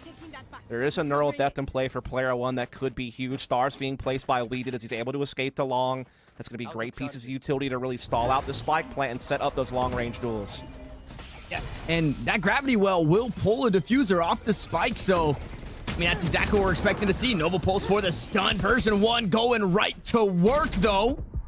Still have a whole lot to worry about. The spike now looking to get diffused. It's all up to Aaron. Unfortunately, not able to get it done. 28 HP is all Penny needed to find the diffuse here once more. We're all tied up, and like you said, Dust, if Version 1 keep putting on up rounds on defense, it's looking really good going into the swap. Yeah, they're very confident, a double duelist aggressive play style in their own right on the attacking side. Again, that is their favorite side, as it is for most teams, I would say, but the percentages skew even more for a team like Version 1. Based on their past results. As we are, again, back still on equal footing with firepower. Economies are vulnerable for both teams, though, to be fair. So this could be kind of a 2-for-1 deal type round. As XSET want to get back to that early A pressure. And Penny, again, going to let the contested at Sewers, and he's been very successful with it so far. He gets past the star again. This time the Boombot discovers him, and he's forced to fall back. I like that. Yeah, I like the adjustment from XSET there. To follow up the pressure on Sewers a little bit more. Yeah, and I mean, good on Penny for having them use more utility. Right now, you don't have that Boombot, and maybe you don't necessarily need it all that much. I mean, it amounts to nothing. A kill still to come on through as they look to push on the site. Zelsis and Effie's going to pick up a couple, and it's going to push them all the way to the opposite side of the map. Yeah, look how quickly they pivoted, though. I mean, V1 are not expecting this fast of an audible to be called. Now they know, obviously, as they start triggering some of that utility of player 1. As they will make their way in, they will get the spike plant. Cosmic Divide goes down to help reinforce the take. Some stars will still be put in play on the spike, but that's a big catch to get Wifo down that early. Now we see the neural depth come into play. Now XSET are in a lot of trouble. Yep, heaps of information there. Gravity Well, Nova Pulse to follow. A bit premature on that one, and that Cosmic Divide about to go down. BCJ able to find one. Zelsis trades it right back. The dismiss and the reload is going to be the fall of Weeded. And Version 1 will grab themselves a lead here, 5-4. I thought that was going to go way more in XSET's favor. They were able to basically kind of just dry peek their way up long based on putting that Boombot pressure on Sewers. They completely blindsided Penny from behind, but just still lost the trades, a lot thanks to Zelsis. Forced them to pivot onto C, and V1's retakes have been up to snuff here. Now we can see what we were kind of talking about earlier. XSET does not really have the economy to make a push in this round. They will go for some Buckies and a little bit of upgrades elsewhere too, but definitely going to be hamstrung this round to have as much impact as they're used to. V1 are really turning the tides of the series around here. And they definitely can't count out the Buckies, although last time it was 4 Buckies and Spectre, this time only 3. But it's that same exact play. No showstopper available, but Pure does have the blades online. And there it is, the showstopper, yeah, coming online. And if you're version 1, you got to be a little scared. They're looking to go on the flank. So much damage. But again, Dwifo, he whips out on the shot. Aaron still finds a kill, completely nearsighted by the Paranoia. And Vanity looking to trade it back. No, it's player 1. Vanity already taken off, as has the rest of the squad gone down. It's up to BCJ in a 1v2.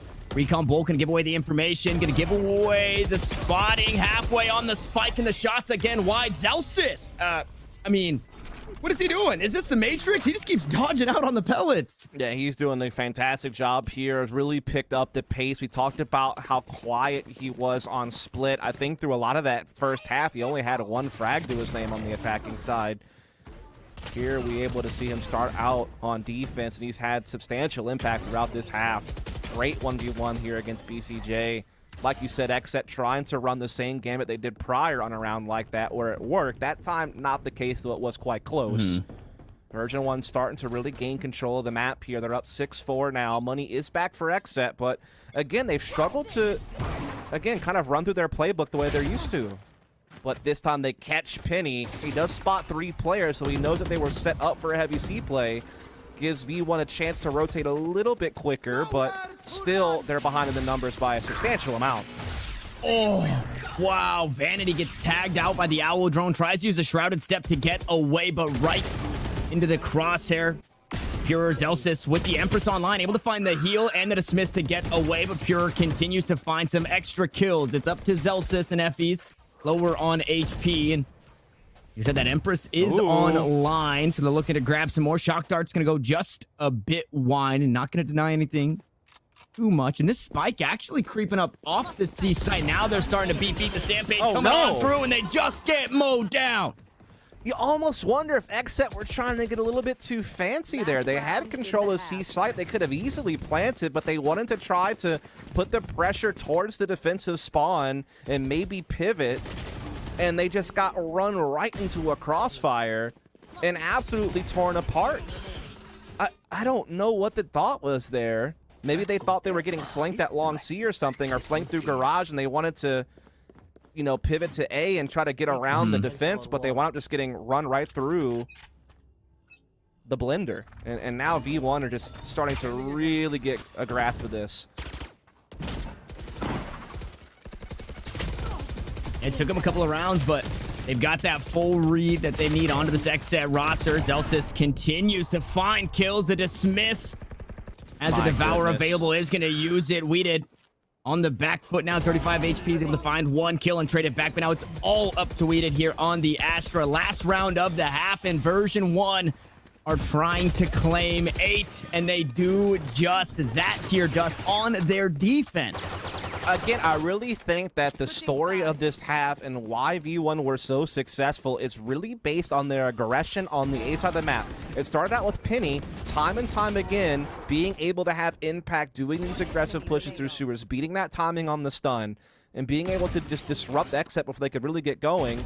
And then later on, it was other players. It was Zelsis being able to anchor the site effectively. And in that final round, it was a combination of the two.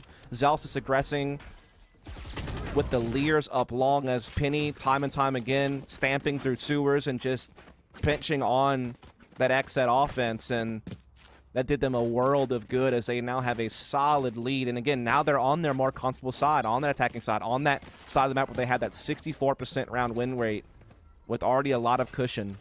They're probably feeling very good about how things are going. I'm a little sad I didn't get to see the lineup there, but it doesn't matter. They're lining up. No, 2 for 2 we go. So favorable both of these squads. I guess it does lean a bit in XSET favors. Player 1 down to 20 HP. It's only going to take a leg shot. There's the spike on the ground, so no tricks this time around. Zelsis and Vanity, I need to try and get something done. Vanity now needs to try and get something done as Zelsis unfortunately caught on the reload, and the headshots just too strong against that Reyna classic in hand.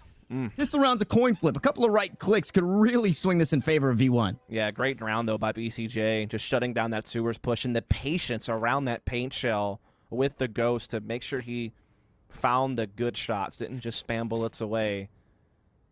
I'm going to admit, I'm a little bit of a BCJ bias. I'll just go ahead and say it. I've known the guy back when he used to play a little game called Battalion 1944.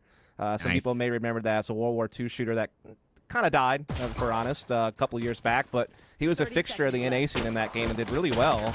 As that was just some shenanigans going on there. Nothing to see here. And then he went on to play Apex Legends for a bit with T1. And you know, I didn't really follow that game, so I'm not sure exactly how well things went. But he's made a great transition to Valorant, and he's kind of slowly worked his way up the rungs of what teams he's been able to get opportunities on. This has been his biggest opportunity yet, and he's really capitalized on it. I feel like really starting to turn some heads. Glad to see him do well. He's a really nice guy. And yeah, big play that round. Keeping XSET in the hunt, as they should be able to get a little bit of a freebie in this round. Keep the score close. Pistol round, always incredibly important. We've actually seen, I believe, both bonuses lose in this series. I guess all three bonuses lose when we found a team in that bonus round. So I wonder if that's going to be the case here. We'll see what XSET can get done, because they did opt all into Spectre, so they might be looking for a tighter run and gun strategy come round 3 of this half, although they've got some information that B might be the place version 1 is keeping their eye on. Now spotting out both duelists. Shrouded step to get the spike down, and yep, they are just going to send it. Ooh, Satchel, the blast pack going to stop the plant for now, and Vanity just going to take his leave back on out, and they've got to reassess, but they don't really have the facilities to do it as the kills start to come on through, and you were hoping for a spike plant, but at the end of the day, you really just walk away with nothing. A nice little flawless there. Yeah, good reads there by BCJ with the drone. Got a lot of intel. Not only did he get the dart off, but he was able to keep it alive and get even more intel on the follow-up flight. And as you said, there was a great satchel there from Aaron to push the plant off and allow them to get into sight and start challenging up middle with the superior firepower and just, you know, cleaning up the round. Now the bonus comes into play for XSET. Spectres across the board, up against a fully rifled version 1. XSET, I feel like this is the bonus you need to get. This would be the one to really put through to keep this one close. If you are able to knock this one, they're going to really, again, just kind of get that momentum right back.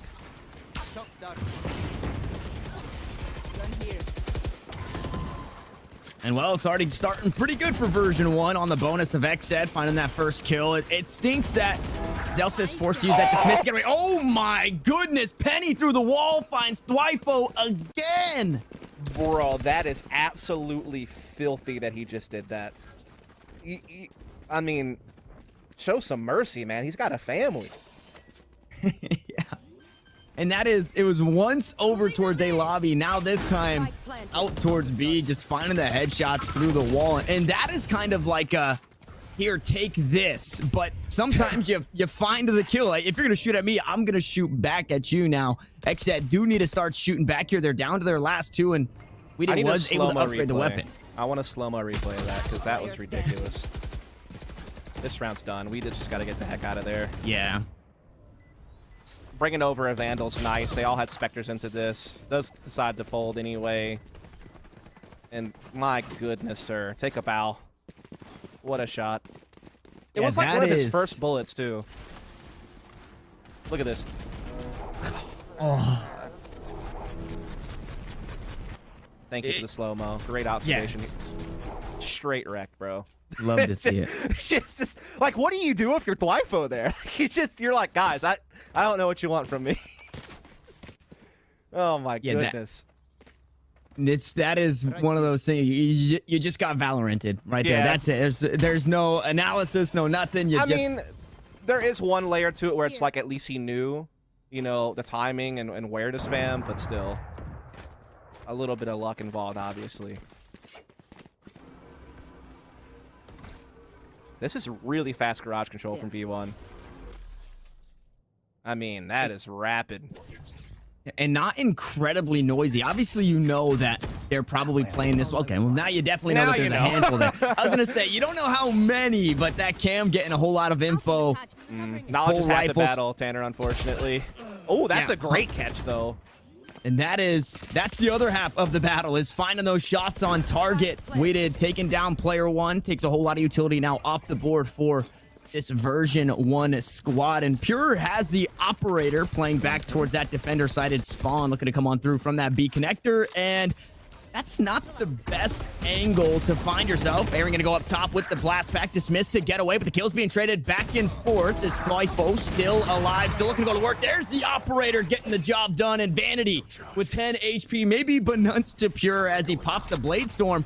But they have to go for the defuse here. Vanity not going to find the shots on target. It's a right click from Pure, and it really just took probably the wind of those blades to cut down the Omen on 10 HP. But either way, XSET closed the gap. Yeah, I think that catching window was just so big. It gave them that instant 5-on-4 on the retake. Gave them a little bit more manpower to start forcing those trades up close on the back hauls.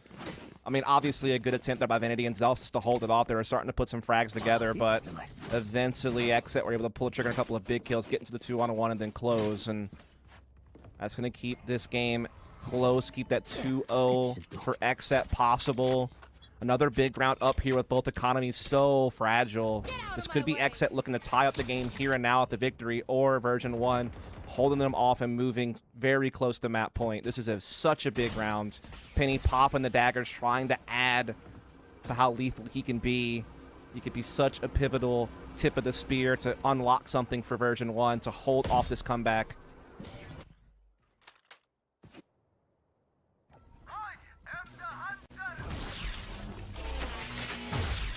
Hunter's Fury popped from BCJ, trying to find something. Unfortunately, not going to get too much there. It's slow. We're getting back to rifles across the board, and you can see the game plan teams here, right? I mean, your XSET 1 is set up for that play with the Hunter's Fury that they already have here.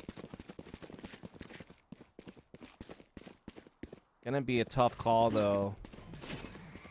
Version 1 obviously have theirs as well on Effie's. They want to try to set up. I thought they were trying to set up for the C-take and then have him pitch back, as we often see on this map since the beginning of time, I feel like, in Valorant. Yeah. And it looks like now they are going to double it up here. Vanity held position at closet this whole time, and now they're going to come back and try to make it work. Actually, there's that Hunter. Yeah, trying to clear some things out. Flyfo chips down, but the rest of the squad closing out the kills. It's a 2-for-2 across the map, and that Spike yet to go down. Now Zelsis looking to find the plant after using that Empress. Stars to follow from Weeded here on the Astra. They've got to find the retake. Zelsis chip down low HP. One enemy remaining. Aaron finding it. Oh my goodness, Effie's with the collateral. A couple of huge kills. Leaves it all up to Weeded here. No stars available, no ultimate, no utility, and no HP. Version 1 battle back here after a couple of rounds and punch their ticket to double digits. Yeah, that early use of the Hunter's Fury, while not the insurance policy to hold off a defuse, just created a lot of havoc to get XSET some space. V1 some space, I should say. V1 making that push up, clearing things out. They go up to 10, and this is where XSET are in some trouble. They will be able to get some Buckies in play, a couple of Spectres being purchased as well, but I mean, their economy is kind of ravaged for the rest of the half with this decision. Nailed them. Ooh. That's another big piece off the board. Yeah. Hoping to find anything there. Well, not that, right? Not even any damage traded out. Yeah, sure, you have a Sheriff and you're looking to play aggressive, but that was definitely a full send moment from Pure. Absolutely. Some jet-on-jet action. Penny coming up on top. Penny has, again, just been playing so well this map. He had so much value added to his side as we see another exchange kind of break out here. Now B's being laid upon by version 1. We see Aaron trying to step through to disrupt it, unable to do so as Zelsa stamps them out. And now they have a 4-on-2 post plant, and they look absolutely money on this map. They have just been awoken finally here after having a tough call in the first one. Ooh, waited. I'd say does have a rifle. Nice little junk peek there. Unfortunately, only going to amount to 1 kill. And BCJ going to get a whole lot done, but going to find a whole lot of nothing there as Zelsis sits him down for a 3K on the round.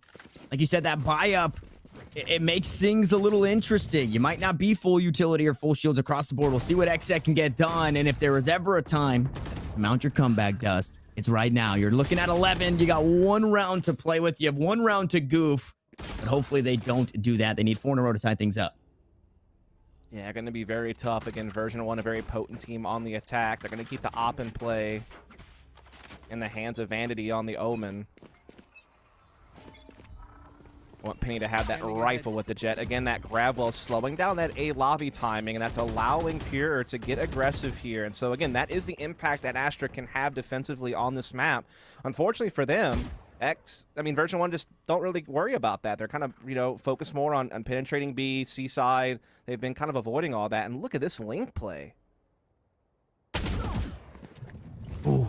Zelsis gets spotted out, a little bit of chip damage, but yeah, they push all the way through A-Link, open up so much space on this B site to get that spike planted.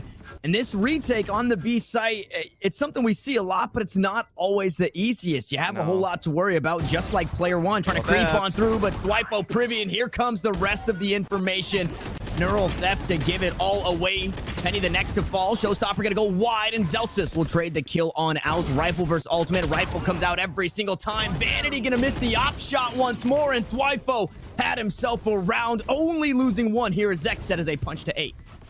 Yeah, I'm kind of disappointed in version 1 for having control of the link, having the post plant, and still electing to just funnel themselves into site and middle. I think that the key to being successful on the B post plant is to make sure that you have either garage control or you have control of that A link. It means that you're not kind of pigeonholed one direction, and it just it makes it harder for a team to retake because they have more space they have to take back, more angles they have to worry about.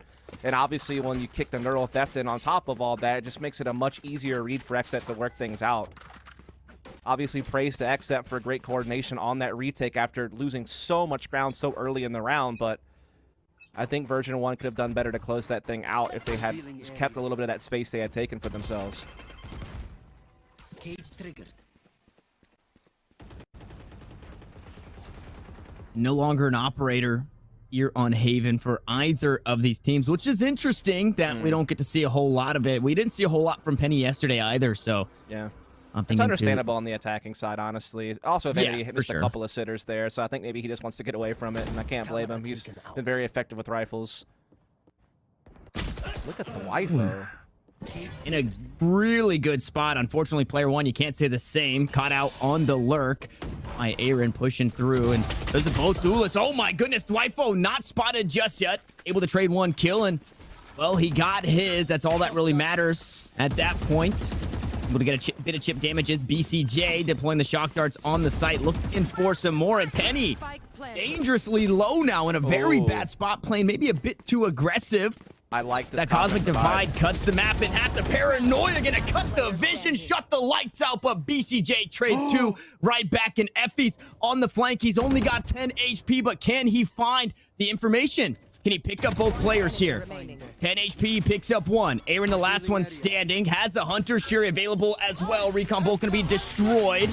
Now just trying to buy as much time as he possibly can. Here come the satchel charges. 10 HP, not able to get it done. It's the classic for Aaron, and XSET hang on a bit longer. Oh my goodness, man. I think that was a great use of Cosmic Divide to ensure that version 1 could not really play post plant from long C, and it could help them establish their own maneuvers. It got scary though, as Effie's was being very intelligent in that 1v2 to get as much info as he could. He eventually just had to bite the bullet, take the shots on BCJ, and try to play out the clutch with the Hunter's Fury, but just a great use of Raze here from Aaron to close that distance on a very low health Effie's, and just knowing that he was low, he's able to use the Burst Classic, knew that just any little bullet that landed would do the job, and he's able to keep XSET in this hunt as the economy's starting to get a little bit low on version 1 all of a sudden. In fact, both economies are very fragile, Tater, and this could be a wild ride up ahead depending on how this round plays out. The round leading into that 8th round win for XSET was the one that they needed. And that right there is another kill they need onto Zelsis.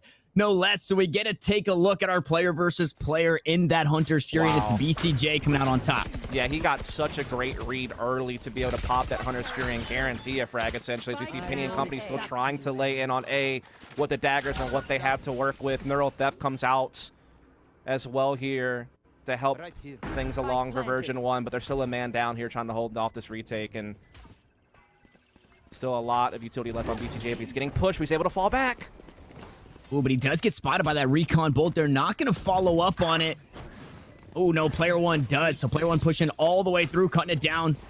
An even retake here. Dwifo gonna find the kill there. Penny just floating across the site. We're in a 2v1 as Effie's so far off the site. It's already halfway. And just like that, we're 1 round apart, Oh, my. This is getting real spicy all of a sudden. Version 1's lead is gone. They were up 8-4 at the half transition. Yeah, they lost the pistol in the follow-up, but they were able to reclaim pretty early a couple of rounds to keep their lead flowing, but now the gap has withered away. They are right in a spot where XSET are just on their heels.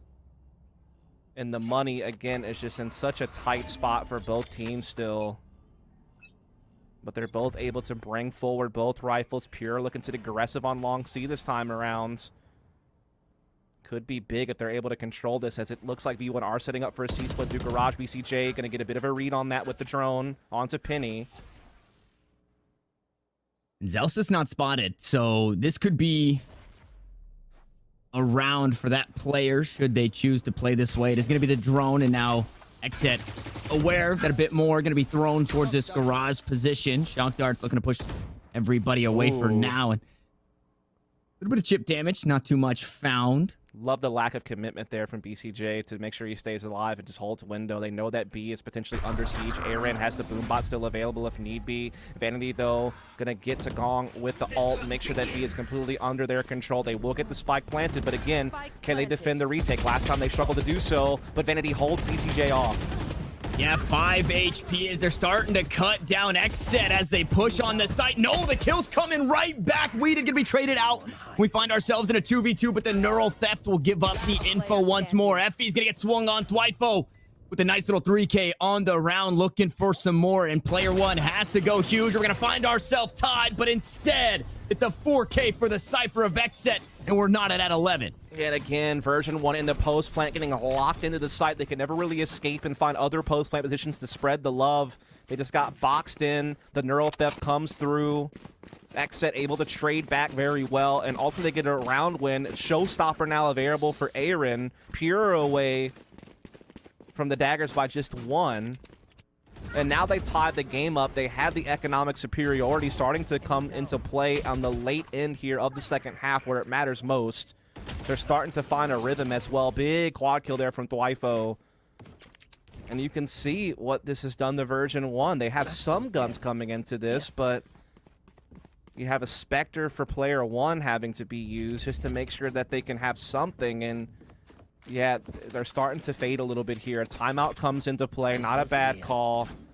The problem is they're so far from ults except for Effie's and player 1. So it's really just going to come down to their base utilities and firepower. Meanwhile, again, Showstopper in play. Cosmic Divide not too far off. Daggers for Pure are not too far off. And they're starting to pick up steam just momentum-wise when it comes to form and just some of the decision-making. What can version 1 do? Looks like they want to try to put that pressure on A, but again, it's going to be so hard with those stars slowing down their A lobby control. Again, that's the power of Astra, and she doesn't even have to be there to do it. Can set up Aaron to get that forward progression.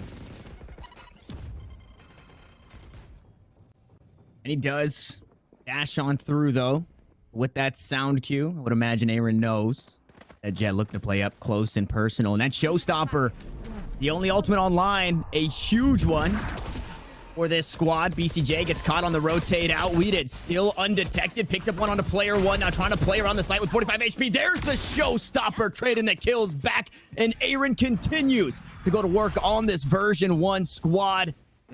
Penny away from the squad. Ooh. They're kind of split up here, but could have the flank, and it looks like that spike headed the opposite direction. Penny is the linchpin of this round. He is the one that could blow this thing back up in versus 1's favor. He's got B control. He can even go A-Link. XSET are a little bit weary of this. Look how they're traveling together in a pack. They know that they can concede the plant. They will just play out the 3-on-2 retake if they have to. They want to make sure that they're not getting backstabbed so easily. I love this discipline from XSET. This is very intelligent. Yeah, you're giving up all the map. That's fine. You need to make sure that you're not having the wool pulled over your eyes in any sort of way. No gimmicks. You just want to be able to play this thing outright 3-2. And now time is starting to fade. Vanity has to make a call. Looks like B will likely be the planning zone. He'll be able to maybe get back towards middle. He tries to throw a bit of a fake with the smoke on A side. Penny goes looking through Link, but yeah, look at XSET just holding pattern. Really nice, and they cut noise while doing it, so you really have no information here. If you are version 1, now that spike has been planted in the retake, positions a bit better than being corralled on the site, but not something that you should be worried about if you are XSET. The 2 players standing aren't necessarily ones that I'm expecting to do a whole lot in the close quarters. Aaron just looking to stick it. He goes halfway. The spray comes through. The Jet gonna be sat down. Vanity still alive with 51 HP. The spike is halfway. Can Vanity clutch things out? Yes, he can. There it is. Map point now on the horizon. Such a big round from Vanity. Such a big moment for version 1 to pull off the 2v3 post plan, especially considering the spike went down halfway very quickly there by the Wifo, and I think it just came back to the fact that they didn't really check on Penny. And again, that was a big difference, right? They weren't just funneling to site in mid. They had control of window room. That gave Penny an alternate angle to shut down the retake, something that they were lacking in some of their other B executes. And I feel like that made the world of difference in allowing them to close out the round and take the lead back. And now it all comes down to this. Will we see overtime, or will we see version 1 maybe the closest margin possible? Blades online. Frenzy in hand for Pure. Everybody on that version 1 side quite far from the ultimates, but we'll see how things continue to shape up here. Spike still down in the spawn as Penny looks to creep up once more, and they put a lot of pressure on this B side with the duelists. Yeah, they've been doing that time and time again. Aaron's going to spot it pretty early this time around. Pulls out the boom bot to try to further slow down the progression onto B site. Stars start to get dropped as well near some of the planning zones. Pure has daggers popped, ready to fight immediately, but Vanity again doing so well, picking players off. Pure, though, strikes right back.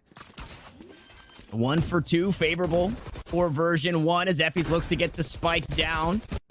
Close to that Hunter. Sure, he doesn't have it just yet. It's all down to the last, and version 1 will get it done. 13-11. They'll push us to a map 3. That was a close game, though, man. That was really up for grabs. You started to really feel that XSET comeback mounting, right? Closing that gap, even tying the game up at 1 point, 11 apiece. So, I mean, that was no walk in the park for version 1 by any means. But, again, able to take that 8-4 lead, roll it over to their more comfortable side, and get the job done to force that third map. Again, both these teams already have made it to the next stage. You know, they're already happy about that. They already have some prize money guarantee, but it's about seeding, and it's about pride, and it's about moving up the rankings. And both these teams won it. You can see they're both putting their best foot forward. They're not trying any crazy new comps. They're sticking to their guns, what they're comfortable with, and they're both performing very well now at this point. Obviously, a cold start for V1 on Split. They got absolutely waxed, but they really show up to play on common ground, right? Both maps, both teams like to play that Haven. And now Bind's coming in, a map that, you know, one of these teams doesn't play very much. So I'm actually really curious to see how that plays out, but we got to wait a little bit for that.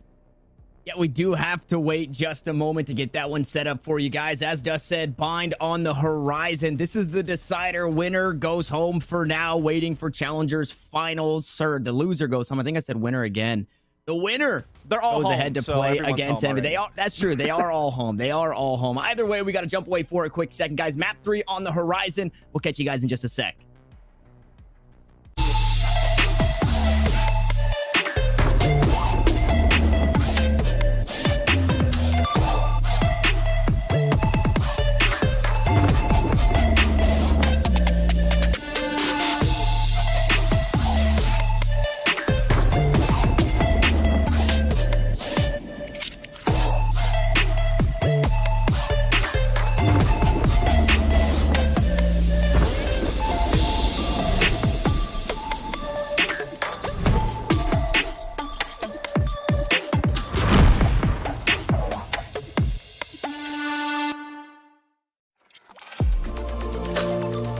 I feel like I need to defend my scene's honor here because this is just turning into a bit of a dog battle. Like in groups, always look. I'm cutting you off here. I'm cutting you off. Cutting you off. He said G2's winning it.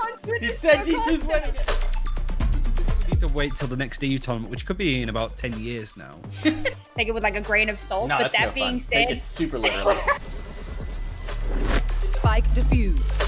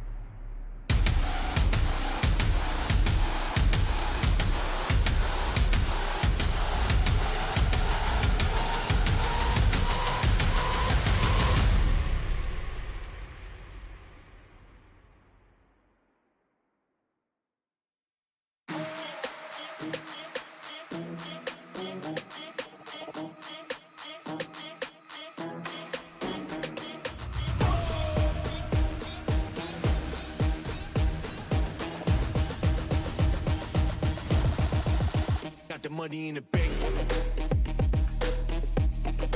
Hit you with the bank.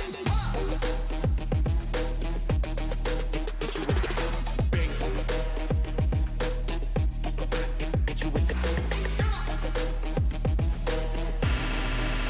the 808.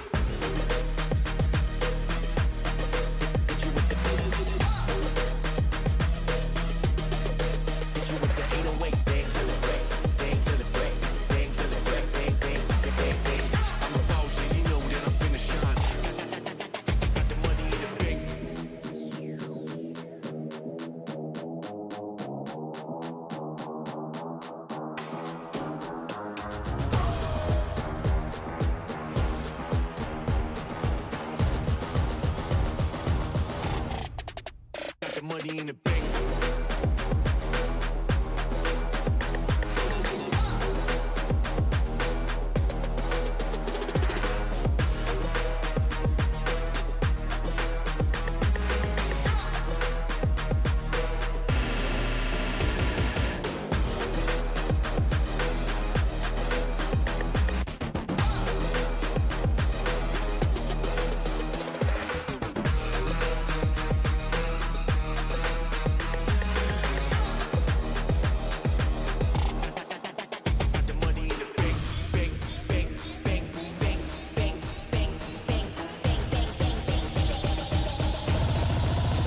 Money in the bank.